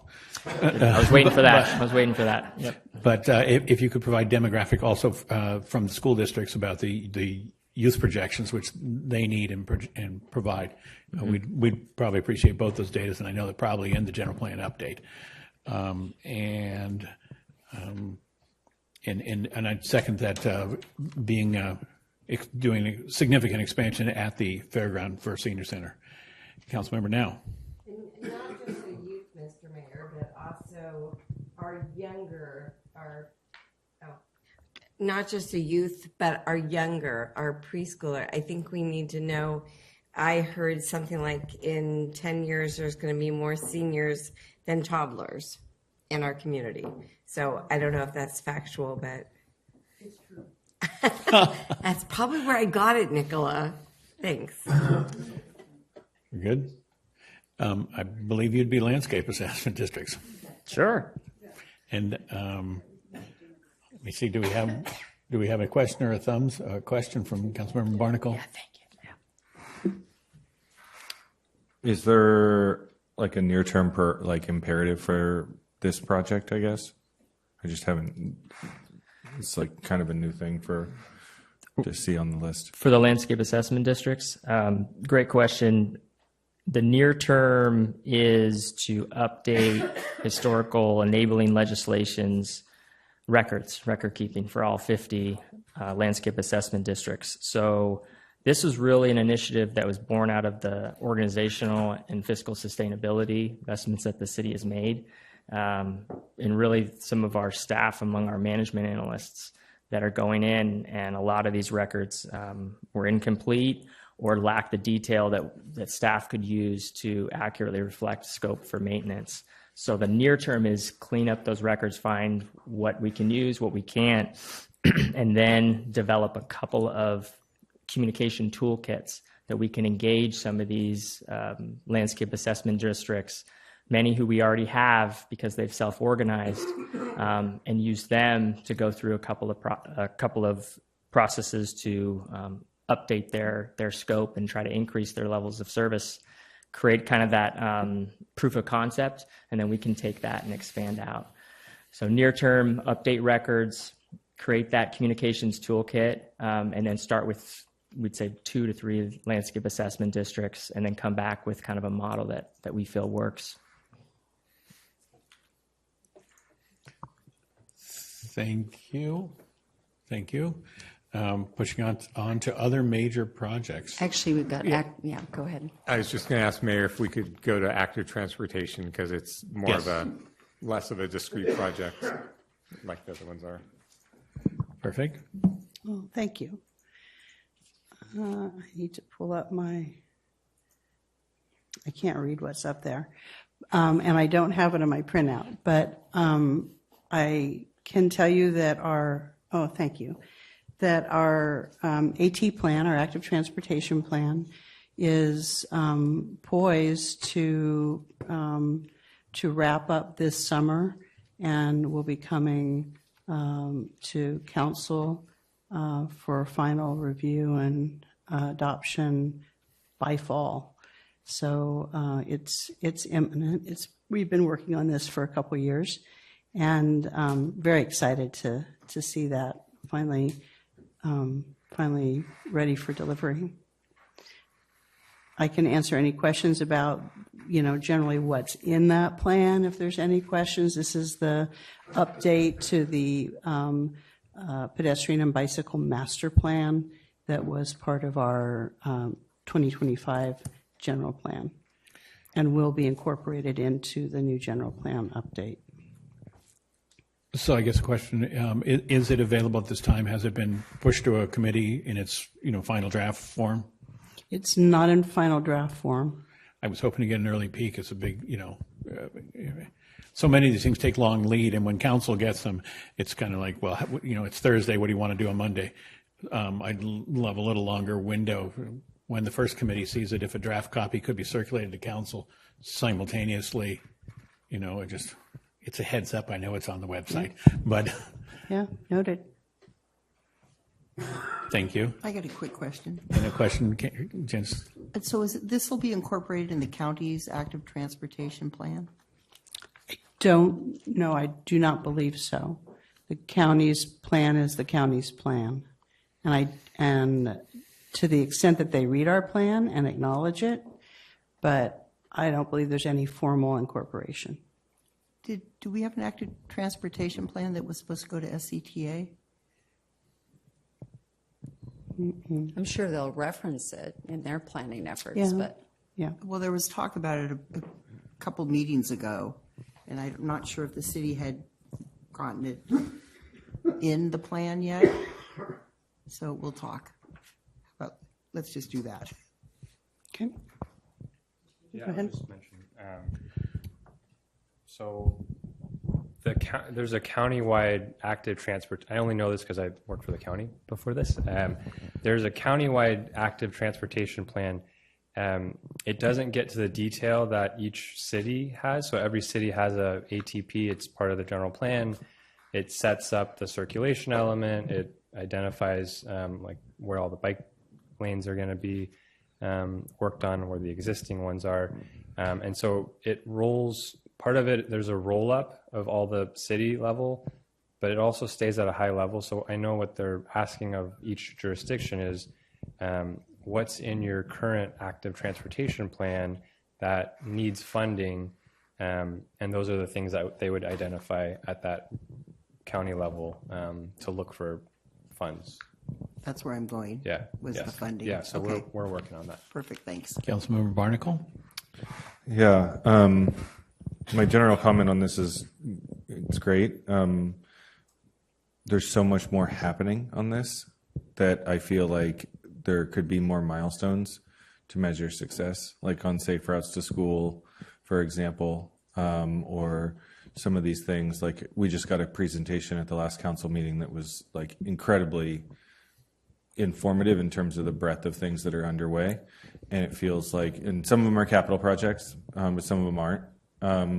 And so it would be, obviously I'm not going to ask you to, we're not coming back and rehashing this, but it feels like there's more to, there's a bigger story to tell about what we're doing on this than just adopting the plan. So incorporating Safe Bridge to School and our Safe Streets nomination program and some of the other initiatives surrounding active transportation, not just the plan itself. some of the Yeah. programmatic aspects. The programmatic aspects of it, what are the metrics and things that we're going to use year by year? Obviously, they're ongoing, but it would be, I'd certainly like to see some of those things represented in our priorities list, just to make clear that, we're, whether it's do an audit of every single school, right, or whatever it is. But it would be, I just think I know that there's a ton of work happening on this. I'd like to see more of it represented here. Fair comment. Thank you. And then, I concur with that. At the Safe Routes to School, there were 7 or 8 staff in the room, and that's a high consumption of resource, and yet previously not noted as goal. So it's one of the advantages of this program of goals this year is it throws everything that's major on the table rather than trying to discuss just 10 things that maybe we could do in addition. So that was pretty major. And then with the county SCTA bike funding, if we're not getting smart money for Copeland and connecting what's not on their corridor, that could be a key project to fund from outside and accelerate its completion. So, do we have any comments on the other major projects category? Councilmember Barnacle. I'm going to just step over here on my soapbox. We've got to get, it doesn't need to be in year one, but we've got to get the Parks Master Plan on this list. It's so important. We don't have a big vision for our parks, and because of that, we don't know how much we're not investing in them. One of the most common things I hear is like, I want, our fields to be in better shape, and I want this, and I love our Parks and Rec Commission right now. They're like, well, go talk to your council members about allocating more resources to this. And I know if our Parks and Rec Commission was in here, they'd all be, begging us to put a Parks Master Plan on here. Playground replacements. When I was on the Parks Commission, there was like a lot of like the surveys that we do for playground replacements will confirm that indeed the playground is used by the age that it was designed for.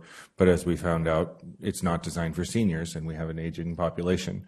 So things like that are just not taken into account unless we take a step back and think about the demographics and the projections of our city and how our parks and our facilities and things like that are all like, I bit my tongue on the senior services, but like, I see, the services that we're providing to our seniors, in the facilities and the recreation opportunities and things like that.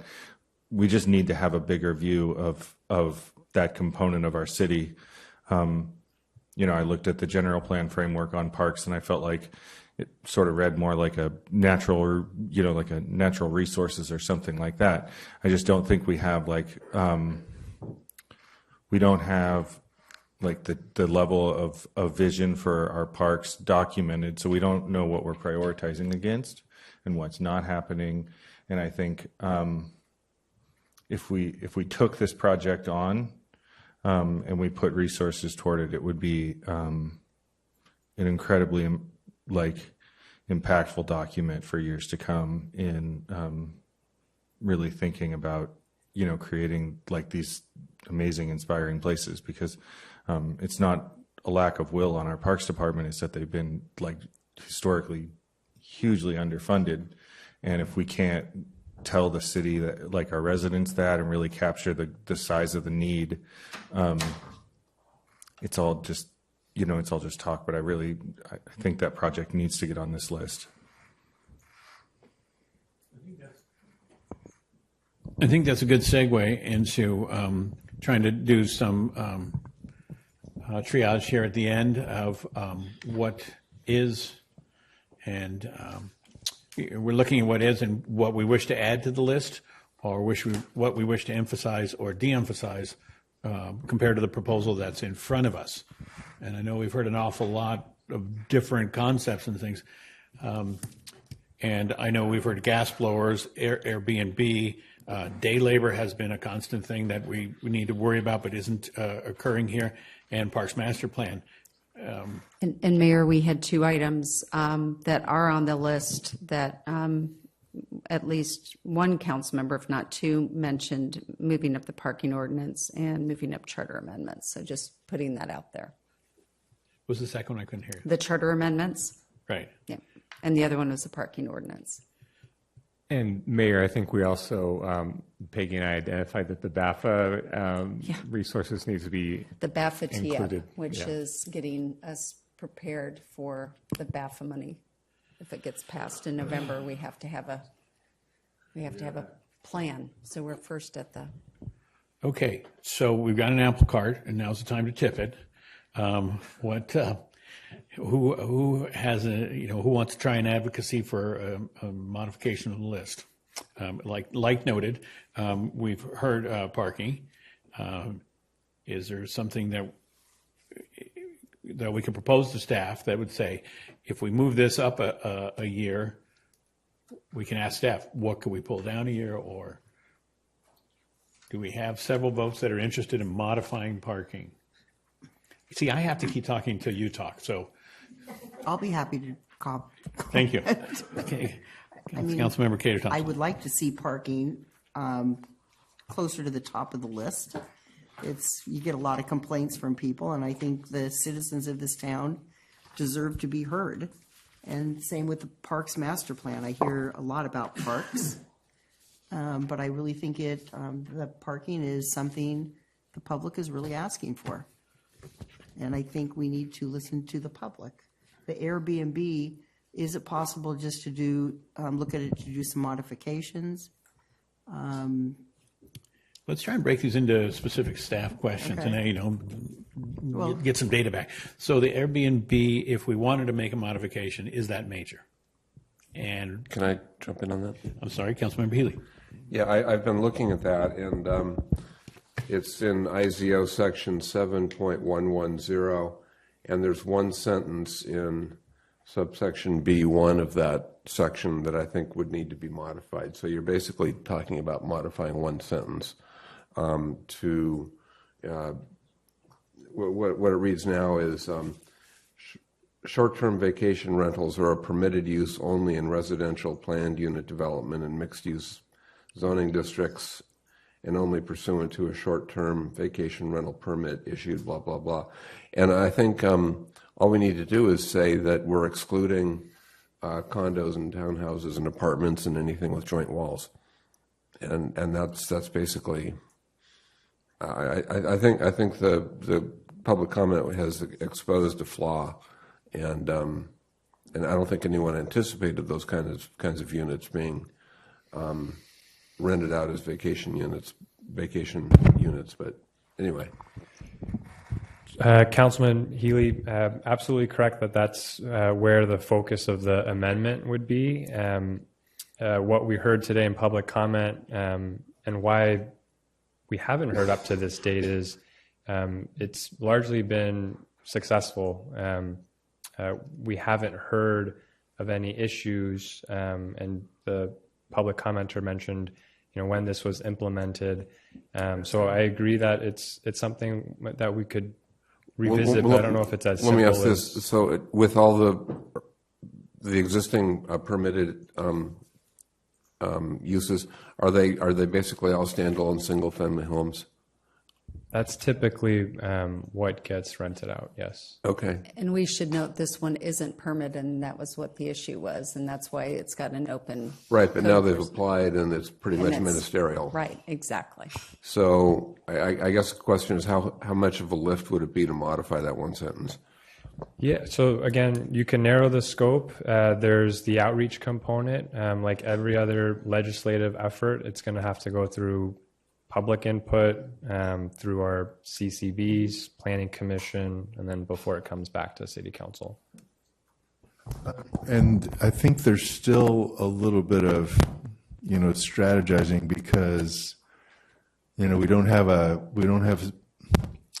let me put it this way, and you saw it, I'm sure Councilmember Healy, in what you're just reviewing, it's not a very regulatory set of regulations. And you and I were here when they were adopted, and they were trying to accommodate people that needed to be able to generate income in their home to stay at their home, but also to accommodate quality of living in the neighborhoods. And they're pretty light. So we don't, for example, we don't address differently things like noise and hours of operation. We would rely just on our regular regulations for that, and they're probably inadequate. So there's a little bit of strategizing. I guess my ultimate question on this is this a minor enough effort that we could add this to the plate without having to take something else off? In terms of my plate, I would say it is not, because it's so full. And you know, I was going back over the list, and I forgot to mention Public Records Act process. So it's actually 8 items in the first year. So it's not a particularly hard thing. It's the kind of thing, you know, Dylan does the initial drafts on in a week's time, you know. But there's the other steps for it, and I think we'd also want to look at. I mean, we really have. I'm not really aware of other complaints that we've had, so it's been a real. This is a pretty localized thing, so that's worth strategizing too, because we may have tools to deal with that right now, and we're certainly looking Without at having that. to modify the ordinance, that's what staff are working on right now. Right. So, I mean, that's you know, that's something we can report back on to say, actually, we're dealing with this with our existing tools. We certainly don't want to have people having to tolerate such inconsiderate things in their neighborhood. Can I ask a follow-up question to that? But I'll just say we're pretty tied up on the legislative projects. Councilmember Barnacle. How do we receive a lot of complaints about other short-term rentals, or is this sort of like an anomaly? Okay. And again, that point we made earlier about what's the difference between policy and enforcement and that kind of thing. Absolutely. So can we put this in a box of report back on Maybe code? short-term parking lot.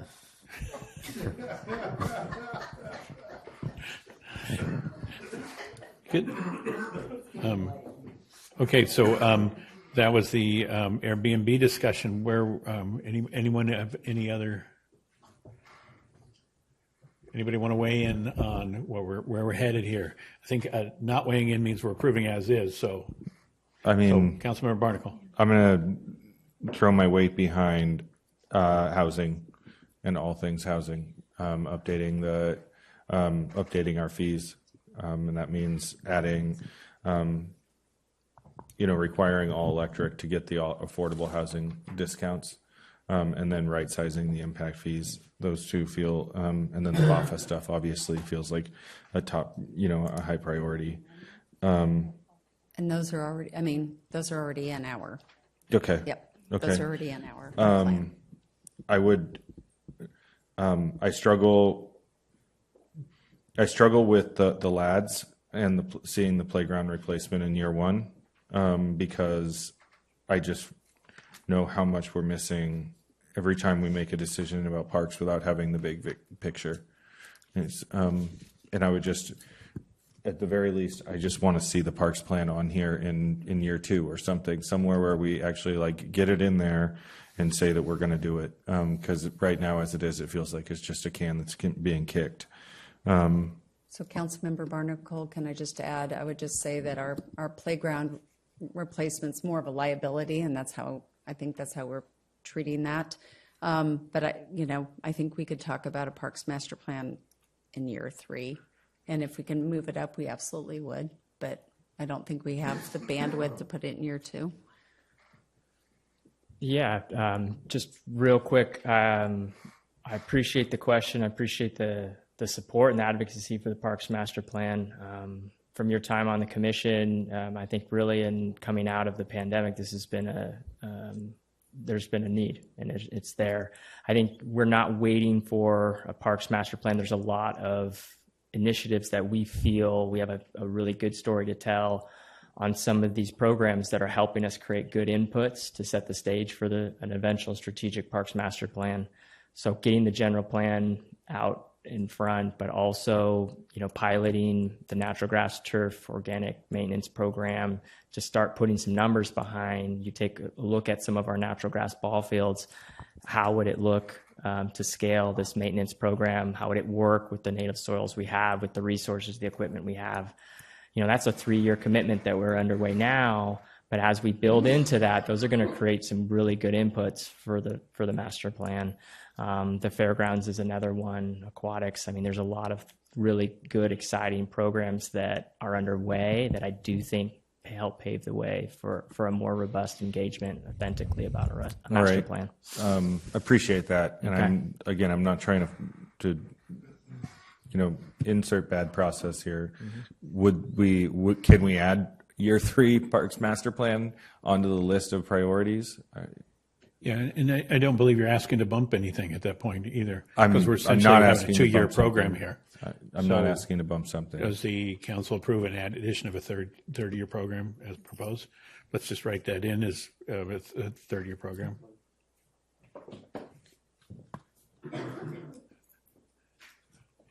Anyone, Councilmember Posake? Are we moving on at this point, or I didn't want to What would you like to change the direction for Yeah. no reason, but I just, I would like to see where we stand as a group on the banning the leaf blowers at some point, even in year 2 or 3. I got a long list of things I might give up to do that. But it would start with, it seems like the last thing on our list is the charter amendments, because it doesn't start till year 3. Honestly, I don't think that's going to make up for starting something with leaf blowers now. Plus, but on the other hand, it's hard for me to see that we're not going to have 10 other things that we move ahead of the charter amendments within the next 2 years.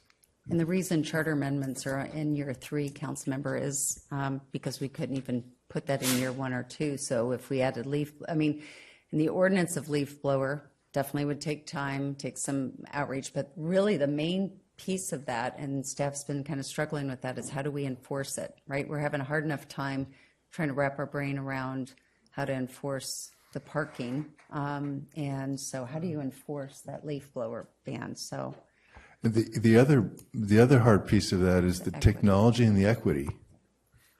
Oh, yeah, no, I certainly know that the hardest part of that will be an incentive to people who work with them to have some help. I understand that, but. Well, and having equipment they can shift to, because our own, I mean, Drew can tell the story, but our own teams can't pivot to electric devices yet because they don't really exist at the commercial. You mean battery? Because they don't last long enough, and they're too heavy and too expensive. Which is why for private operators, like you think of the small landscaping firms and just laborers working independently, it's prohibitive. So this is one. I mean, the climate side of it, super clear. And also the equity and the technology sides of it are super clear, and they're all at loggerheads. That's why I think the state is on this kind of a slow fuse, but a process of starting with prohibiting sales to force a transition that way. So I'll just say that. I mean, I'm not versed enough to argue it, but I have heard of some landscapers that are using just electric equipment. And this, to me, the calling it a climate measure is a little bit misleading, because there are emissions, but really it's the local air pollution. It's the smog forming particles, and the people who are using the equipment are like super close to it. So it's not it's the difference between like greenhouse gas emissions and like NOx pollution, right? And NOx pollution is what creates respiratory illnesses, asthma, things like that. And so if you have low wage workers, like the equity issues of this, it's not just forcing people to have to convert to this stuff. It's also the equity issues of not forcing them to convert, because there's real health impacts here. So to me, this is, it's a public health measure more than it is even a climate measure. And that's certainly the lens that I would. It is, but it's also people's livelihoods that have to transition, and I don't know that I again, totally totally agree. not debating the policy. I'm just saying these are the issues for us to wrestle with and solve together as a team, like we do. Okay. So, Councilmember Thompson, Lost my train of thought. were you wanting to weigh in on the leaf blower? Yeah. Is there a way of notifying, knowing who has a permit that does landscaping in town, so at least the employees know the dangers? And would that be a state issue for notification? I don't think we have. I mean, I guess I don't know that we would have the information on the providers. Right, I get that. Do we have business licenses? Yeah, business licenses, but I don't know that we'd be able to tell. I think we just have the title. I don't know if we maybe have the category. Again, we'd have to add something to the list, so I'm you know. In the state, is the state banning the sale of gas blowing machines? 2025. But that's not the usage. Correct. You just can the sale. continue using, it's just the banning of So the people sale. will be clinging, they'll be clinging to the ones they already have, presumably. These are all really hard decisions. I mean, you know, don't think that staff aren't, you know, we're trying to chomp at the bit, and we'd love to say yes to everything. It's just we won't make any traction on some of the things. That's that a funny council one. wants It's more challenging than you first think. So I got a question. Okay, Is the please. parking ordinance making this list or not? So right now, we're horse trading one item, and we'll let you take the floor on because we were on parking for a minute there, weren't we? Yes, and we we were. kind of drifted into the second item. I'm not giving up. So let's put the leaf blower to bed, and so we've heard a variety of things like the complexity of it, the state's banning of it in the next few years, and the amount of the workload, the resource load it takes to do that ordinance. So does someone want to advocate for what drops or what changes? Well, and the enforcement. And the enforcement, that was the other big deal. That's Is like, huge. how do we do enforcement? The police have, what are they going to do? Fine, Okay. ticket? The drafting, the legislative part, actually, for that one is not the hard part. The hard part is the grace program and the alternatives and the buybacks and the incentives and the information, and that's the hard part for that. Yeah. I, for one, probably would not be supporting it over all the high priority things we have in here. And not seeing anyone jumping up. John, yes, jumped up. Just because I was in the landscape industry for a while, way back when, and even back then, 40 years ago, they talked about the dangers of these even small motors and the like. So that's nothing new, but the state is moving in a direction. OSHA is definitely moving in a direction. Mm-hmm. So they're going to go away. It's a matter of how soon. And they're going to be regulating it. Anybody who has equipment will be inspected by OSHA and others. And OSHA is going to come in and do the inspections here pretty soon after the banning goes on. So it's just a matter of giving it a little bit of time. And everybody knows they're going away anyway. So it's going to happen. Just a matter of do we really want to speed it up or not, and what the cost of speeding it up would be. But we can at least get the education out there and just make sure that everybody does know, all the landscapers do know, oh yeah, well, this is coming, and start preparing for it. I think that would work. Probably a little easier than a big stick. Councilmember Posey. I would just put out there, John, that there's just I'm forgetting the numbers now, but there's just a OSHA change in dealing with lead levels that physicians that deal with that have been calling out for the need for it for 30 years, maybe 40. And so they don't do a lot of stuff today or tomorrow. They're slower than we are, I think, taken as a whole. And the other thing is, even if you ban the lifespan of these things is 10 years. So it's not a year or two that they'll be off, even with checks. The people will buy new ones just before the law goes into effect, and they'll have them for 10 years. So, have we got an actionable? We've got a no actionable here, so I'd like to put a line through that and move to the next, which was parking. Janice, you were going to advocate a little more for parking. Did you have something you wish to trade? I'll trade anything for parking. I don't know. Cannabis? No. Okay. That's what I was just testing. Testing. That was a good one, though. In an effort to help you out, the only one I wanted to see any movement thought could give at all was the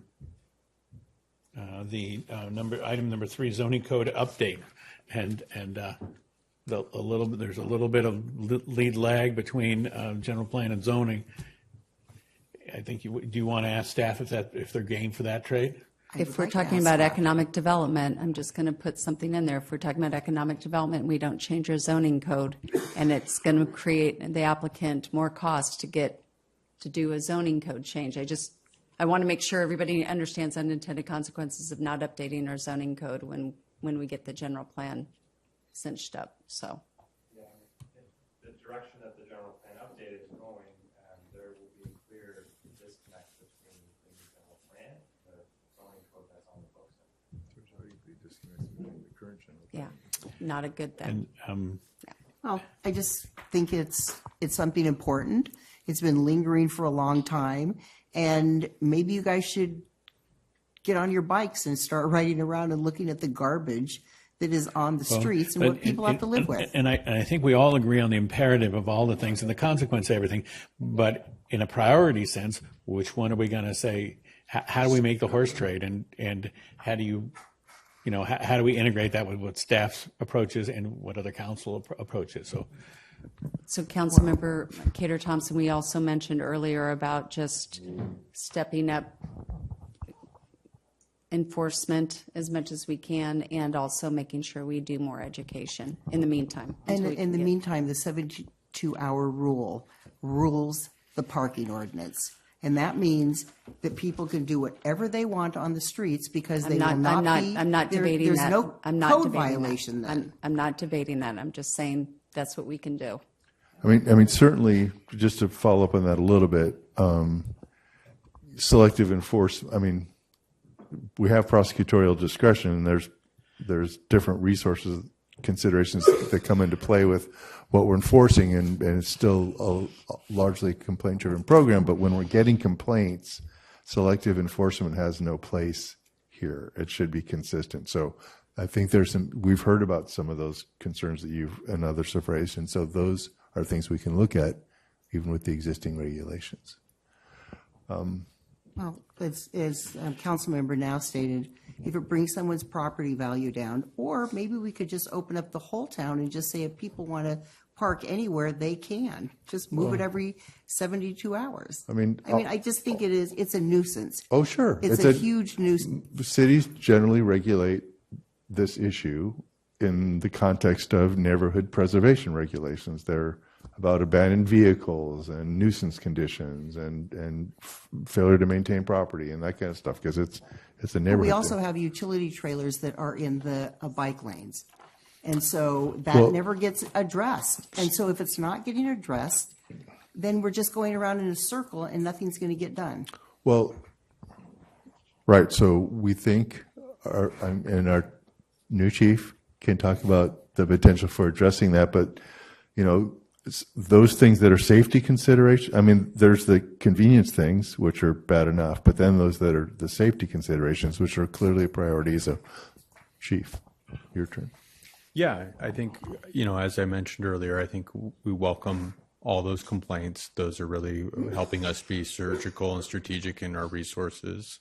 We're working on ways to be more efficient on that. And then I think, again, some of the challenges is we're seeing and hearing things from the residents and the communities about potential 72-hour violations that we don't know. Is this on? Yeah. Yeah, it's green. And so it's hard for us to differentiate what community members may be seeing that don't stand out definitively or that are not clearly abandoned, stripped, or inoperable. And so if they're moving after marking, it is a short distance to comply with the ordinance as written. So it's challenging for us, but we're trying to be responsive. There's not preferential treatment. And if there's inconsistent application that you're seeing, we want to hear about that. And then it's everybody's role. It's not just the you know. Oh, very much traffic so. or Yeah, the yeah. car So I think person. there's a misconception also. We have one abandoned abatement vehicle officer. His role is for abandoned and abating vehicles that are inoperable, that are disrepaired, that are burned, stripped, etc. 72-hour ordinance parking violations is not solely for them. That is every single parking enforcement officer, CSO, and patrol officer. And so it's imperative and most helpful for us to be timely and responsive to those complaints by having them come into our communications center, and any available officer can handle that call as it's prioritized with our other calls for service. Well, let's hope we see some change, because I'm not sure if that's going to happen. I'm pretty sure it's not going to happen. There's so much in this town that, I mean, people don't have tags on their cars, and they're just, or vehicles, and they're just on the street. So who sees them but the public? And we don't feel like we are being responded to. I do appreciate the distracted driving surge campaign, and perhaps, we surge campaign into parking for a while, where that's the extra eyes of the month, and with our comms, making note of why we're moving into this.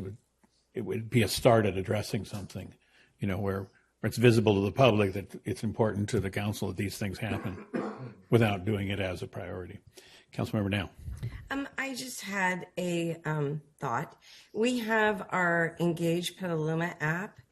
Can the public, and I've never seen it on there, take a photograph of something that's either blocking, because our enforcement officer cannot be everywhere in every street in this community in Petaluma. So if the neighbors have a complaint, they could post a photograph and alert the city to the need of, hey, maybe we need to look into giving them a notice, or this vehicle has been there for 2 decades and it's not going out to the ocean soon. Yeah.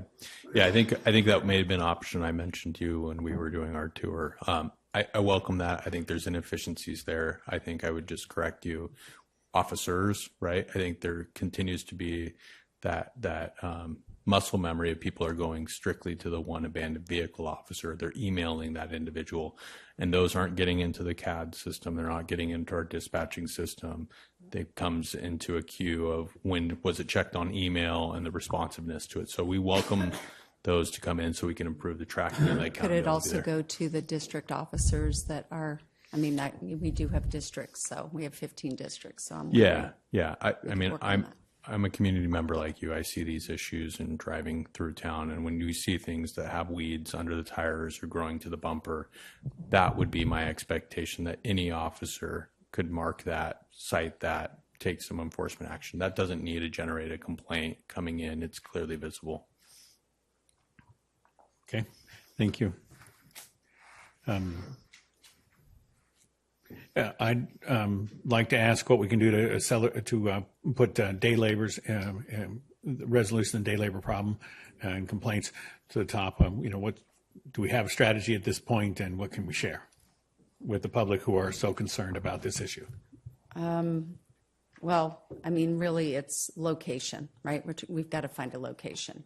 We have the folks at Grayton who are willing to help us. Staff, I know that PPSC is just trying to find a location and figuring out how to move folks, see if they're willing to move. Right? So, yeah.